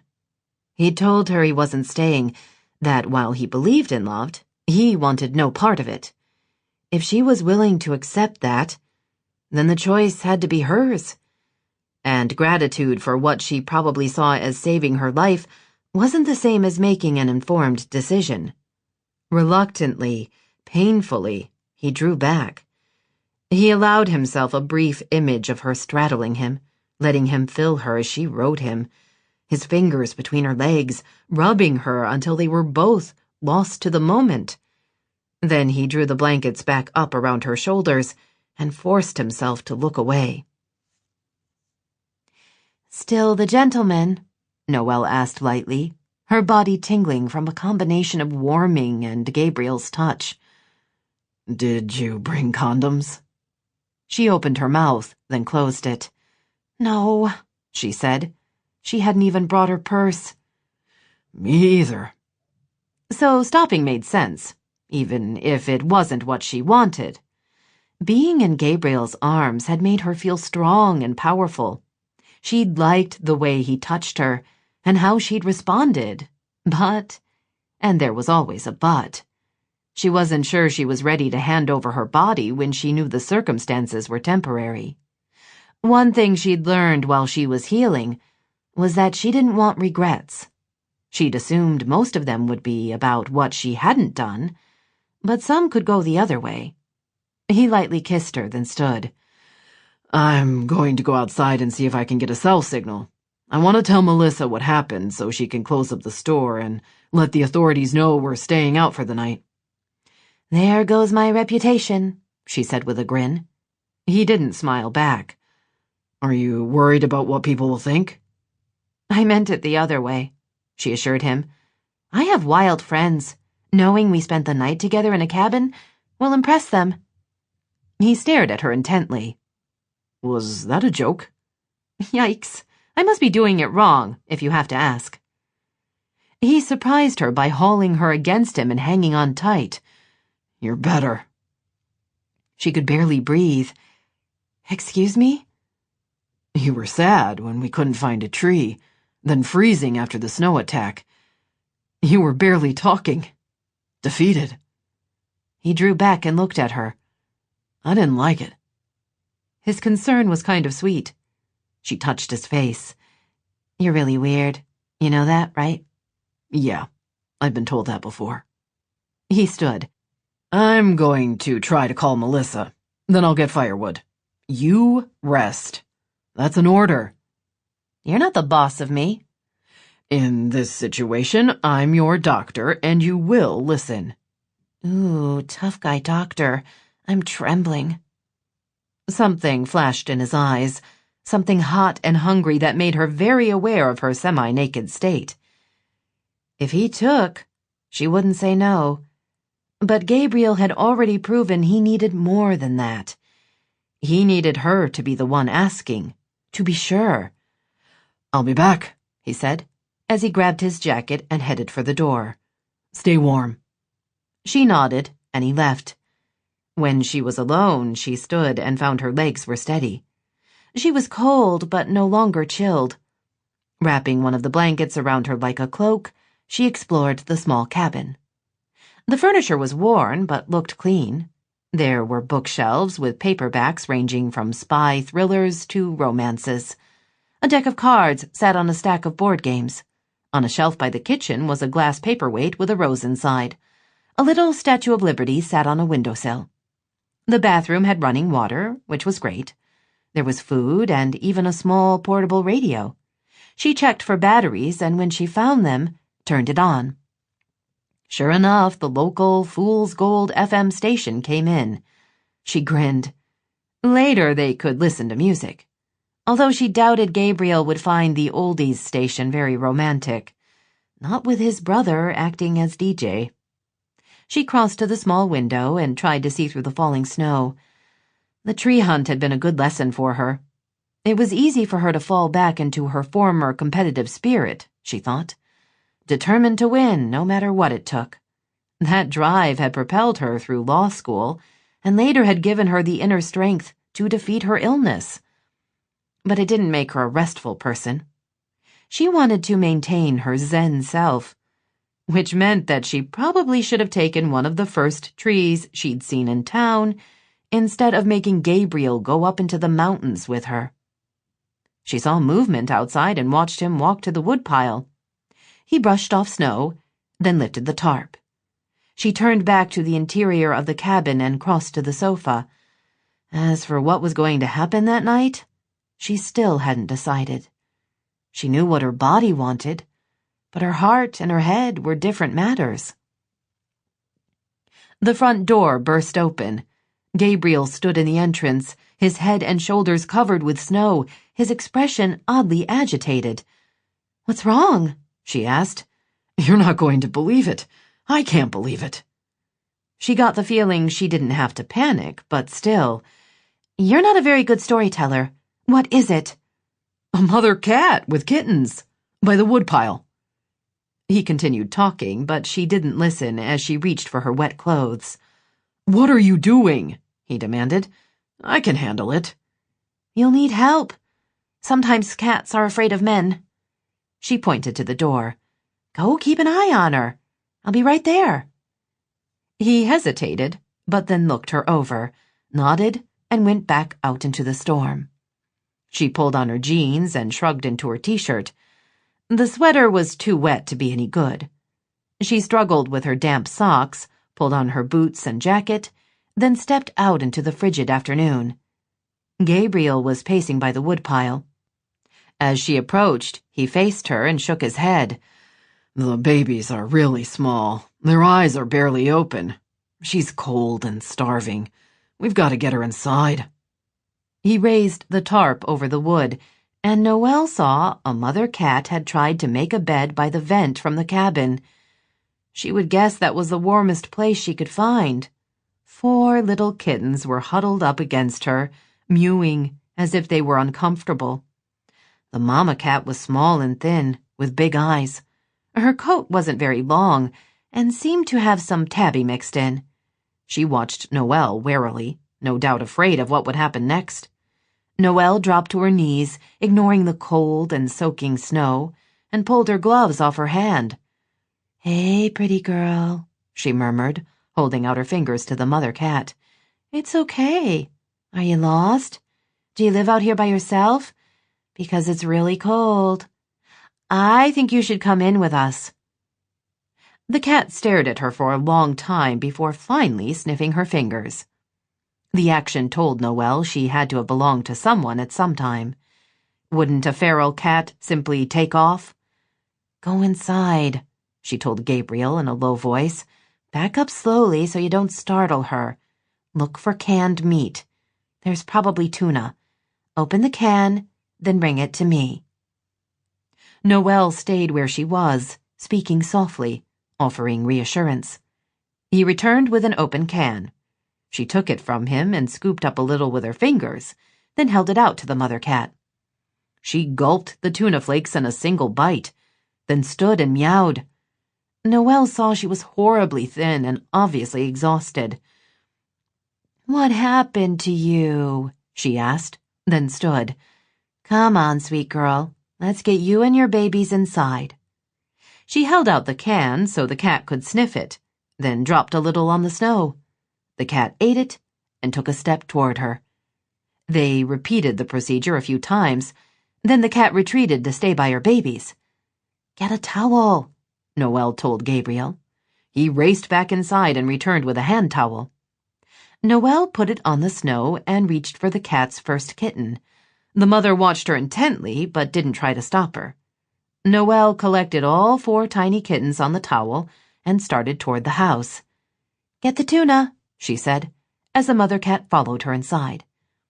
It didn't take long to create a bed for the mother cat and her babies. They placed it close to a vent so she would be warm. While Gabriel poured her a bowl of water, Noelle dumped the tuna onto a dish and fed her. The mother cat inhaled her meal, then returned to her babies and began to wash them. By the time Noelle had struggled out of her clothes and was wrapped in her blanket again, mother and kittens were sound asleep. Gabriel returned with the wood he'd gone looking for in the first place. He put it by the fireplace, then slipped out of his jacket and removed his boots. "How old do you think they are?" she asked in a soft voice. "A couple of weeks. They have their eyes open, but they're still blind." "You know a lot about cats." "My ex had a couple. One got pregnant, so I heard all about the process." He sat on the sofa and angled toward her. Noelle watched the cats, sleeping. "Did you get in touch with Melissa?" she asked. "I did. I told her we were going to stay put until it stopped snowing. She was fine with locking up the store. She said the roads into town are temporarily closed, so no one is getting in or out." "It's a real snowstorm." "Does that make you happy?" he asked. She nodded. "We're warm and safe, and we now have a cat with kittens." She glanced at the sleeping family.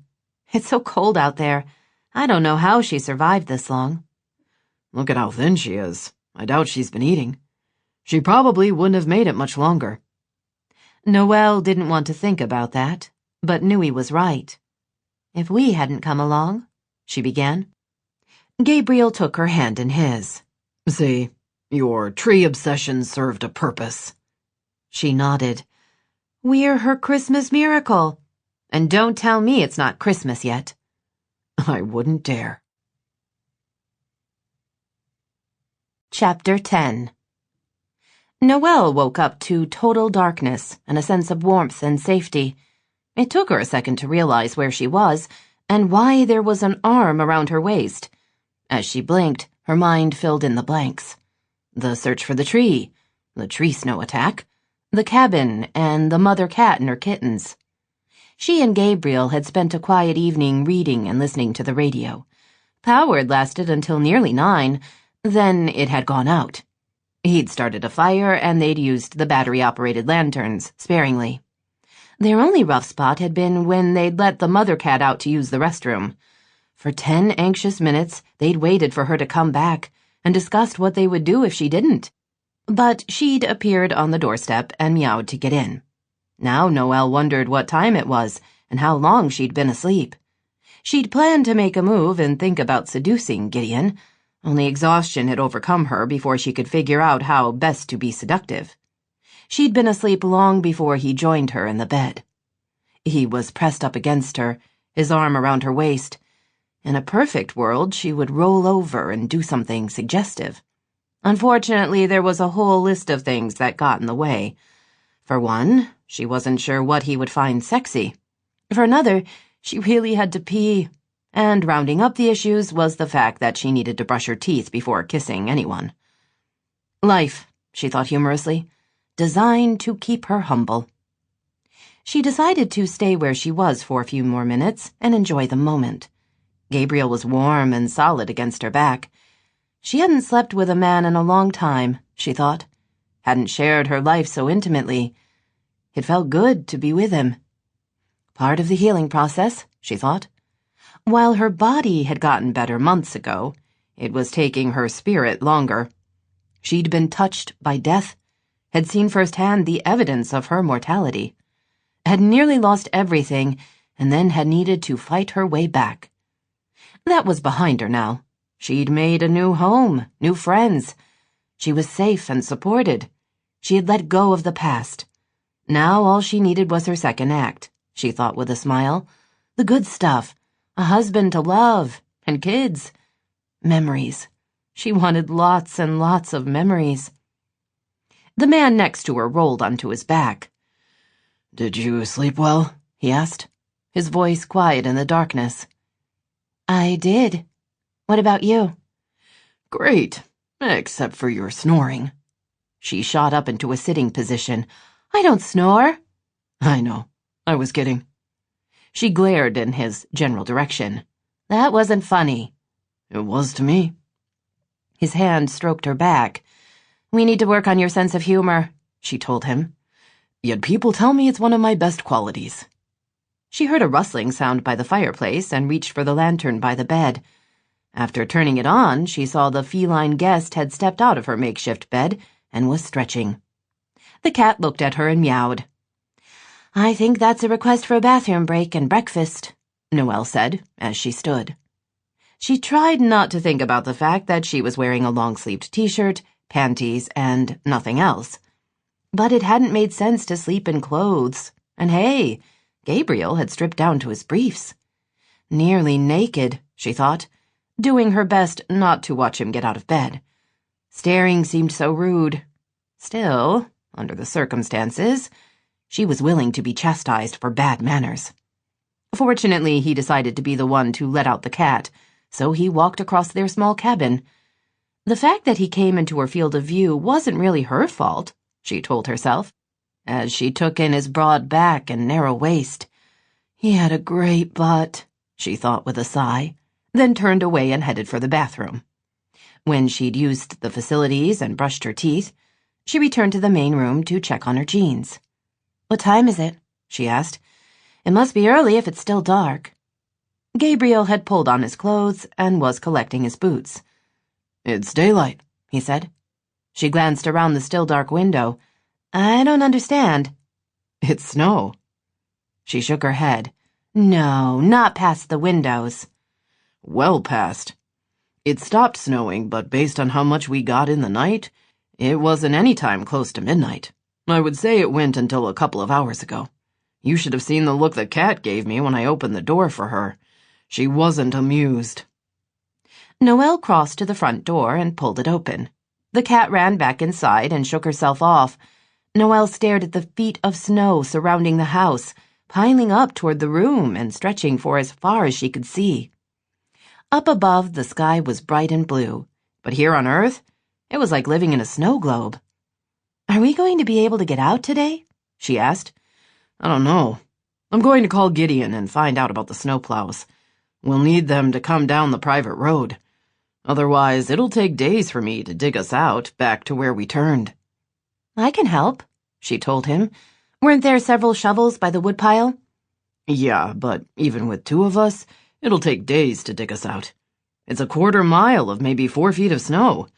That's not easy." He finished tying his boots, then headed for the bathroom. Noelle fed the cat and checked on the kittens before opening the freezer and quickly removing 2 casseroles. If they were going to be stuck here another day or so, they would need food, which meant defrosting before reheating. As for the rest of the contents of the freezer, she figured they had the rest of the day before they had to think about how to keep the food in the freezer cold. Of course, sticking it all in a snowbank would be a quick solution. "I'll be back," he told her as he stepped out of the bathroom. "Be careful," she told him, following him to the door. He surprised her with a quick kiss, and then he was gone. She looked at the mother cat. "I know what you're thinking. It all starts so casually, but before you know it, you're a single mother of 4, trying to make it through a hard winter." The mother cat closed her eyes and began to purr. Gabriel wasn't sure how far he walked to get a signal on his cell phone. All he knew was that by the time he reached the top of the rise, he could barely see the house, and he was cold, wet, and tired. He turned on his cell and was pleased to see 3 bars pop up. He dialed his brother. "Do you know what time it is?" came the grumbling greeting. "I work the late shift, bro." "Sorry," Gabriel told him. "I need your help." "What's wrong?" The question was immediate, and all sleep had fled Gideon's voice. He was a soldier on alert.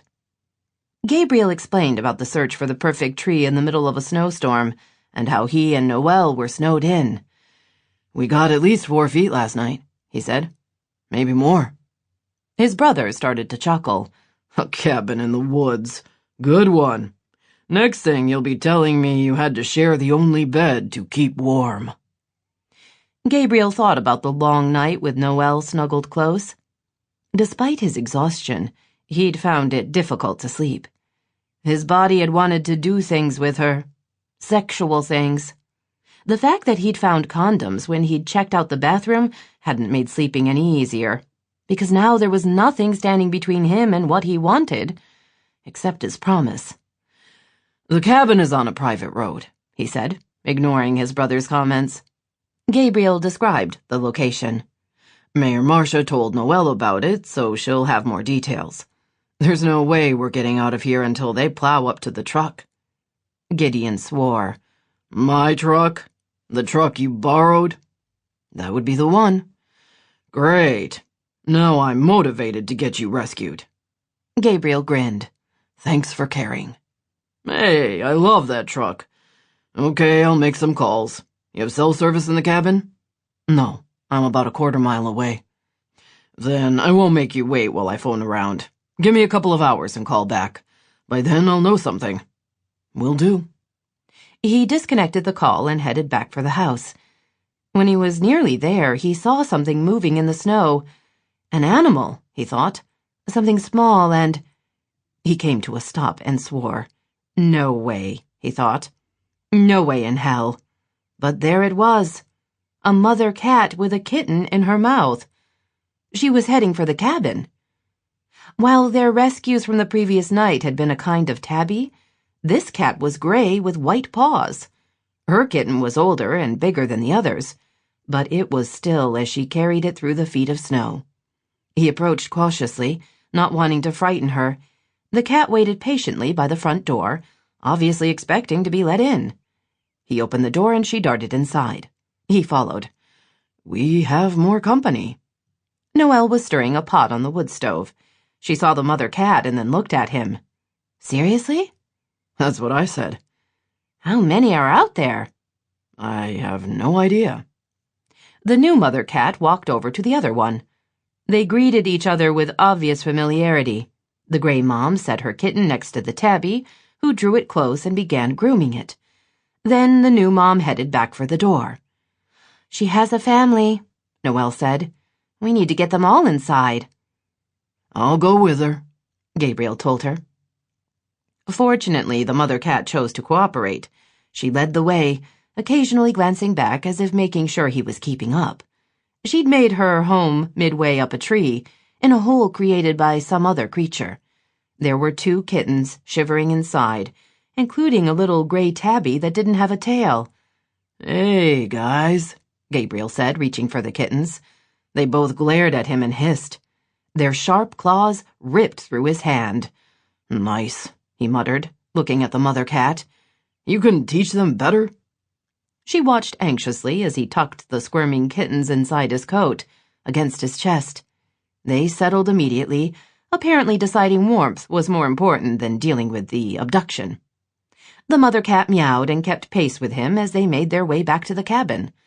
Once the babies were settled by the fireplace, the 2 mothers curled up around their families and went to sleep.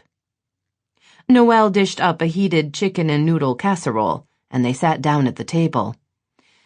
"We need to look around after breakfast," she said, "to see if there are any other cats in the area." He nodded and told her about his call to Gideon. "He'll have information from me in a couple of hours. In the meantime, we'll start digging out. We work for an hour, then come in and rest before heading out again." Forced exercise. Experts do say to work it into your lifestyle. I don't think this is what they had in mind. He thought about the drifts he'd seen and how the house was buried. The main roads are going to be their first priority. We have food, water, and shelter. There may be people stranded. She picked up her fork. "You're trying to warn me that we could be here a couple of days." He nodded. He knew the window contest was important to her, but he doubted they would get back in time to do anything. And they sure weren't going to be looking for the perfect tree. "I'm sorry you're stuck," she said. "I dragged you out here." I came voluntarily. She smiled. "Technically, you were complaining, but this isn't the time to go into that. Melissa will take care of the store. If the snow is this bad in town, then it's not like we're going to be getting a lot of customers anyway." She scooped up some chicken. "We have kittens, we have a radio, we have a supply of delicious casseroles. Could it be any better?" He knew she was teasing, but that part of her believed what she was saying. She wasn't the type to look on the dark side. And she was right. They were safe and would hold out for a week. No problem. She glanced at the kittens and smiled. He studied her profile. She was so beautiful, he thought. Giving, unexpectedly competitive. She was nothing he'd expected for his vacation, and yet now he couldn't imagine what he would have done with himself if he hadn't met her. Noelle studied the cards in front of her. All she needed was another 2 and either an 8 or king of spades, and she would be out, she thought. Careful to not let her expression show her glee. She'd never had much of a poker face. It was mid-afternoon. She and Gabriel had already had 4 sessions of digging out. Snow was heavier than it looked, especially when measured in feet. They dug what was more trench than path to the truck, then gone to work clearing the vehicle. Gabriel's second call to his brother had told them that the town had been slammed as well. That while the plows were out and working, they wouldn't get up Mother Bear Road until the following morning.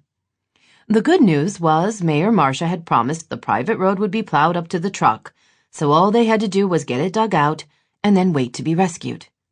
One more night, Noelle thought, as Gabriel took another card and slipped it into his hand. He studied the cards. One more night sharing a bed.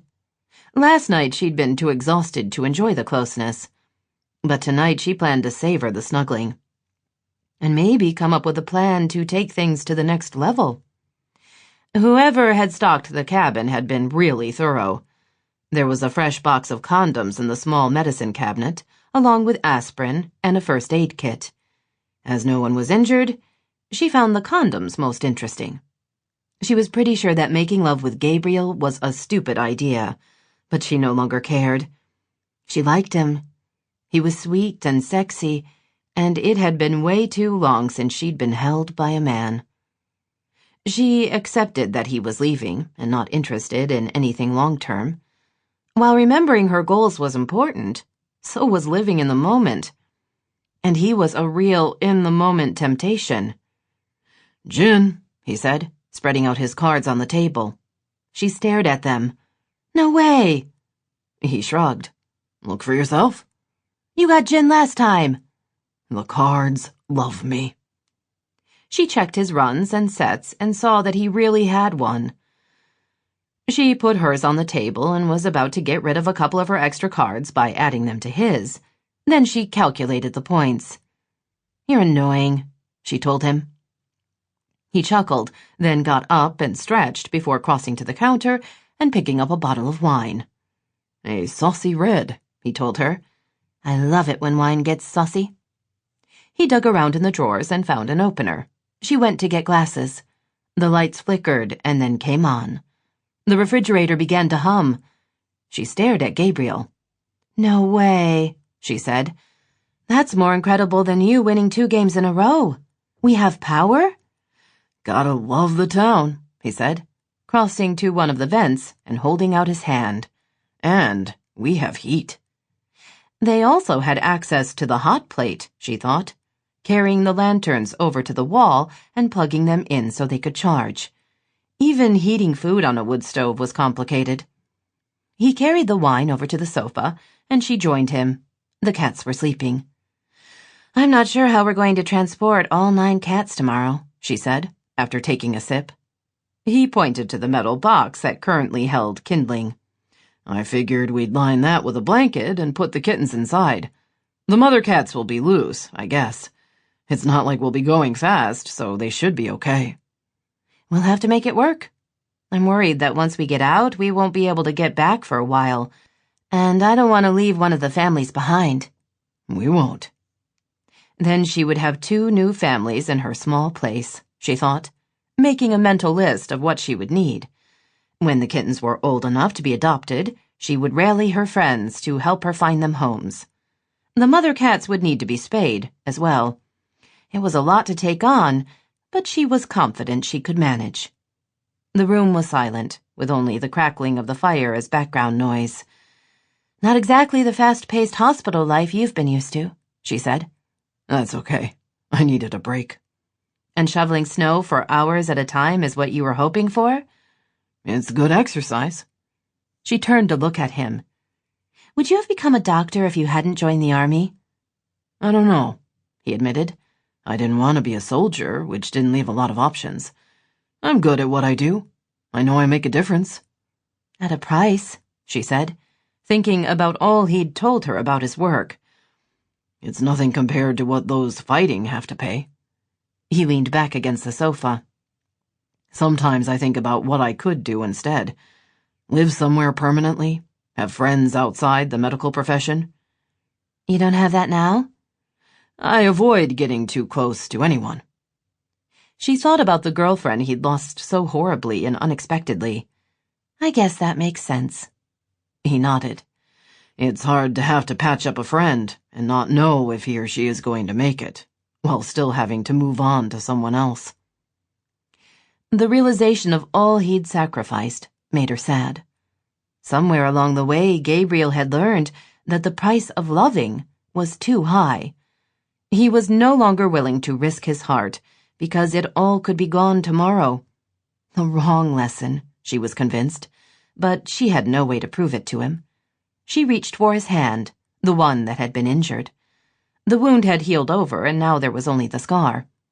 She put down her wine and held his hand in both of hers. There was strength here, she thought. Knowledge. He could recover, or at the very least, ward off death. She looked back at his face and saw him looking at her. His gaze was hooded, as if he didn't want her to know what he was thinking. In that moment, staring into his dark blue eyes, she understood that she'd never had a choice in the matter, that her destiny with Gabriel had been set from the second she'd seen him. He was kind and funny and smart and irreverent, and he knew about cats. He was the kind of man who hiked through the wilderness to find the perfect tree for a window display that didn't matter to him at all. He gave his all and expected nothing in return. She wanted to tell him that he could have her heart.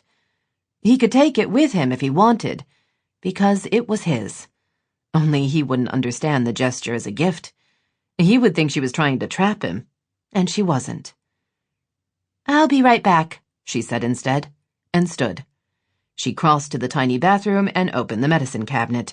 She pulled out the box of condoms and put them on the small table by the bed, then turned to face him. He'd risen to his feet, but didn't walk toward her. I wondered if you'd seen those. I did, she said, pulling her t-shirt off and draping it over the footboard. She unfastened her jeans and let them fall to the floor. He put down his wine. Just like that? Did you want more drama? No, he said, and moved toward her. She went into his arms. He drew her against him, moving his hands up and down her back. His fingers paused on the back of her bra. She felt a slight tug as the hooks were pulled free, and then it fell away. She pressed her lips to his as his hands slid up her sides and shifted to cup her breasts. Heat and need poured through her. She met his tongue stroke for stroke, even as she tugged on the hem of his sweater. He pulled it off, then moved them to the bed. He touched her everywhere, arousing her with first his fingers, then his tongue, exciting her until her breath came in pants, and her release was inevitable. She helped him undress, silently pleased his hands trembled. After slipping on the condom, he joined with her, as the sun slipped slowly over the horizon. I can't see you as a heartless corporate lawyer, Gabriel said, his hand moving up and down her bare belly. They were stretched out on the bed, their bodies sated, at least for the moment. Noelle liked that they were still naked and touching each other. To her, the real test of sexual compatibility wasn't in the moment. Anyone could make that good. It was after. Were there regrets? Did she want to make love again? Could they laugh? I wasn't heartless, she told him, which might have turned out to be a problem, although I suppose I should point out that not all corporate lawyers are heartless. One eyebrow rose. She grinned. Okay, some of them aren't. How's that? I'm still having trouble believing that. He moved his hand over one breast, then the other. He paused to tease her nipples, which made her shiver. His gaze sharpened. You like that?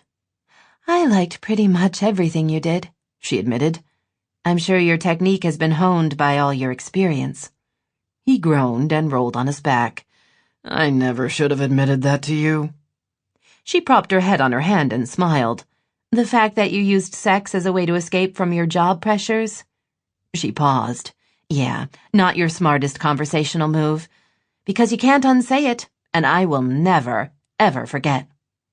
He glanced at her, the corner of his mouth turning up. I wasn't a complete dog. Interesting, because I hear a distinct yipping in the background. When I was in a relationship, I was faithful. I have no proof of that. The smile faded. I wouldn't do that. I don't get the point. If someone's unhappy, talk about it. If you can't fix it, man up and be honest about wanting to leave. I know, she said, leaning forward and lightly kissing him. He took her free hand in his and brought it to his groin. She stroked him, taking him from relaxed to aroused in about 3 seconds. She'd been about to suggest they get dressed and eat, but this was so much more interesting, she thought, especially when he drew her up so she was straddling him. She leaned over and let her hair trail along his chest. He moved his hand between them and found her very center. He smiled, slowly. I challenge you to a test of wills, he said. Who can last the longest? She sighed as he reached for the condoms.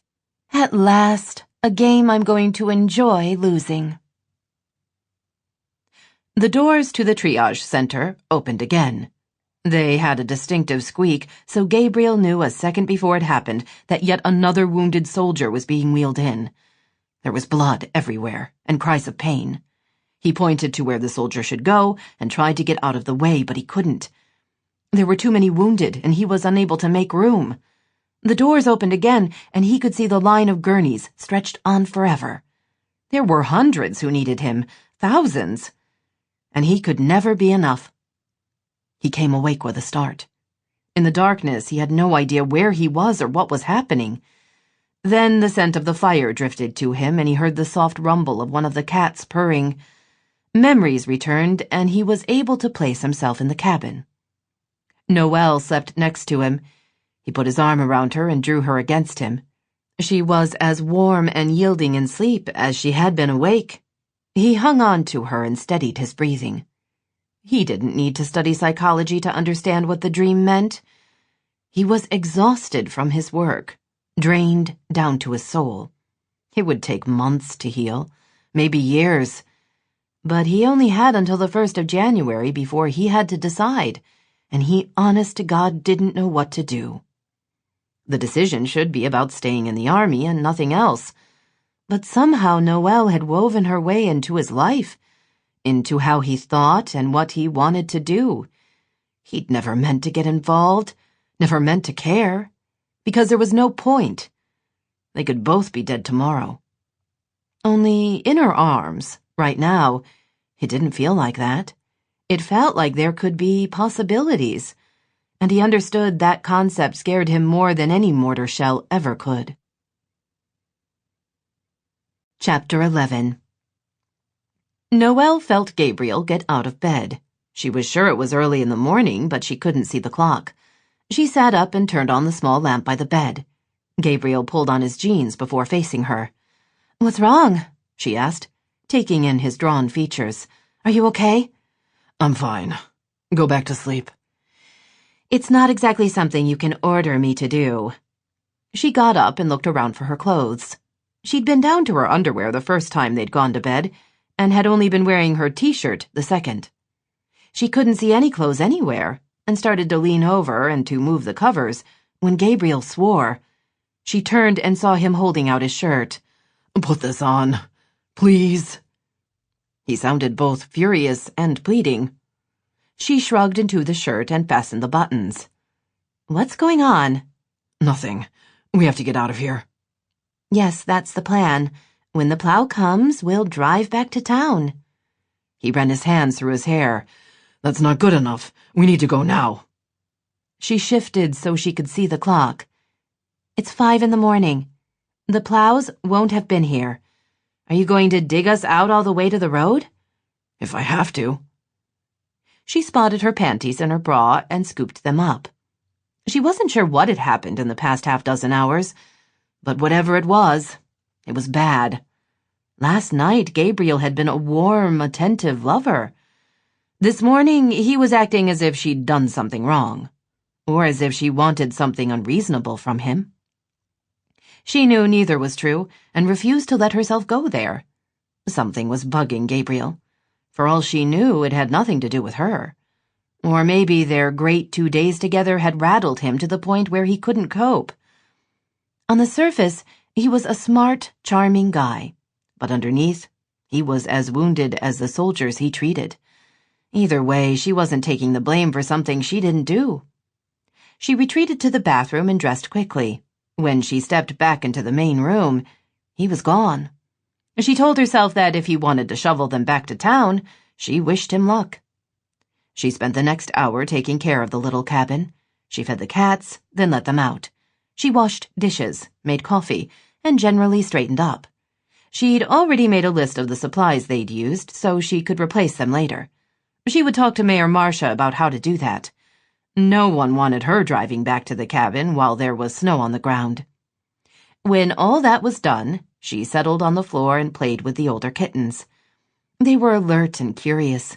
As they hadn't been around people before, they'd started out a little wary of her, but a rousing game of string had them crawling all over her and settling into her lap for a quick snooze.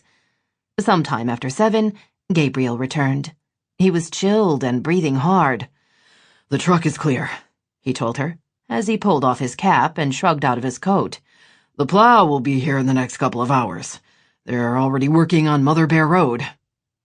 She watched him as he spoke, hoping to see a smile or some sign that whatever was bothering him had worked itself out. But he barely looked at her as he shrugged out of his layers. "There's coffee," she told him, pointing to the pot. "I've cleaned up and stripped the bed." She was planning on taking the sheets with her so she could wash them.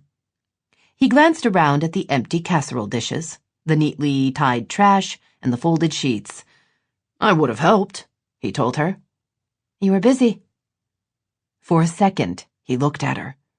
She waited, barely breathing, hoping for something. A smile, a hint that what they'd had so briefly still existed. But then he turned away, and the moment was lost. 9 cats were not easily corralled. The smallest kittens protested at being put in the box, but couldn't do much about it. The older kittens wanted to explore and scramble out. The mother cats had no interest in taking a drive. After several false starts, Noel and Gabriel stood in the center of the cabin, no closer to getting the animals loaded than they had been at the start. The difference was he was pissed, and she couldn't stop giggling. "This isn't funny," he told her, as he reached for one of the larger kittens again.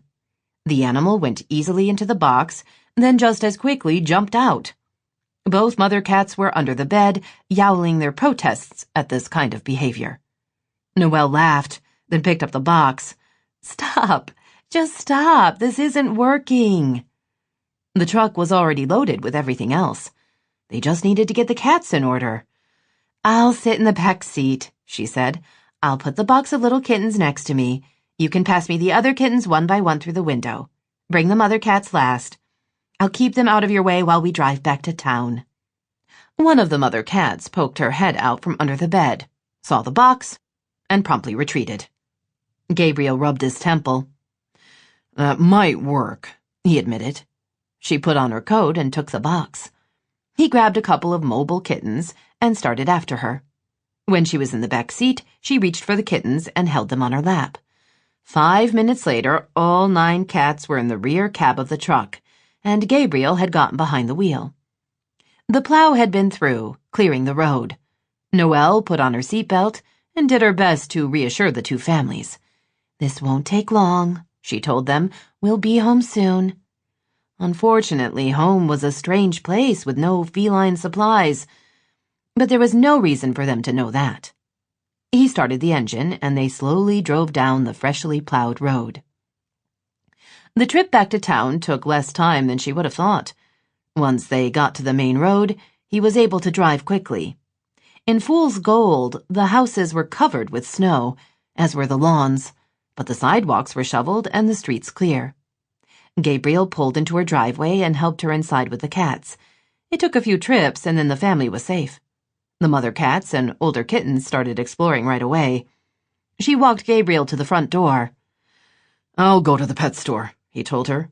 "Get what you need for the next few days. Food, litter, some dishes." "That would be nice," she said. "Thank you. I'm going to take a shower, then call around and find someone who can check on them while I'm at work." They were strangers exchanging information, she thought sadly. It was as if the past 2 days had never happened at all. "Just tell me why," she said impulsively. "What happened? Why are you different?" His dark gaze settled on her face. A muscle twitched by his mouth. She waited, hoping he would say something, anything, because that would give them a chance. If they could talk about it, they could fix it, or at least deal with it. "Everything is fine," he told her. "We're back. We have things to do." "All right," she said quietly, knowing there was no point. Gabriel had to be willing to meet her halfway. Obviously, he wasn't. She took her shower and dressed for work. Gabriel returned with the promised supplies, and she set up 2 litter boxes in the laundry room, then put out dishes of water and dry food. After making sure all the windows were securely closed, she left for work. The store was exactly as she remembered, bright and warm, with all things Christmas. Just walking inside lightened her spirits. She didn't know if she was going to see Gabriel again, and tried to tell herself it didn't matter. When she realized she was lying, she told herself that whether or not she saw him, she would recover. That this was only ever going to be temporary, and she had survived much worse. A little before 10, Melissa arrived, her younger sister, Abby, in tow. "I can't believe you got snowed in," Melissa said, hugging her. "That's so scary. But you're okay?" "We were fine. We had electricity most of the time." "Hey, Abby." The 15-year-old smiled at her. "I heard about the kittens. I can go by and check on them if you'd like."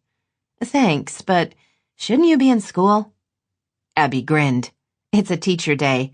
Those are my favorite. They were my favorites too, Noelle admitted. She gave the teen a spare key, and they set up a schedule with Abby agreeing to stop by Noelle's place right after school. They were discussing payment when the phone rang. Melissa answered it. That was Gabriel, she said, a couple of minutes later. He's not going to be coming in. She drew in a breath and looked at Noelle. So, we were wondering if Abby could work here. She's really responsible. I'd still look after the cats, Abby promised, her fingers clenched and her eyes bright with anticipation. Mom said I could work a few hours after school, but only through Christmas break. Once the new semester starts, I have to focus on my studies. Having you around would be great, Noelle told her, ignoring the sense of being hit in the gut. He hadn't even told her goodbye himself. Weak-assed jerk. Only calling him names didn't make her feel any better. I'll show you where to put your stuff, Melissa said, leading her sister toward the back room. Noelle walked to the front door and turned the sign to open. Then she unlocked the door and greeted her first customer. Gabriel went back to his vacation rental and tried to sleep. When that didn't work, he drove his brother's truck up to his place and got his car, then went back to town. He passed by the store several times, but didn't go in. He didn't have to, he reminded himself. He'd called to say he wouldn't. Only that didn't seem to matter. All he could think about was Noelle. He missed her and wanted to be with her. Only he couldn't because he couldn't give her what she wanted. He waited until close to 6, then parked where he could see her lock up and head home. She greeted several people as she walked the familiar streets, pausing to look at the window display in front of the sporting goods store. Gabriel swore and pounded his fist against the steering wheel. The window, he thought. The whole point of their trip up the mountain had been to get the perfect tree for the windows. Because she wanted to win that stupid contest. Only somehow that had been forgotten. The judging was in the morning. There wasn't time to... Or was there? He reached for his cell phone and dialed. Dad, be careful, Gabriel said, watching the older Boylan stretch up on a tall ladder. If I fall, you can patch me up, his father said cheerfully. Great, Gabriel thought. Now his dad had a sense of humor. Bones aren't my thing. It was late, or early, depending on one's frame of reference. His entire family was crowded into the Christmas attic, working to make Noelle's display as perfect as possible for the morning judging. Just have to get this power strip in place, his father said. Gideon, hand me that power drill. Gideon did as requested, then returned his attention to the laptop he and Carter had brought. Karen and Felicia were sharing another computer. Or rather, Felicia was working the keys while Karen pushed buttons on a remote-controlled robot, dressed to look like a Christmas elf. When he'd put out the call to his family, he hadn't known what to expect. But everyone had come through. They'd met at Gideon's house a little after 6 to work out a plan, then had collected everything they would need for the window display, and had descended on the store around 9. The idea was to combine an old-fashioned Christmas with high-tech innovation. The tree was the centerpiece. There were presents, some wrapped, some unwrapped. But instead of a team of elves helping Santa, there were 3 small robots in jaunty Christmas attire. The background was a light show, synchronized to holiday music. Dad, where did you find these old songs? Carter asked. They're classics. They're not even from this century. Gideon typed on the keyboard, then glanced at the lights his father was mounting in rows. Nothing good is from this century. Hey, I was born in this century. Gideon paused to squeeze his son's shoulder. Okay, you're right. You're the one good thing. Karen held up a box. Wrapped or unwrapped? Gabriel glanced at the make-your-own plushy elephant kit. Weird, so we'll leave it unwrapped. He glanced at his watch and swore. It was after 4. Carter yawned. I've never been up this late, the teen said with a sidelong glance at Felicia. There's no way I'm going to make it through classes today. She pressed her lips together. Yes, I know. I should have made a bed for you in the storeroom so you could sleep. Norm climbed down the ladder. You worry too much, woman. An adventure like this is good for the boy.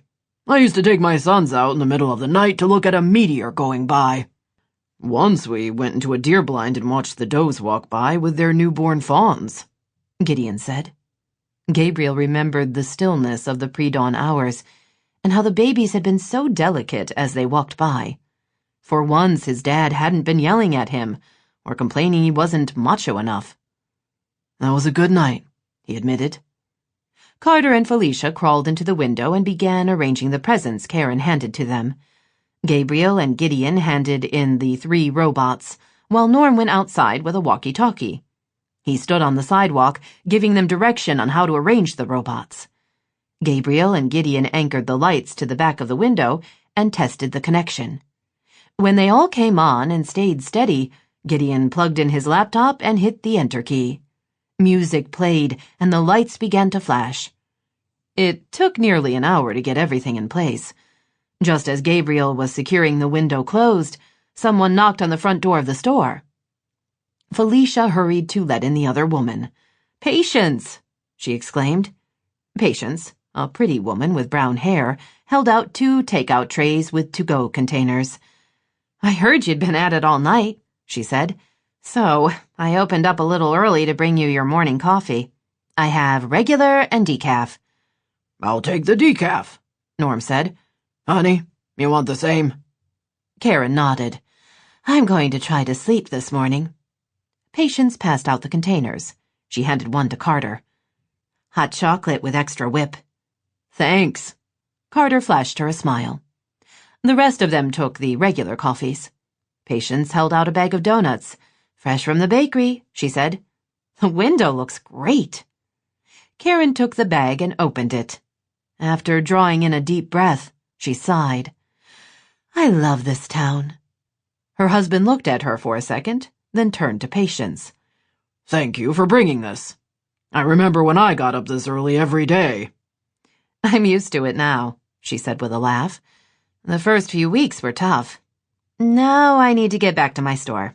I have a surprising number of regulars who are in line by 5. She started to leave, then turned back. "Oh, Police Chief Barnes said to remind you to lock up before you leave." "Of course she did," Gabriel murmured, thinking that was so like fool's gold. Everyone looked out for everyone else. Carter and Gideon went outside to watch the window display as it cycled through the 5 songs they'd programmed. Karen and Norm headed back for the house. Gabriel joined Felicia in the cleanup. "Thank you for asking for our help," his future sister-in-law said. "I like giving to my friends, and this was a unique opportunity." "I should be thanking you."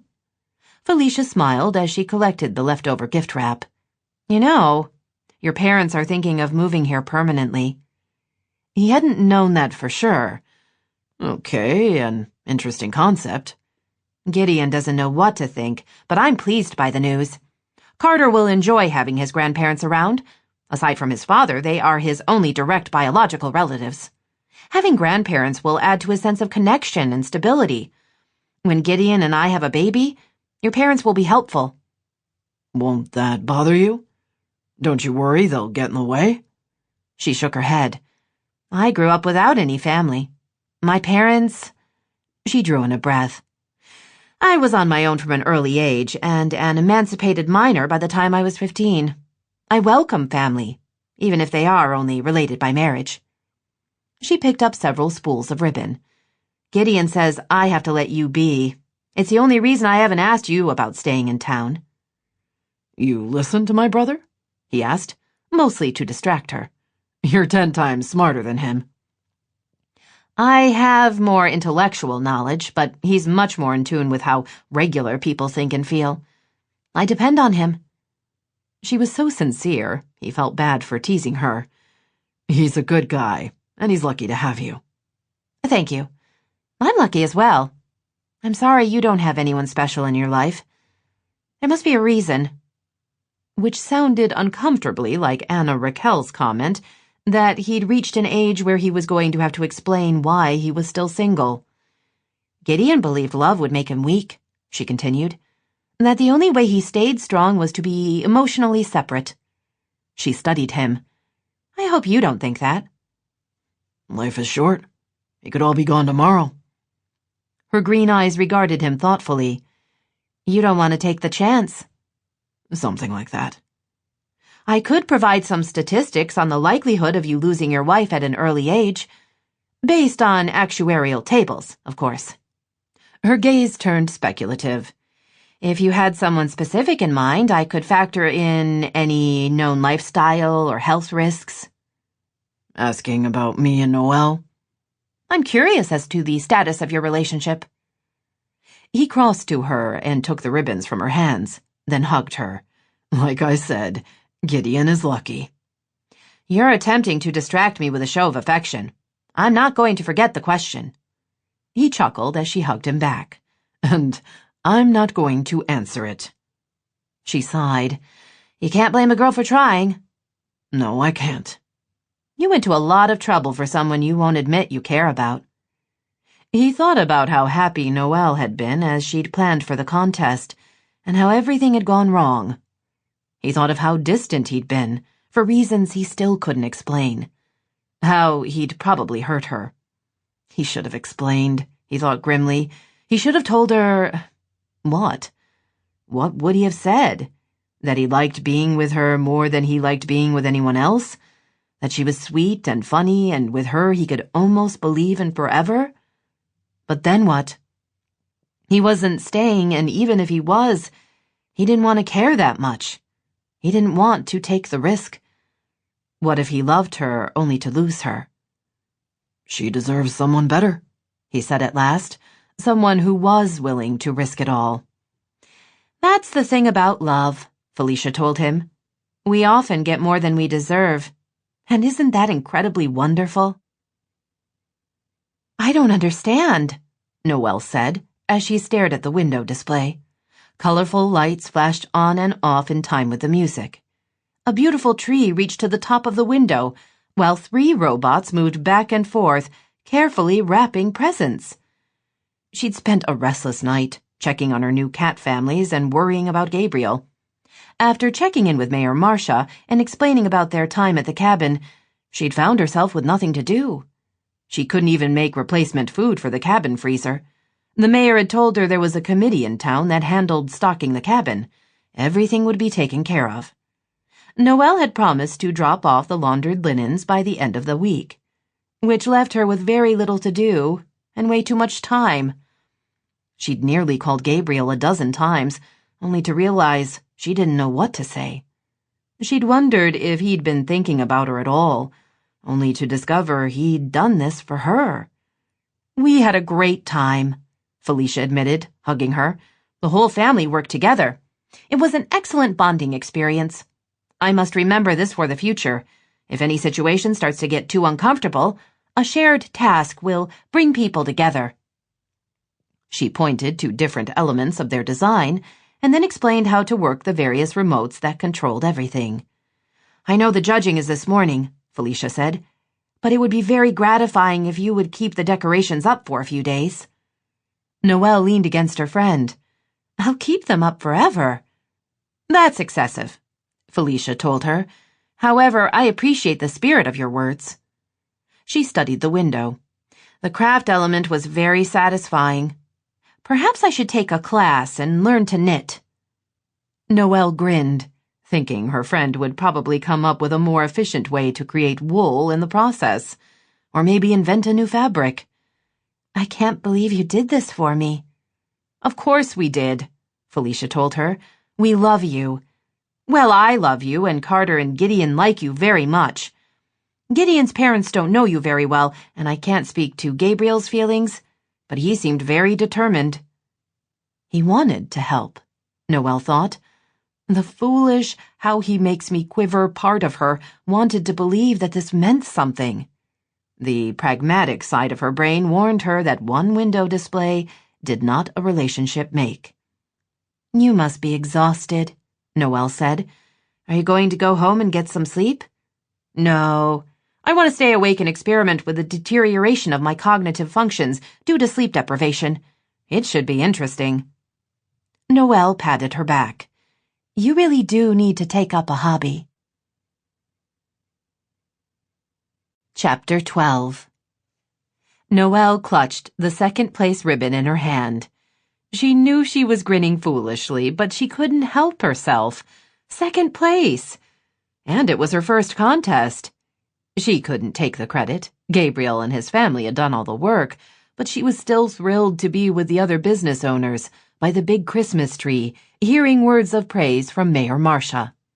Josh Golden, the owner of the winning window, took his small trophy and winked at her. "I think I'm going to be in trouble next year. Noelle is going to figure out what this is all about." "Bribing the judges with donuts!" someone in the back of the crowd yelled. Josh grinned. Noelle leaned against Patience. "This is the best," she said. "I'm so happy. Next year I'll start early with the planning. I love the animation. Felicia already said she and Carter would help me with that.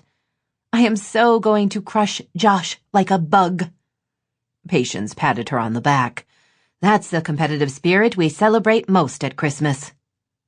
Noelle laughed. "I can't help it. I came in second." Melissa joined them. "I love that it all worked out in the end." They all made their way back to their stores.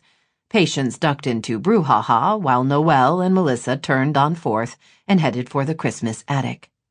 Gabriel was helping a customer with a Christmas clock. He looked up as she entered. His blue eyes were unreadable, his expression pleasant but distant. He was back, she thought with both surprise and pleasure.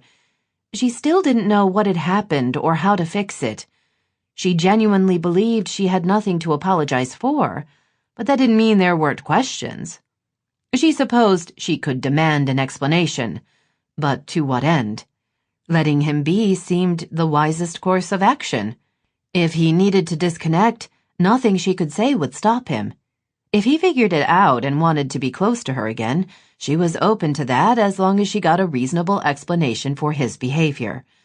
But that didn't mean she was going to ignore what he'd done for her. She walked over to him. "Thank you," she said quietly, as his customer examined the clock. "The window is so wonderful." "You're welcome." His gaze lingered for a second, giving her foolish hope. She gave him a quick smile and hung the ribbon on the back of the cash register, then went to take off her coat so she could return to work. The morning was busy. Her friend Charlie came in to look at ornaments for her mother. They settled on a delicate ballerina made of blown glass. Isabel called to say another bridesmaid gown had come in. "I know we picked one," Isabel said over the phone, "but this one is great too, and would so suit your skinny ass, about which I'm bitter." "You're incredibly beautiful, and Ford loves you." "Yeah, well, I'd love me better if I could lose 10 pounds. But just saying that makes me want to eat a cookie." She sighed. "My life is complicated. Anyway, come by when you can and you can try them on at the same time and make a decision." "My skinny ass and I will be there this afternoon," Noelle said with a laugh. "Nativity crisis," Melissa murmured as she hurried by with 2 wreaths in her hands. Noelle turned and saw a middle-aged female tourist wiping away tears. "Gotta go," she told Isabel. "I'll be by later." She hung up, then hurried over to the customer. "Can I help you?" she asked, careful to keep her voice gentle. The woman looked at her. "I'm sorry. I'm being silly. It's just these ridiculous gourds you have. Who would make a gourd nativity? Only, it reminds me of when I was a little girl and I spent Christmas with my great-grandmother because my mom was having my little brother. I didn't know Nana very well. To be honest, she frightened me. She was so stern and she had a strange accent, all very daunting to a 4-year-old. But I learned she was sweet and funny, and she had a nativity of old dried apples, something her grandmother had made. It was unusual, but also beautiful, and this reminds me of that." More tears flowed. "I have to have this," the woman said. "You're exactly who it's been waiting for," Noelle told her with a smile. Gabriel was clear on his actions. He'd been avoiding Noelle. He'd shown up for work, but he had nothing to do with her beyond polite work-related conversation. It was as if they were strangers who didn't like each other very much. He'd expected her to glower at him, or fire him, something. But she'd thanked him for what he'd done and then went about her business with a friendly smile for everyone, even him. Even now, as she ushered a sobbing customer to the cash register, that ridiculous gourd nativity in her hands, she gave him a quick grin. What he and his family had done for her window display didn't make up for his bad manners after a night of incredible lovemaking. He felt like the Grinch after stealing all the presents. The Whos down in Whoville really didn't need the trappings of Christmas to celebrate the season. They were happy anyway, and so was she. He didn't get it. Why wasn't she pissed? Or demanding an explanation? They'd slept together. They'd been physically and emotionally intimate, and then he'd turned his back on her without bothering to tell her why. Didn't that make her want to beat the crap out of him? Either she was the best actress ever, or she genuinely wasn't bothered. He suspected the latter had to be true, which only bugged him more. Shortly after 5, when they were wrapping up for the day, he followed her into the back room and closed the door behind them. She looked at him. "What's up?" she asked. "You're not mad." "Should I be?" "Yes, you should be furious. We had sex at the cabin and then I disappeared, emotionally if not physically. I couldn't deal with you." "But you took care of my Christmas window." "That has nothing to do with sex." "Good to know. Okay, you disappeared. Do you know why?" He shoved his hands into his jean pockets, then pulled them back out. The space was too small, he thought grimly as he tried to pace, only to find himself trapped by boxes and the small desk she used. "It was more than I could handle," he admitted, facing her. "You, us, the cats. I can't do what you want. Be what you need. There's too much in my head. I'm going back." "To the army?" she asked. "I don't know. I guess I should." "Do you want to?" A question for which he didn't have an answer. "I make a difference there," he said at last. "I need to keep making a difference. Sometimes there are so many of them," he added, thinking of the dream he would never tell her about. She studied him for a long time, then nodded slowly. "You think I can't handle it. Whatever you have going on, you think I'm not strong enough." "Look, you're here in this world. Even if I could get past believing I could lose everything I care about in a second, even if I was willing to take the risk, I can't. Look at this place. It's fool's gold. They have elephants dressed as Santa in their parades. I think the world I know would make you a different person." She stared into his eyes. He had no idea what she was thinking, so he didn't bother trying to figure it out. Instead, he let his gaze roam her face, taking in the sweet shape of her mouth and how her blonde hair swayed with every movement. "Let me see if I have this straight," she said. "You got too close too fast. Because of my sparkling personality and the great sex, you couldn't handle it, so you ran. Emotionally, if not physically. Now you feel guilty, but if you apologize too clearly, I might expect more than you can give. You're also worried I'm not tough enough to handle whatever you think you have going on. Is that about right?" While the concepts matched, he didn't like how she'd characterized him. "I wouldn't have put it—" She raised her eyebrows. "Yes or no?" "Yes." "My place after closing. You need to be there. I have something to show you."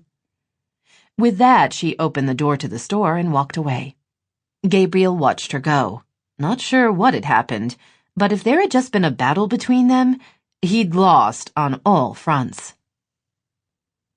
As instructed, Gabriel arrived at Noelle's small house after closing.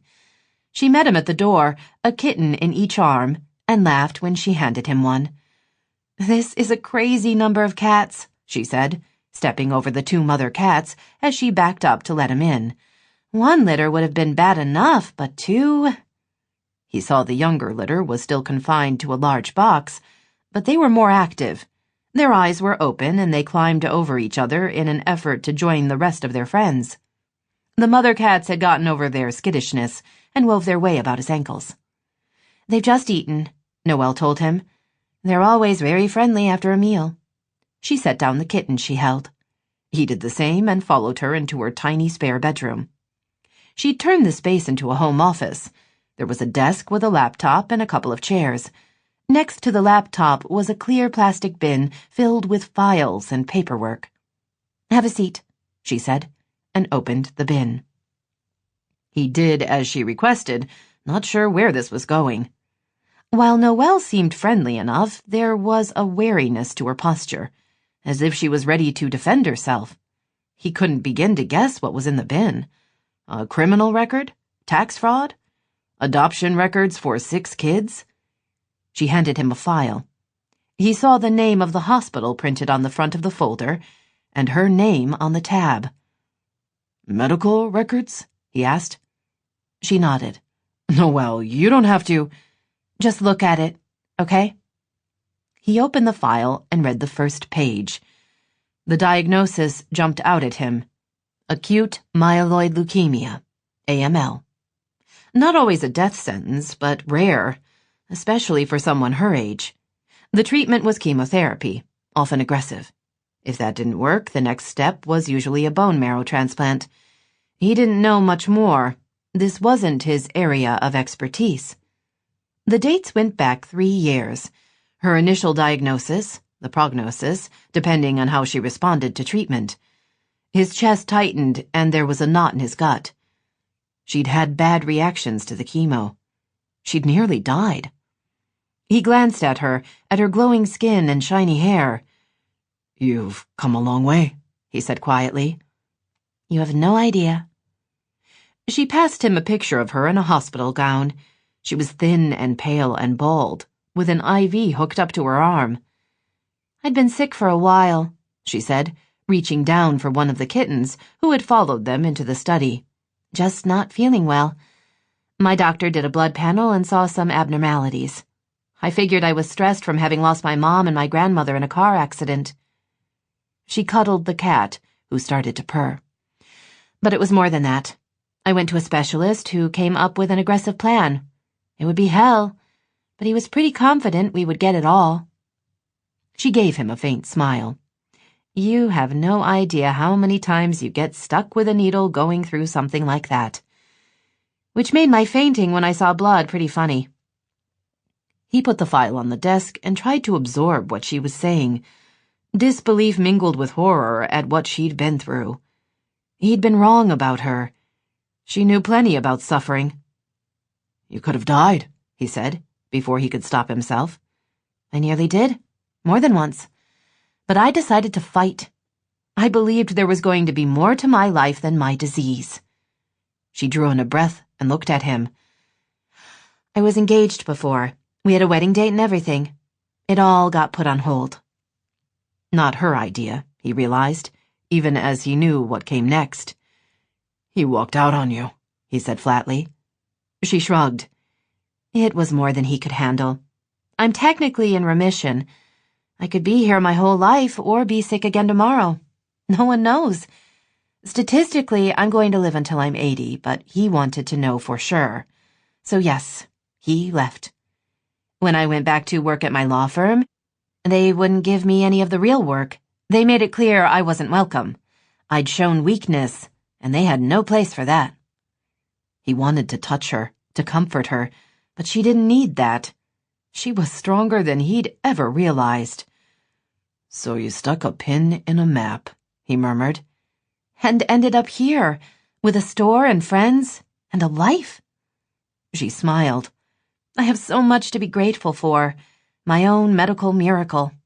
I might not have seen what you've seen, but I fought my own war. I know what it's like to be overwhelmed and exhausted, all while puking my guts out.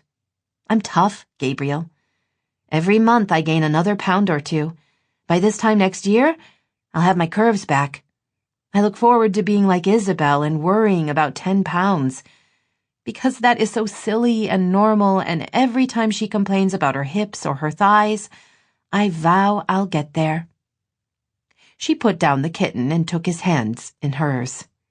I know about ghosts and lost opportunities, and believe me, I know there are no guarantees. I'm sorry the lesson you learned from what you've been through is it's not worth taking the chance, because I believe it's all about taking the chance. We are the sum of our experiences, and those experiences need to come from a place of wonder and curiosity. She smiled at him. I don't know if you're going to stay in the army or not, but I do know you're leaving Fool's Gold. I know this isn't permanent, and I still want to be with you. I want us to be friends, and I want us to be lovers.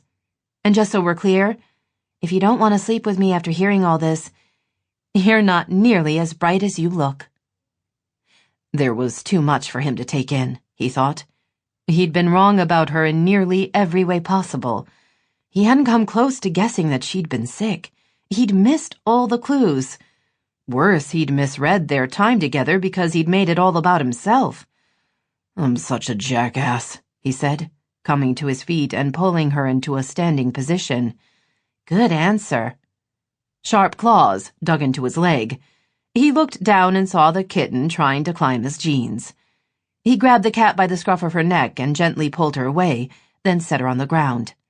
Then he took Noelle by the hand and led her into the bedroom. Once the door was closed, he cupped her cheeks and studied her face. You're so beautiful, he told her, right before he kissed her. Her mouth was soft and yielding, but as he stroked his tongue against her lower lip, he felt her respond with growing passion. The need was in him. It had never really gone away. Now it moved through his blood, heating, stirring, making it difficult to think beyond how he could touch her and be in her. She was a gift he didn't deserve, he thought, as he moved his hands across her back and then down her side to her hips. He took the return journey more slowly, savoring the feel of her body before cupping her curves in his hands. She moaned softly. Her head fell back and he trailed his mouth down her neck. Tell me you bought condoms, he whispered against her skin. She laughed and reached for the hem of her sweater. Of course. Her eyes sparkled with amusement. Extra large. That's my girl. Sometime after midnight, Noelle pulled on her robe and headed for the kitchen. They were too late for takeout, so she was going to have to find them something to eat from what was in her refrigerator. Too bad she hadn't brought back a few casseroles from their time at the cabin. All that food had been delicious. She found a frozen pizza in her freezer and figured they could make do. As she turned on the oven, one of the mother cats strolled into the kitchen and meowed at her. The feline gaze was both inquisitive and knowing. Yes, we were doing it, Noelle admitted to her houseguest. The mother cat meowed again. I'm aware of the consequences. I won't get pregnant. The cat's gaze turned knowing, as if she were pointing out there were other kinds of consequences. You meant falling in love? Noelle asked, her tone light, because she already knew the answer. She loved Gabriel. She wasn't sure when or where, but it had happened. It was a monumentally stupid thing to have done, and yet she wouldn't take it back, even if she could. What do you think? Gabriel asked, turning the laptop so Noelle could see the screen. She squinted at the image. It's a book. It's a set of books, he corrected. Because that makes it better? She asked with a laugh. They were sprawled on her sofa, spending a quiet Sunday afternoon together. Since spending the night with her, Gabriel hadn't left. Technically, he hadn't moved in, but in the past couple of days, he'd started bringing over clothes and toiletries. Noelle wasn't sure what had caused the change of heart. She knew it was something about her illness, but didn't know if he now thought she could understand his world better, or if he thought she was tough, or what. She also wasn't about to ask. If her goal was to live life to the fullest, then she needed to enjoy her time with Gabriel while it lasted, and then accept that he would be leaving. When that happened, She would be hurt and have to recover. Being with him, loving him, made her realize that some part of her had been afraid to give in to a man again. She'd been so devastated when Jeremy had walked out on her. Intellectually, she'd known that finding out he wasn't interested in the in-sickness part of marriage before taking vows was a good thing. She'd also felt completely alone in the world. For all of her talk of wanting a man around, she'd been afraid to take that risk again. But now she had. She'd given her heart to Gabriel, which meant she could give it to someone else eventually. The last piece of her had healed, and that felt good. He turned the computer so he could study the screen. You're saying Carter won't like books for a present? I thought he enjoyed reading. He does. But e-books. I know this century has been hard for you, she teased, but there are now books you can download to your... She had more she was going to say, but he put the laptop on the coffee table and lunged for her. She squirmed to get away, knowing he was going to tickle her. The kittens, who had been crawling along the back of the sofa, joined in the game, jumping on her shoulder and his back. Needle claws dug in. Gabriel straightened and gingerly pulled the kitten from his back. He held it up in the air. "Watch it," he said, his voice softer than his words. The kitten swiped at him with one paw, then relaxed in his arms when he rolled it onto its back and began rubbing its tummy. "Giving an e-book isn't the same," he grumbled. "How do I wrap that?" I'll admit the wrapping is a problem. She shifted her kitten to her lap and scratched the side of its face.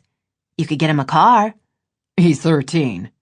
Yes, but he keeps telling his father it's never too early to learn to drive. Gabriel shifted so he was facing front, then pulled her against him. He wrapped an arm around her and kissed the top of her head. His kitten started climbing his chest. "No car," he said. "I'll keep looking. I have gifts for everyone else." Gifts he'd ordered online in the past couple of days, she thought. They were being delivered here. He'd already told her he would need help wrapping.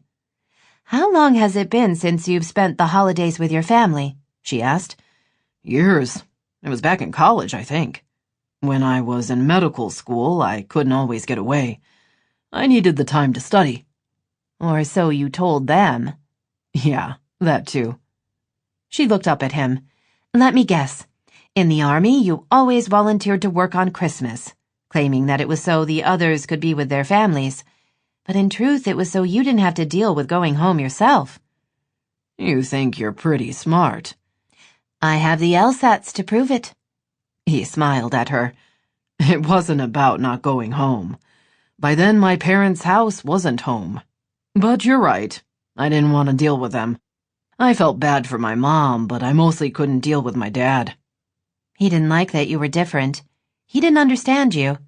He still doesn't. Men want their sons to be like them. It's difficult to let that go. Now you sound like Felicia, he said. She chuckled. Wow, that's an amazing compliment. But you know I'm right. Your dad was raised to believe in honor and service. He's old-fashioned. If it's not his way, it's wrong. He nodded as he leaned back against the sofa. The kitten had curled up on his chest and fallen asleep. He folded his arm across his chest to hold it in place. He needs to get over that, Gabriel told her. And before you tell me he's probably not going to, I already figured that out. I guess... He paused. I guess I don't like knowing how much I disappoint him. Rather than deal with that, I stay away. You're a doctor, she said, thinking Norm had to reconsider his standards. I'm not a soldier. Well, he's stupid. She snuggled closer. I'm sorry your dad makes it hard for you to be with your family. I'm going to stay in touch with Gideon more. He's made a life for himself here. Carter's great, and who wouldn't love Felicia? In a brotherly way, of course. You'd better add that, she teased. Otherwise your brother will snap you into teeny-tiny pieces. I know. Good for him. There was something in Gabriel's voice, she thought. Was he wistful? Was he wishing he could find what his brother had? Love? A place to belong? All questions designed to make her crazy, she reminded herself. Gabriel was leaving. Even if he was staying, she didn't think he was the least bit interested in getting involved on a permanent basis. He'd made that clear, and she would be wise to listen when he... Her cell phone rang. She stood and crossed to the foyer table, where she'd left it. She set down her kitten before answering. Hello? Noelle, this is Police Chief Barnes. We have a situation up on the mountain. There's been an avalanche. It's a big one, and there were a lot of people skiing and snowboarding. There are going to be injuries. I'm calling to find out if you know where Gabriel Boylan is. Mayor Marcia says he's a trauma specialist. We're going to need that. The police chief spoke so calmly, Noelle almost didn't take in the meaning of her words. Then reality slammed into her, and for a second, she thought she was going to faint, or maybe throw up. He's here, she said, turning to walk back to the sofa. But Gabriel was already at her side. What is it? He asked. She handed him the phone. He took it and listened. While she had a feeling she'd gone pale, he stayed calm. After asking a couple of questions, he got the location and said he would be right there. He was already moving before he'd hung up. Stay here, he told her. I know you want to help, but you'll get in the way on the mountain. Organize in town. People will need help.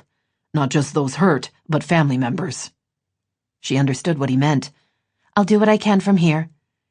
He handed her his kitten, then kissed her on the mouth, and was out the door before she could catch her breath. She stared out the window, watching him drive away. She didn't know much about snow or avalanches, but she had a feeling the outcome could be devastating. She picked up her cell phone and started making calls. Chapter 13. The sky above the Gold Rush Ski Lodge and Resort was an impossible shade of blue. The roads were plowed, the temperature in the high 20s. It was the perfect day for skiing or snowboarding. But with the recent storm, feet of new snow had fallen on layers of older snow. Gabriel would guess some of those layers had been more powdery, with a few inches of wet snow sandwiched in between. Then the recent dump had added weight, and an avalanche was born. He followed several police cars and 2 ambulances into the parking lot. People were milling about, most dressed in heavy parkas and ski pants. He pulled off to the side and parked, then sprinted toward what was obviously the command center. Dr. Gabriel Boylan, he said, identifying himself to a tall female firefighter who was directing people. Trauma specialist. Good, she said, and pointed to the large hotel. The ballroom is in the back. They're turning it into a trauma center. You're going to be in charge of triage. How many people are missing? The woman, her badge said C. Dixon, grimaced. We don't know. The police are running license plates from the parking lots to get names right now. We have locals, people who drive up for the day, and those staying in town. A lot of schools broke early for the holidays. There could be 200 or 300 people on the mountain near the avalanche. They could all be fine. She swallowed. Or not. He nodded and took off in the direction she'd pointed. He had to identify himself a couple more times before being let into the hotel. From there, it was an easy jog to the giant ballroom. Emergency supplies were already being put in place. Trucks had backed up to the ballroom and were unloading supplies. As he watched, gurneys and IV stands were being put along one wall. Gabriel! He turned and saw Felicia hurrying toward him. She flung herself at him and hung on. Gideon and Carter were out snowboarding, she said. Her body trembled as she spoke. Your parents were skiing, but I've already talked to them and they're fine. It was suggested I go with them, but I'm not good with those kinds of sports. She raised her head and looked at him, tears filling her green eyes. A ridiculous thing to say. It's the shock and worry, but still, who cares if I can't ski? He grabbed her by the shoulders and stared at her. Breathe, he told her. Breathe. You need to focus. Whatever has happened, you can't change it. But you can make a difference by helping with the logistics. Not just for Gideon and Carter, but for everyone else. We need you to stay strong. Not the tack he would have taken with anyone else, he thought. But Felicia tended to live in her head. For a second, he thought she might burst into tears, but instead she seemed to pull herself together. "You're right. I have excellent organizational skills. Those will help everyone. Me falling apart will not." "They found people!" someone yelled. The huge ballroom went still for a heartbeat. Then all the volunteers started moving. Gabriel hesitated for a second, but Felicia pushed him away. "I'm fine," she said. "Go. You're needed." He headed for the medical team by the equipment and identified himself. He pulled on a spare white coat and opened one of the large medical travel kits. Less than 5 minutes later, 2 people were carried in. They were both in their 20s, and he didn't recognize them. The woman was unconscious, while the man insisted he was fine. "Broken leg on that one," one of the people helping the man said. "We don't know about her." Gabriel was already moving toward her. Everything around him faded as he began his examination. Gabriel was conscious of the passage of time, but only in the sense that it was moving forward. He had no idea if he'd been working 10 minutes or 10 hours. The injured came in clusters, 2 here, 5 there. Most of the injuries were minor, although a few people had been buried in snow for some time. He diagnosed broken bones, hypothermia, and shock. One woman came in screaming for her son, who had suffered little more than a few cuts and bruises. As she fell across her teenager and babbled about how grateful she was, Gabriel told himself to be patient, that she couldn't understand how, compared to a rocket-propelled grenade or an IED, this was nothing. That any loss of life would be minimal, and most of the injuries minor. Still, the work was gratifying. More medical personnel joined him. A tall, scarred man introduced himself as Dr. Simon Bradley. Gabriel remembered him being mentioned and knew he was a plastic surgeon who specialized in burns. Gabriel directed him to where those with cuts were being patched up. Mayor Marcia arrived, accompanied by 3 big guys in what looked like survival gear. "They're from CDS," one of the nurses said. "The bodyguard school. They'll be helping with the search." "We need avalanche dogs," another nurse said. "The town is getting so big. Things like that are important." There was more conversation, but he didn't listen. Not while he had patience. He examined the older woman who was next in line. She was awake and alert. "How are you feeling?" he asked, testing her pupils, then reaching for his stethoscope. "Foolish. I could see the snow coming down the mountain, but couldn't ski out of the way fast enough. I got caught on the edge. I'm a little shaken, but nothing is broken." He confirmed her self-diagnosis, then sent her over to the group who were probably okay, but needed observation. He turned to go to the next patient, only to see they had a temporary lull. Just then Carter came walking into the ballroom with his dad. There was a teenaged boy between them who was limping. Gabriel hurried over. "Have you seen Felicia?" he asked. Carter grinned. "She about squeezed all the air out of us. She was really worried." He sounded pleased by the information. "This is my friend Reese. We weren't in the avalanche. Reese slipped on some ice." "I'm fine," his friend protested. "My ankle hurts. It's no big deal." "I'll check him out," Gabriel told his brother. "How's it going out there?" "A couple of people are missing. Teams are heading out to find them. Considering how bad it could have been, we got lucky." Noelle found talking on the phone while keeping an eye on Pia Moreno was harder than it sounded. Felicia had been calling from the hotel and updating the head count. Families found themselves needing to stay in town unexpectedly. Hotel rooms had to be located and reserved. Brouhaha had been converted into a command center. Laptops and notepads covered the tables. There was a cell phone charging station by the front counter, and dry erase boards on wheels were constantly updated with injury counts, available hotel rooms, and emergency information.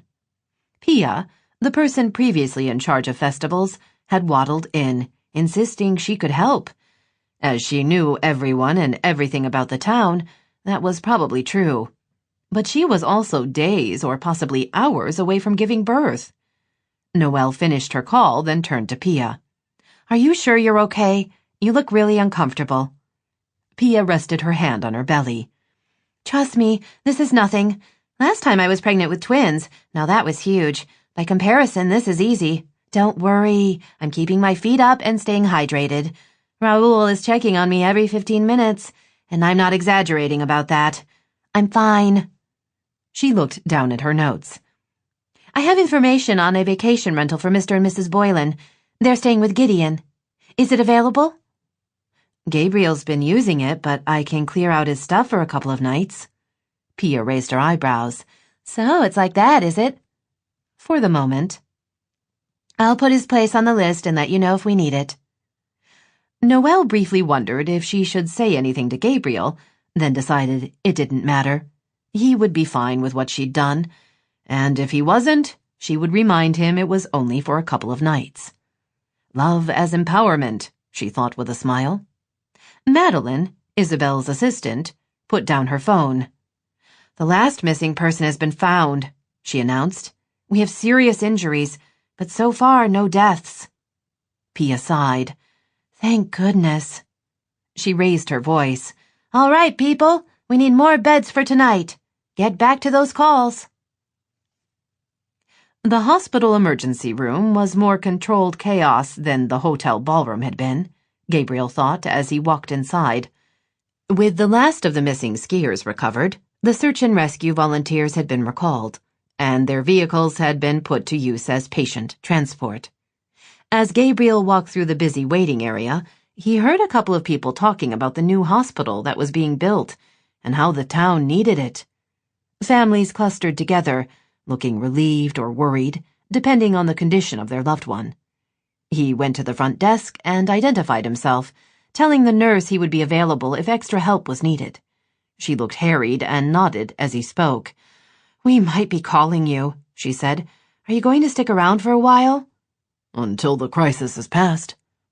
She took down his cell number, then turned to the next person waiting.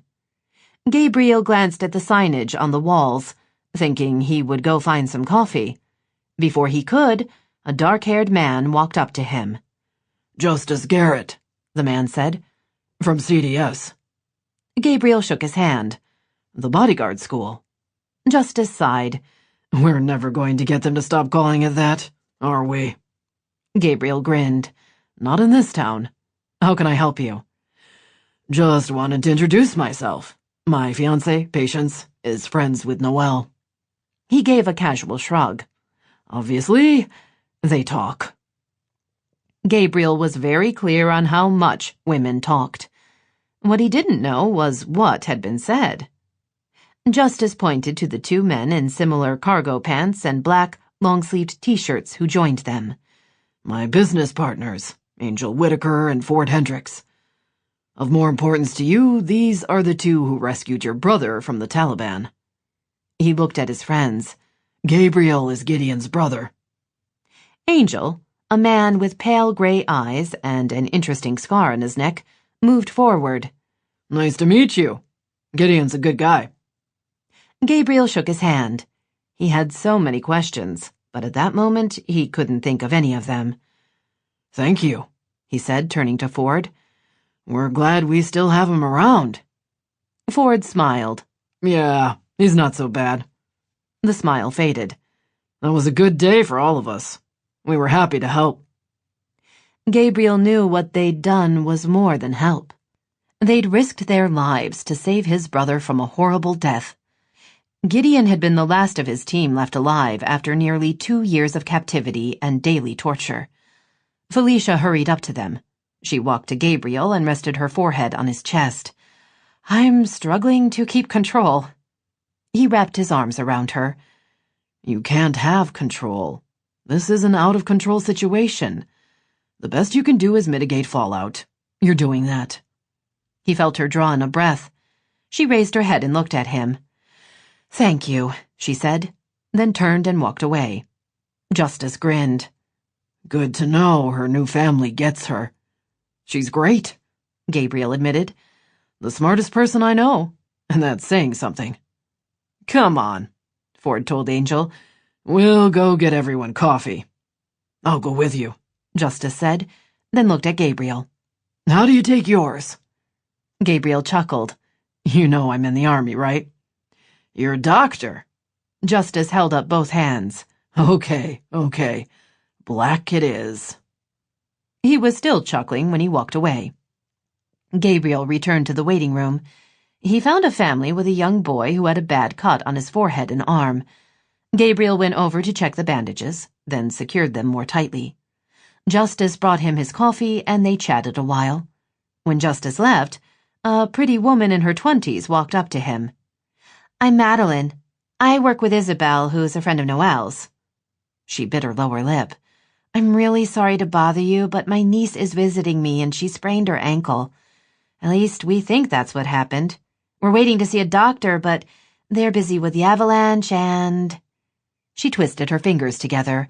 "Could you maybe take a look at it? I know you're a trauma specialist, so this isn't anything you would normally bother with, but I didn't know who else to ask." Gabriel thought about pointing out he wasn't with the hospital. Not that anyone seemed to care. It was the town, he thought, both frustrated and oddly comforted by the basic assumption that he was a decent guy who would step in where needed. Of course he would, but how did they know? Another ambulance pulled up to the emergency room. Hospital personnel went running. If he didn't help, Madeline and her niece would be here for hours. "Show me where she is," he said. 30 minutes later, the two women left. The ankle was slightly swollen, but not bad at all. A little ice, a compression bandage, and she would be fine. Gabriel had sent them off with instructions, along with a promise that Madeline would take her niece to Madeline's primary care doctor in the morning. He started for the front desk to make notes in her chart, only to remember there was no chart, and he had no business practicing medicine here. Well, hell, he thought with a laugh. "What's so funny?" his father asked as he approached.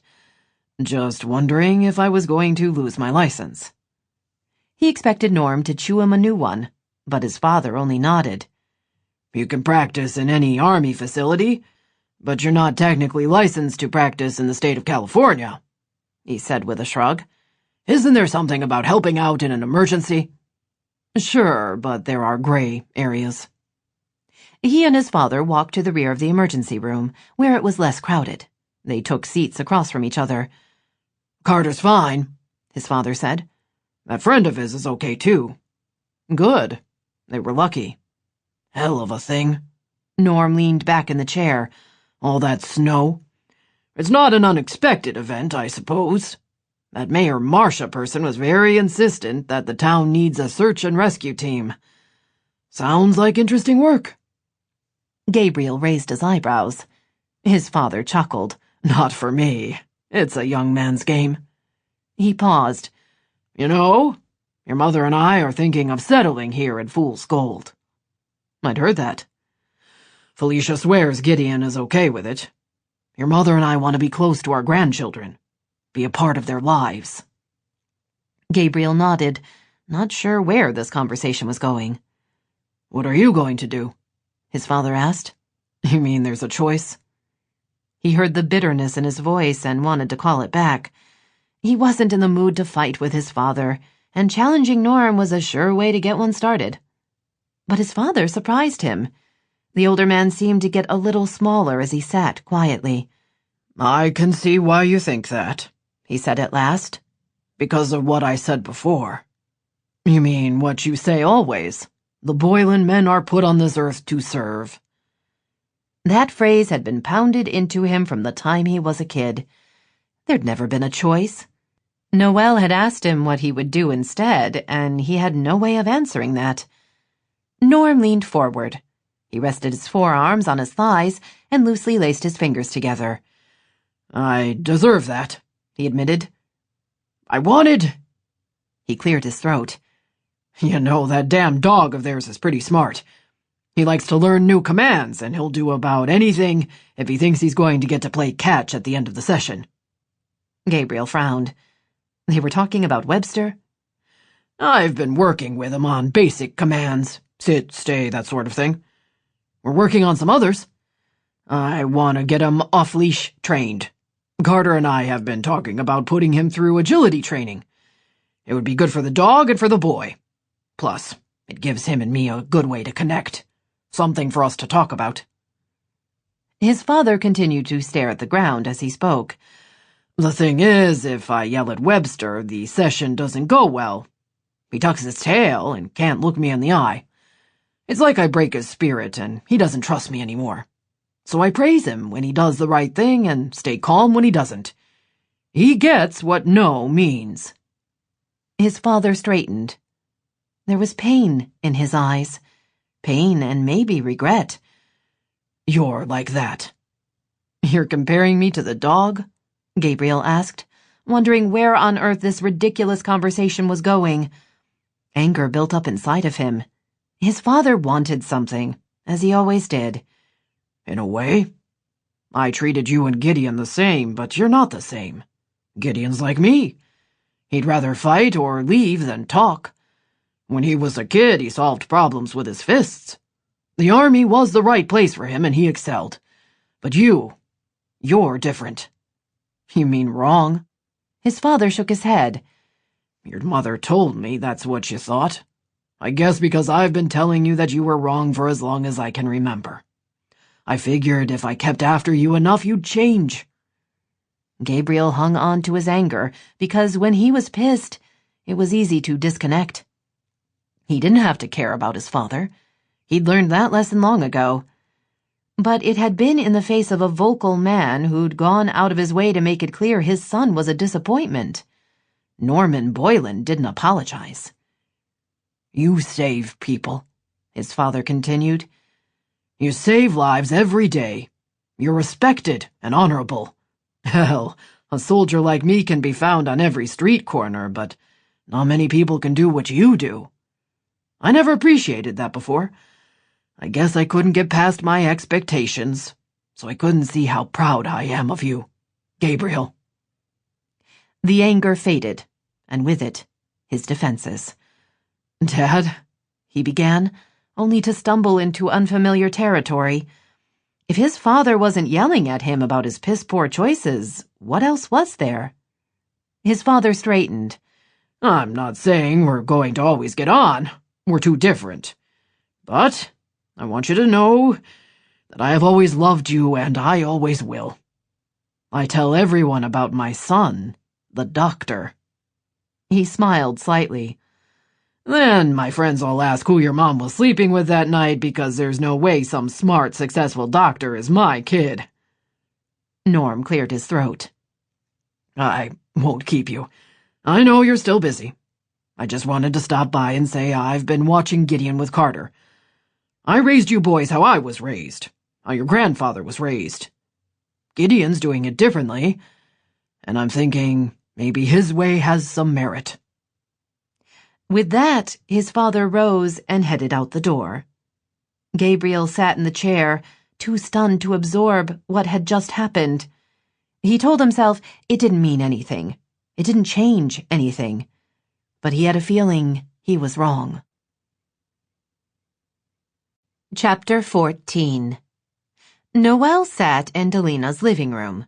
They were surrounded by 3 bowls of personalized wrapped chocolates and a stack of little cloth bags. Each bag got 2 of each of the chocolates as a wedding favor. Not an especially daunting task, until Noelle thought about how many people were probably coming to the wedding. It would be a large portion of the town, which meant lots and lots of bag filling. Delina had pulled her long hair back into a ponytail that sat on the top of her head. She had on jeans and a bright green holiday sweater. "Thanks for helping me with this," she said. "I know you're busy at the store. It's less than a week before Christmas." "No problem. We're still closing at 6. Gabriel had promised to spend some quality time with the cats before heading out to have dinner with his parents. He hadn't said much, but she'd noticed in the past couple of days he'd seemed more relaxed about them. She wondered if his work at the Avalanche had made a difference. Something had, which was good. She picked up 2 chocolates from each of the bowls, then dropped them into one bag and pulled the drawstring closed. After tying a little bow, she put the finished favor into a large white box and reached for more chocolates. "How are the wedding plans coming?" she asked.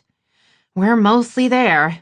Delina nodded toward the stack of papers on her kitchen table. "I'm at the going crazy stage. A wedding is a lot to pull together, but this is all that times 3, and it's a secret. Plus, Mrs. Robeson is threatening to retire. Noelle frowned, trying to place the name. She owns Plants for the Planet? Right. Our other florist moved to Hawaii, so now we're down to 1. I have no idea how old she is. I want to say 106, but I know that can't be right. Still, one day she'll mean it, and then what will happen? I love her work. It's fresh and beautiful and reasonably priced. Delina drew in a breath. Sorry, I get tense when I think about it. The town needs another florist. We should put an ad in a national paper. Don't think I haven't talked to Mayor Marcia about it. Is everything else going okay? Noelle asked. Delina sighed. Yes, the menu is finalized. Anna Raquel and Greg were torturing me with all kinds of food from the Fool's Gold cookbook they were writing. I've gained 5 pounds in the past month. They've suggested everything from baked wild mushroom risotto to white and dark chocolate chunk cookie pie. That all sounds really delicious. Are you seriously complaining? Sort of. Delina grinned. Okay, not, but it's been intense. Again, the issue is sheer volume. We're talking 600 or 700 people. That's a lot of food. I had to get permission to let a few more people in on the secret so we could get some help with the cooking and storage. A couple of the restaurant chefs are helping and a few of the really good cooks in town. She tossed a completed bag into the box. Then there are the other logistics. It's going to be late and a lot of the little kids will be tired and cranky. We've set up a quiet area with sleeping bags for parents who want their children to sleep but still want to go to the party. I've lined up teenagers to help with the babysitting, which means hiring them without telling them what it's about. Let me just say the average 16-year-old girl wants details before she takes a job. She filled another bag. There's a live band and seating for that many people. It's a logistics nightmare. I know everyone wants this to be a surprise, but I can't help thinking the weddings are going to be the worst-kept secret ever. You've done your best, Noelle told her. Honestly, I can't imagine how you've pulled this off. I would be curled up in the corner, whimpering. There are nights that end like that. Just don't tell anyone. Delina looked at her. What about you? Are you okay with all this wedding fever? I'm fine with it. She paused, then sighed. Okay, I'll admit to twinges of... What was the right word? Longing, I guess. I want them to be happy, and I want what they have, too. I wish... That your hunky doctor friend wanted more than just sex? Noelle winced. Is it that obvious? No, I was guessing. Then I want you on my team the next time we play charades. Noelle reached for more candy. He's great, more than great, but he's not interested in anything long-term, and even if he was, he's leaving. I want to stay here and dig my roots in deeper.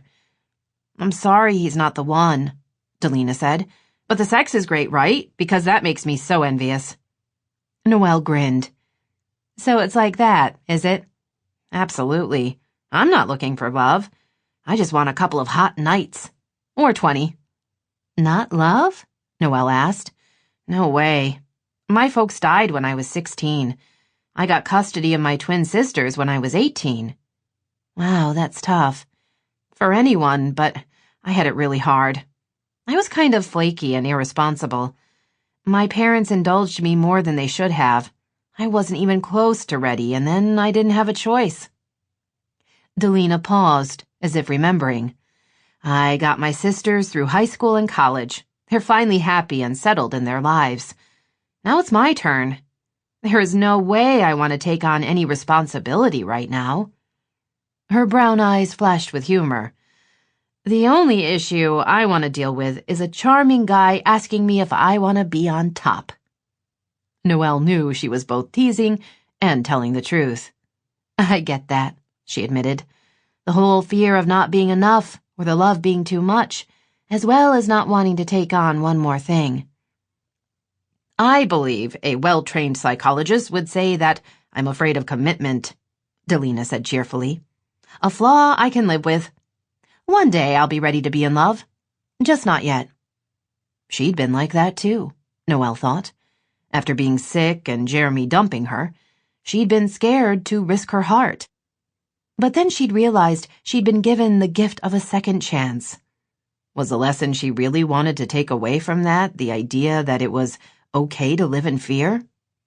She wanted to say she regretted loving Gabriel, but she couldn't. He was wonderful. How could she not have loved him? Only now she was left with the fact that she was staying and he was leaving, and when he left, her heart would go with him. Gabriel's mother passed over another listing. This one has stairs. Why shouldn't we buy a house with stairs? Norm asked, leaning over and kissing his wife's neck. We're not old. Look at you, Karen. Every guy in the restaurant is checking you out. They're probably wishing they were going to be me later. Gabriel held on to his beer with both hands and reminded himself that this too would pass. Not so much dinner with his parents, which had been pretty okay, but his father's change of heart, because a kinder, gentler version of the man was more than a little tough to deal with. The quieter voice was great, as was the genuine interest in what other people were doing. Enjoying the restaurant rather than complaining was good too. But the ongoing flirtation with Gabriel's mother was tough to take. Gabriel was glad his parents had a loving and passionate relationship.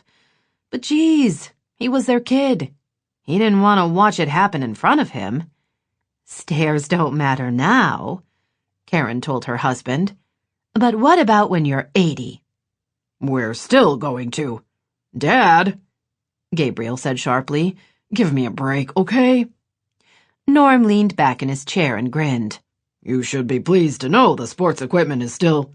Norman, his wife said, you're embarrassing our son. He's a doctor. He knows about sex. Karen beamed at her husband, and Gabriel waved at their server. He held up his beer bottle, grateful Margaritaville was close enough to Noelle's house that he could walk. Maybe if he got drunk enough, he wouldn't be able to follow the conversation. A woman in her 40s stopped by the table. She had dark hair and brown eyes. She smiled at him. Dr. Boylan? Yes? She touched his shoulder. Thank you so much for your work on the mountain. My son was injured, several fractures and some internal bleeding. You stabilized him so he could make it to surgery. He's doing well and is expected to make a full recovery. His father and I are so grateful you were there. He rose and shook her hand. You're welcome. I'm happy to help. Thanks for letting me know he's going to be all right. Her smile trembled as if she were fighting tears. If you're not too busy, maybe you could stop by the hospital. He'd like to thank you himself. Gabriel nodded, knowing the kid wouldn't recognize him. He'd been one of the badly injured ones, unconscious the whole time. The woman left, and Gabriel sat back down. His father grinned at him. Look at that. You're a superstar. It's different, he said, staring after the woman. I don't usually get to hear what happened to my patients after they leave me. When he'd been deployed in Iraq and Afghanistan, his job had been to get them stable enough to make it to a better hospital or for surgery. Even in Germany, he rarely dealt with any long-term care. He was on the front line, and there weren't updates on those who had been sent on. Their server returned with his second beer, and his mother handed over a couple more listings they'd been to see. Life had returned to normal in Fool's Gold. After dinner, Gabriel said goodbye to his parents and started back for Noelle's house. As he walked by Brouhaha, Mayor Marcia stepped out and greeted him. Just the man I was hoping to run into, she said. Can I buy you a cup of coffee? It's late, but they offer decaf. Gabriel was tired and wanted to get home. He liked hanging out with the cat herd and looked forward to seeing Noelle. Still, the mayor was old enough to be his almost grandmother, and he'd been raised to be polite. Sure, thank you. He followed her back into the coffee shop and settled across from her. The mayor looked as she always did, a conservative suit, pearls, her hair up. He wondered what she'd been like 40 years ago, when she'd been young and her life had stretched out before her. I'm sure you think you've been thanked enough for what you did, but I want to make sure you know how much we appreciate you stepping in to help after the avalanche," she said. I'm glad I was here to help. The college-age server walked over with his coffee. The mayor sipped her latte. "The town is growing. Over the past 5 years, we've had a big upswing in the population. More young couples are settling here and having babies. Our demographics are improving." Have you always lived here? He asked. "Born and raised." Her blue eyes twinkled. "I'm California's longest-serving mayor, you know." I'd heard that. Congratulations. "I have a lot of years left in me. I think about retiring, but then what would I do with my time? I have a beautiful granddaughter and great-grandchildren. I've been blessed." Which isn't what you wanted to talk about, he said gently, knowing they were going to get to the sales pitch soon. "No, it's not." She smiled. "Did you meet the gentleman from CDS?" she asked. The bodyguard school? He nodded. Ford and Angel were the ones to rescue my brother. "Yes, they've been an excellent addition to the community. Angel needs to let go of the pain of his past and fall in love again, but I'm hoping that will happen soon. We have a new PR firm moving to town, Score. The company is a partnership. 3 former NFL football players will be moving here." She sighed. "I know they're going to make trouble, but eventually they'll figure out how to fit in. On the bright side, they'll be able to help our town advertise itself nationally." I'm sure that will be a good thing. "We're continuing our planning for a search and rescue team," she added. "I've been thinking about it for years, but what happened last week has made the need even more apparent. Getting the necessary funding will be a challenge, but we're up to it." She glanced at him. "Your parents are staying in town." I just saw some of the real estate listings they're considering. "And you?" I'm leaving. "May I ask why?" Because...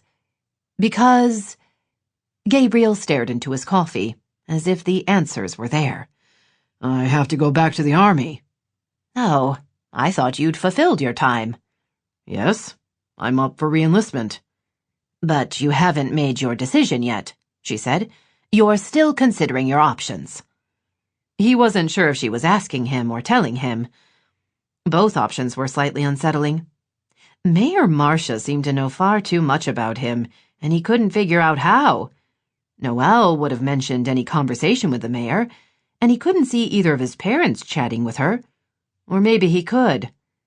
"Felicia will be pregnant soon," the mayor continued. "Gideon having a baby. That will be a show." Gabriel chuckled. The two of them could be very intense parents. "Carter keeps him grounded. He's a strong soul. He's going to be an extraordinary young man. I would imagine in your line of work you see the dark side of life, the thin thread that can be cut at any moment." The shift in conversation caught him off guard. It's tenuous, he admitted. 1 second a soldier is standing there, laughing, and the next, he's in pieces. You never get used to it. "No one could," she murmured. "It's not like that here. We have our tragedies. There are accidents, and people die. But we are a community in every sense of the word. In Fool's Gold, people belong. We work together to keep those on the fringes from slipping through the cracks. We're not always successful, but we keep trying." She picked up her mug. "You're familiar with Noelle's past?" Yes, he said, wondering how Mayor Marcia had found out. "I admire her courage. She went through so much and survived, yet found herself abandoned by the very person who was supposed to love her. A lesser person would have been crushed, but she pulled herself together and started over. I have great respect for her." Me too. "Then stay and prove that there is a happy ending for both of you." He stiffened, the gentle attack surprising but strangely effective. She took a sip, then put down her mug and reached for her large handbag. She opened it and pulled out a manila envelope. "These are for you," she said. The conversational shifts had left him reeling. He couldn't think of what to say, so he opened the envelope and was shocked to find dozens of cards and letters, all addressed to him. They were from former patients, soldiers he'd kept from dying in those first critical hours. There were drawings from their kids and pictures, men and women, some scarred and missing limbs, but smiling and happy. Home, where they belonged. He flipped through the cards, reading words of thanks and gratitude. Notes reminded him of forgotten moments, of a kind word or a promise that he wouldn't let that particular soldier die, so not to give up. He looked at the old woman sitting across from him. "How did you get these?" "I have my ways. You don't get to be my age without meeting a few people." She rose and shrugged into her coat. "We need you, Gabriel. Not just for your skills, but because of who you are as a man. Fool's Gold needs you. But just as important, you need us. You belong here. Take a step of faith. I promise it will be well rewarded." Noelle wrote down the information. "Got it," she said with a grin. "Tell her I'm thrilled." She hung up and put her cell phone on the kitchen counter, then turned to Gabriel. "Pia had her baby, a boy named Ryder. They're both doing great, and—" She laughed. "You have no idea who I'm talking about, do you?" "Not a clue," he admitted, "but if you're happy, I'm happy." True words, he thought as she moved toward him, stepping over kittens as she went. They were all wide-eyed and running around the house now. 7 kittens, 2 mother cats, and dozens of boxes from his online shopping binge a week or so ago competed for space in her small house. Noelle reached him and plopped herself on his lap. She wrapped her arms around his neck and lightly kissed him. "You're such a guy." "So you're not going to believe I used to be a woman?" "Probably not. Although you certainly know how to shop." "I might have gone a little overboard." "You think?" She rose.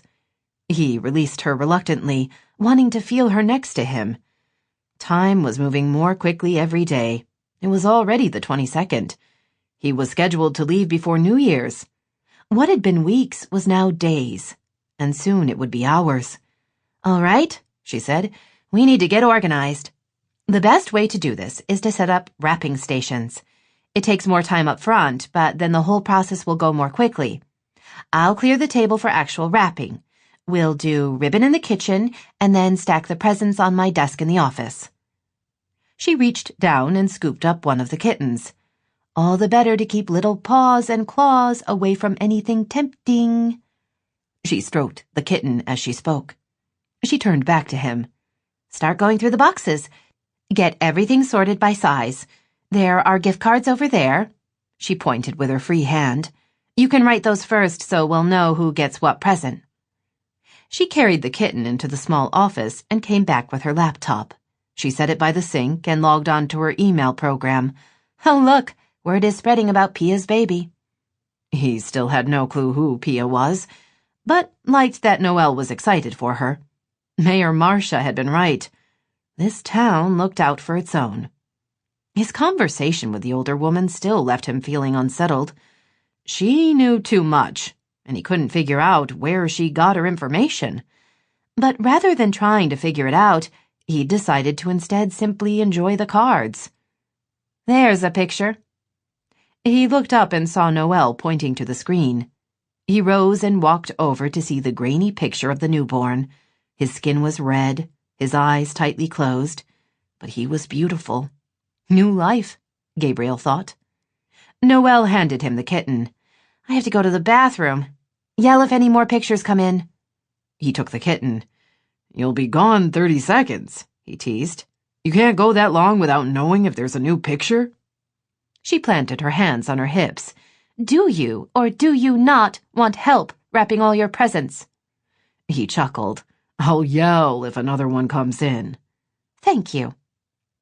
He watched her walk away, enjoying the sway of her hips and the careful way she stepped over all the obstructions, both living and inanimate. Her place was a mess, and it was mostly his fault, he thought. Once they got the packages wrapped, he would drive them up to his brother's. He'd also been thinking he should ask Gideon to put out the word on the older kittens. They were starting to eat regular food, which meant they would soon be old enough to be adopted. He knew Noelle was thinking of keeping the 2 mother cats, but there was no way she could handle them and the kittens too. Her computer pinged. He turned back and saw an email had come in. He clicked on it, thinking he would see another picture of the newborn, only to be confronted with 3 stark sentences. Dr. Nelson confirmed it. The cancer is back, and it's bad. I wish there was better news. Gabriel's vision sharpened to a single pinpoint of light. All he saw was the email. The words blurred, then sharpened, and he understood immediately what had happened. The AML had returned. While it was unlikely, it could happen. What he hadn't known was that she'd been worried and had been checked out by someone. She hadn't said a word. His gut twisted, even as his mind denied the obvious truth. He thought about all she'd been through already. Of the picture she'd shown him, and her talking about nearly dying. He thought about everything she'd lost, and how she'd just figured out how to have a new life. She was happy, he thought bitterly, furious at the unfairness of the situation. She didn't deserve this. Friends would rally, he knew. The town would be there for her, but that wasn't the same as family. As having someone she could depend on. Any news? He turned and saw her walking back into the living room.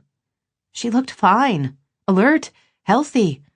Her color was good, and it was all a lie.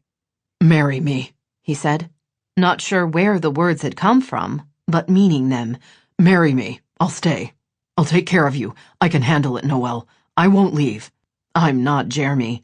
You can trust me to stay. Her brows drew together. What on earth are you talking about? You don't have to pretend. I saw the email. You've been to a doctor. What? No, I haven't.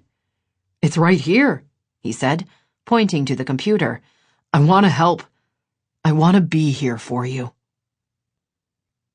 Noelle felt as if she'd walked into the middle of a movie, where everyone knew the plot but her. Gabriel looked shell-shocked, but clear-eyed. She would guess he didn't have a head injury, but still, something was really wrong with the man. While she was thrilled at the proposal, something about it wasn't right. He said he would marry her, but made no mention of loving her. Why would he suddenly want to marry her? He would stay with her? What on earth was he? She groaned. I heard from Tammy, she said quietly, then pushed past him to stand in front of the computer. The message was brief and to the point. Tears filled her eyes. She brushed them away and took a deep breath, then faced Gabriel. It's not me. Tammy is a friend of mine. We met in the hospital. Obviously, her cancer is back. She was never very strong. This is going to go fast. She wanted me to know. There were calls she needed to make, she thought. A visit to plan. Tammy lived in San Francisco. She could go over for a few days. Tammy had a large family who would be with her, but Noelle would need to give her that last hug. She shook her head, then turned to Gabriel, who was staring at her as if he couldn't bring himself to believe her.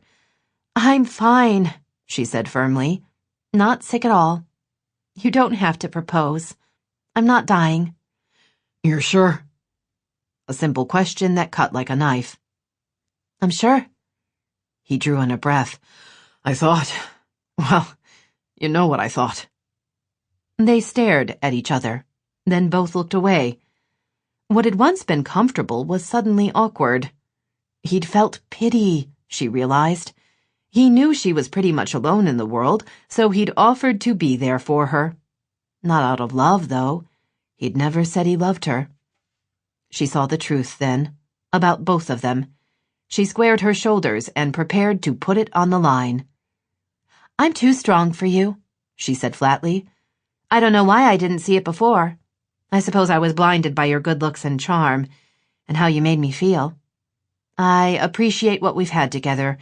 You're a great guy, but you're not the one for me. She drew in a breath. I deserve someone who wants to be with me for the next 80 years, not just 8 weeks. It's not about dying because you're right. We could all go tomorrow. But what if we don't? What if I live to be 100? I want to be with a man who would celebrate that.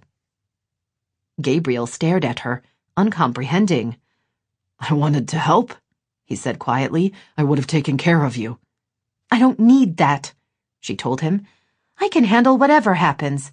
I've proven that. I've lived through things you can't imagine. I am taking chances every day, and I deserve someone who will take those chances with me. She gathered her courage. I look at a sunrise and I see promise. You look at a sunrise and count the hours until sunset. Life is a gift, and we need to accept it with gratitude and a full heart. I don't want to be with someone who doesn't believe that with me. I would have stayed, he said haltingly. I know, but for the wrong reasons. I'm not ready to leave you. Do you love me? He took a single step back, and that was enough. Goodbye, Gabriel. Chapter 15. The 23rd passed quickly. The store was busy, which helped Noelle not to think. She hurt more than she'd thought possible. Losing Gabriel was even more painful than losing Jeremy had been. But no matter the giant hole in her heart, she knew she'd made the right decision. She was all in, and she needed to be with someone who was willing to be the same. Gabriel wasn't willing to take a leap of faith, and she couldn't be the only one in the relationship who was. But all the logic in the world didn't keep her from missing him, she thought as she walked home. Worse, people had stopped by to ask about him, wanting to thank him for his help or wish him a Merry Christmas. Noelle hadn't wanted to go into details, so she'd said he was with his family. An explanation easily accepted in a town like Fool's Gold. Now, as she turned up her walkway, she told herself she would be fine. It was just a matter of time. She would fall out of love with him eventually. In the meantime, she could take pride in making the right decision, even though it was hard. He'd wanted to do the right thing, even if it was for the wrong reason. She appreciated the effort, but it wasn't enough. She walked into her tiny house, flipping on lights as she went. The cats raced to greet her. She petted as many as she could reach, then went into the kitchen to start their dinner service. After everyone had been fed, she cleaned up the litter box. She'd barely finished washing her hands when her doorbell rang. "Did one of you order pizza?" she asked, walking to the door. "I believe we talked about that. Don't make me have to lock up my credit cards." She opened it to find Felicia, Isabel, and Patience on her porch. Behind them were several other women she knew, including Jo from Jo's bar. Jo was holding a very large, industrial-looking blender. "We heard," Isabel said, walking in and hugging her. "I'm so sorry. Men can be idiots. Are we setting up in the kitchen?" Women poured into the house. Each of them had brought chips or brownies or wine. In a matter of minutes, kittens had been picked up and were being cuddled. Jo's blender was whirring, and food was being set up in bowls and on plates. "I don't understand," Noelle said. "Not that I don't appreciate the company." "I told them," Felicia admitted, "about what happened with Gabriel. Not any details, of course. Mostly because I don't have them. He didn't say anything before he left." Noelle swallowed, against the sudden lump in her throat. "He left?" she asked, her voice cracking. "He left Fool's Gold?" The room went still as everyone turned to look at her. She tried to hold it together, but knowing he was gone changed everything. When he hadn't shown up for his shift, she'd assumed he was assessing. But he wasn't. She wasn't going to run into him. He wouldn't be at the live nativity or the wedding. There would be no more conversations, no more touches or kisses, no chance of him changing his mind. Until that second, she'd been holding out hope so secret. She'd kept it from herself. "He's gone," she whispered, hanging onto the counter to keep from going down on her knees. "He's really gone." Then the tears came. They poured down her cheeks as she held in her sobs. Arms held her tight as her friends offered comfort and understanding. She let them take over, let them guide her to the sofa, let them tell her that eventually she would be all right. She told herself to listen, to remember that she was strong. She had conquered much more than this already. She'd survived against brutal odds. She would get over her broken heart. Eventually. On Christmas Eve day, Noelle closed the store early. Not only was she fighting the hangover from hell, but she also had a lot to do. The previous night her friends had been there for her. Unfortunately, they'd invited along Joe's very strong margaritas. After her emotional storm had passed, there had been drinking and eating and calling Gabriel names. Felicia had talked about her trials with Gideon because the man had been pig-headed. Dakota Anderson had told how she'd had to fly to Alaska to convince Finn they belonged together.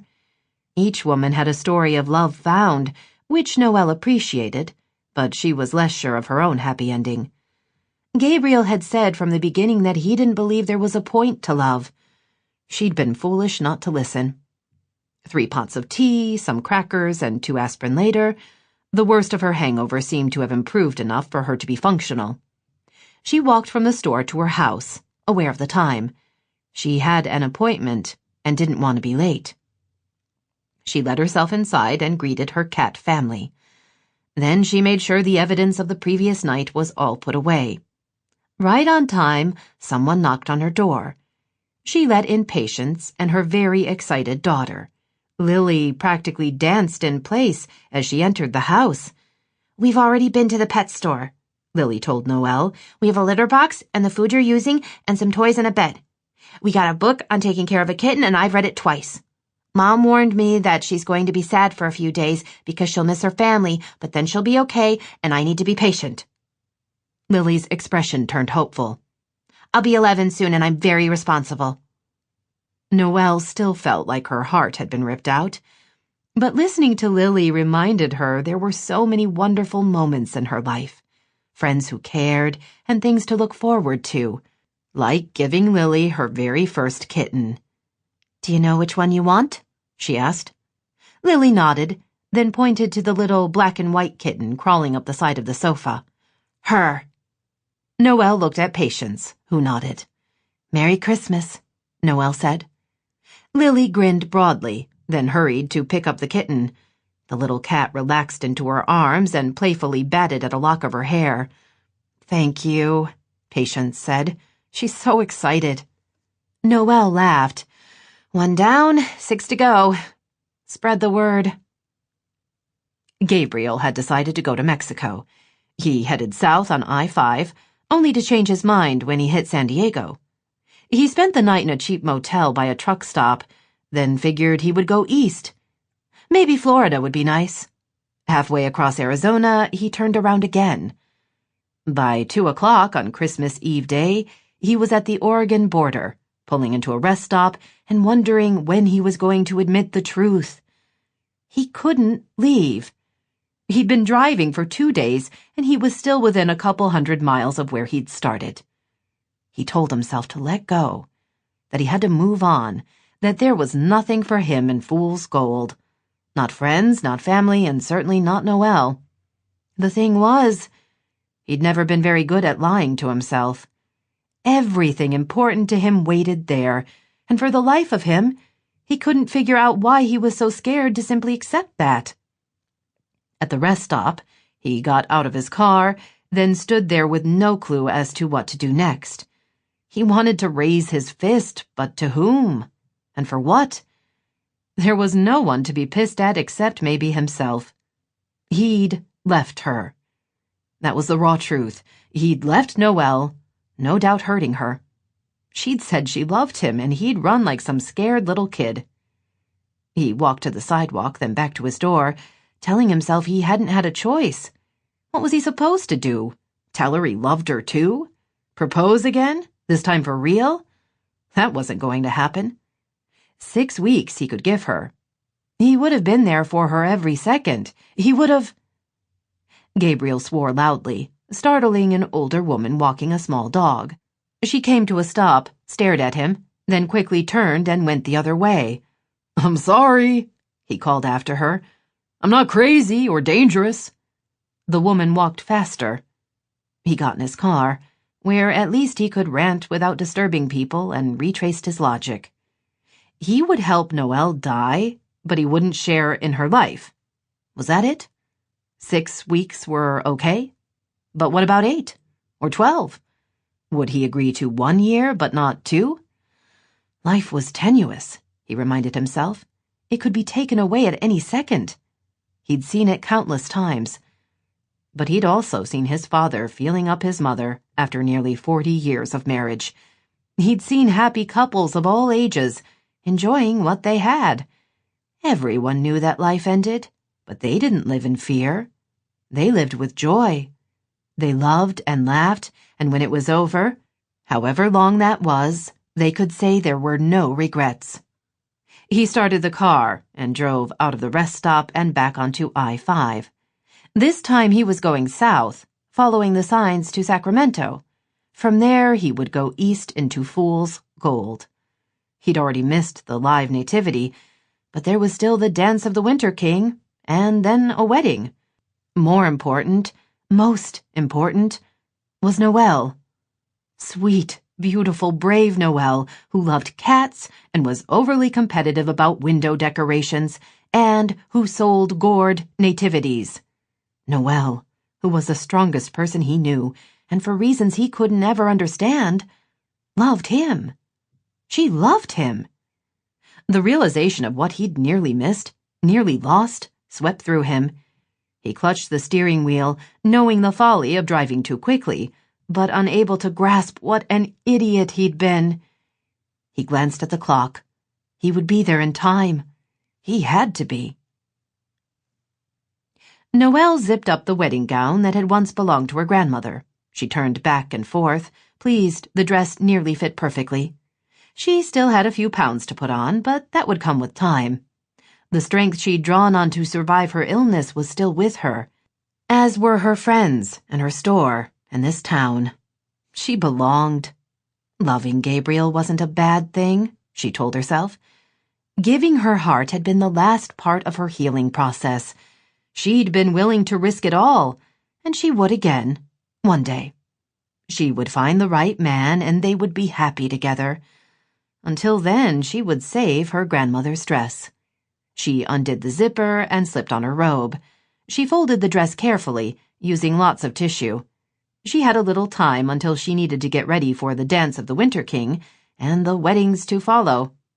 She thought of how surprised everyone would be, and was pleased she got to be a part of it all. Talk about memories. Someone pounded on her front door. The noise was determined and insistent. She hurried to the front of the house and pulled open the door. "What's—" The rest of her sentence got caught in her throat as she stared at Gabriel. He looked exhausted, nearly as gray as he had been the first time she'd seen him. There were dark circles under his eyes, and she wondered if he'd slept at all over the past couple of days. She would guess he hadn't been eating. Signs of his suffering should have pleased her, but they didn't. She wanted him to be well. He didn't speak. Instead, he walked into her house, slammed the door shut behind him, and then pulled her close. He held on to her so tightly she could barely breathe. A shudder raced through him. "I could have lost you," he said. "I could have lost us." Then he let her go and dropped to his knees. He took both her hands in his and stared into her eyes. "Noelle, I'm sorry. I was wrong about everything. Not in wanting to take care of you, but in believing that would be enough. I want to give you everything I have, everything I am.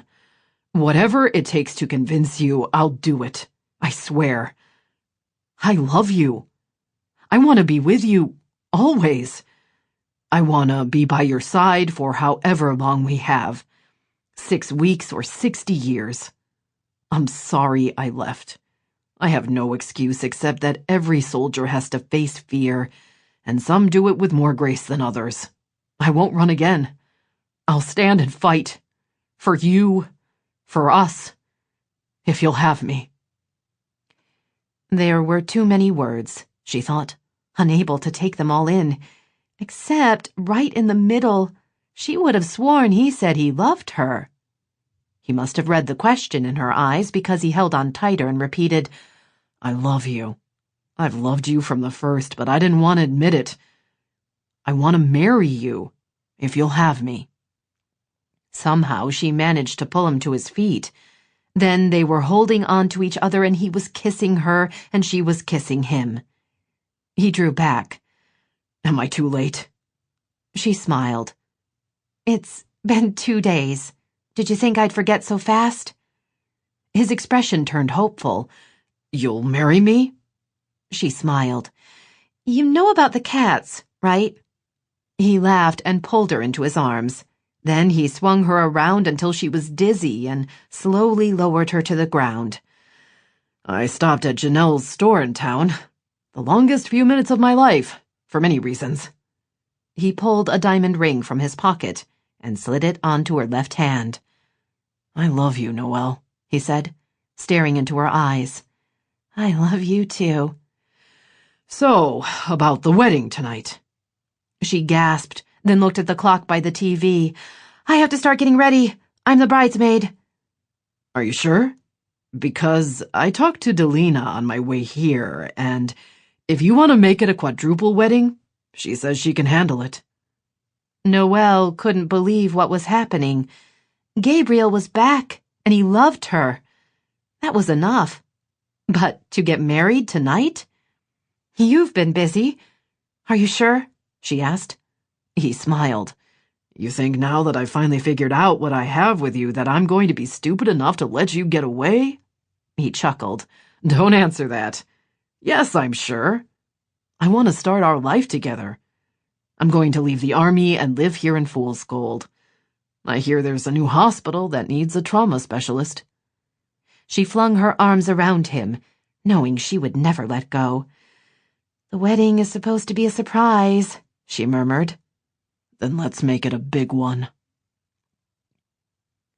The last strains of music faded. Evie Jefferson walked out on stage. "Thank you so much for joining us tonight," she said, as her dancers waited behind her. "Before you go, we have a little something special prepared." She moved off the stage and her students began to dance to a special arrangement of the wedding march. 4 girls twirled into view, each dressed as a bride. Then 2 teenaged boys walked down the center aisle, carefully unrolling a white carpet.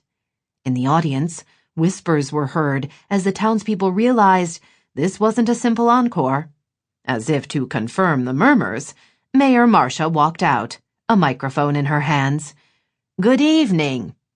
Tonight, as we celebrate a season of miracles, I am pleased and honored to tell you there will be 4 weddings performed here. 4 beautiful brides join with 4 handsome grooms and begin their lifetime journey of love and commitment." Gladys nudged her friend Eddie. "Another wedding. It's a Christmas miracle. I hope one of them is wearing Vera Wang. I just love Vera Wang."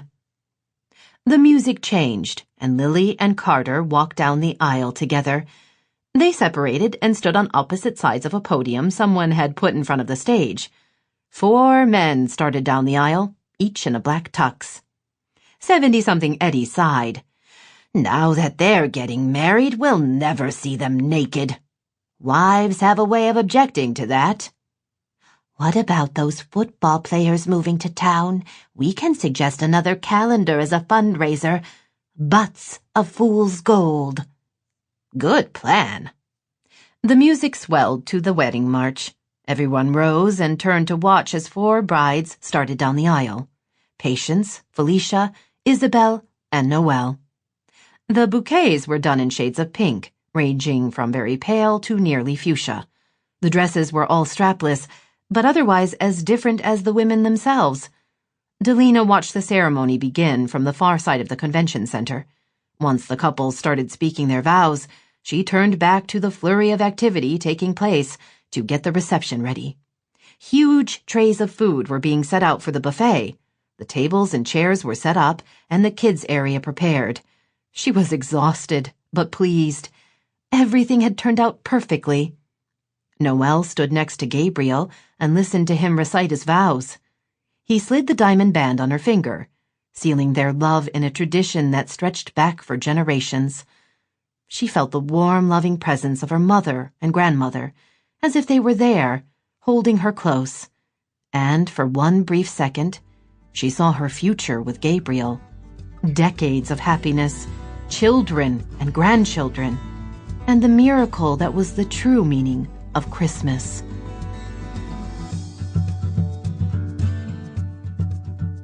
We hope you have enjoyed our presentation of Christmas on 4th Street by Susan Mallery. Copyright 2013 by Susan Macias Redmond. Performed by Tanya Eby. Directed by Matt Churchill. Performance copyright 2013 by Brilliance Audio. All rights reserved. For further information concerning this program or other Brilliance Audio titles, please call the following toll-free number, 1-800-222-3225, or visit our website at www.brillianceaudio.com. No part of this recording may be played for an audience or reproduced in any form. It may not be streamed, downloaded, broadcast, or copied without written permission. Address all inquiries to Brilliance Audio, P.O. Box 887, Grand Haven, Michigan 49417.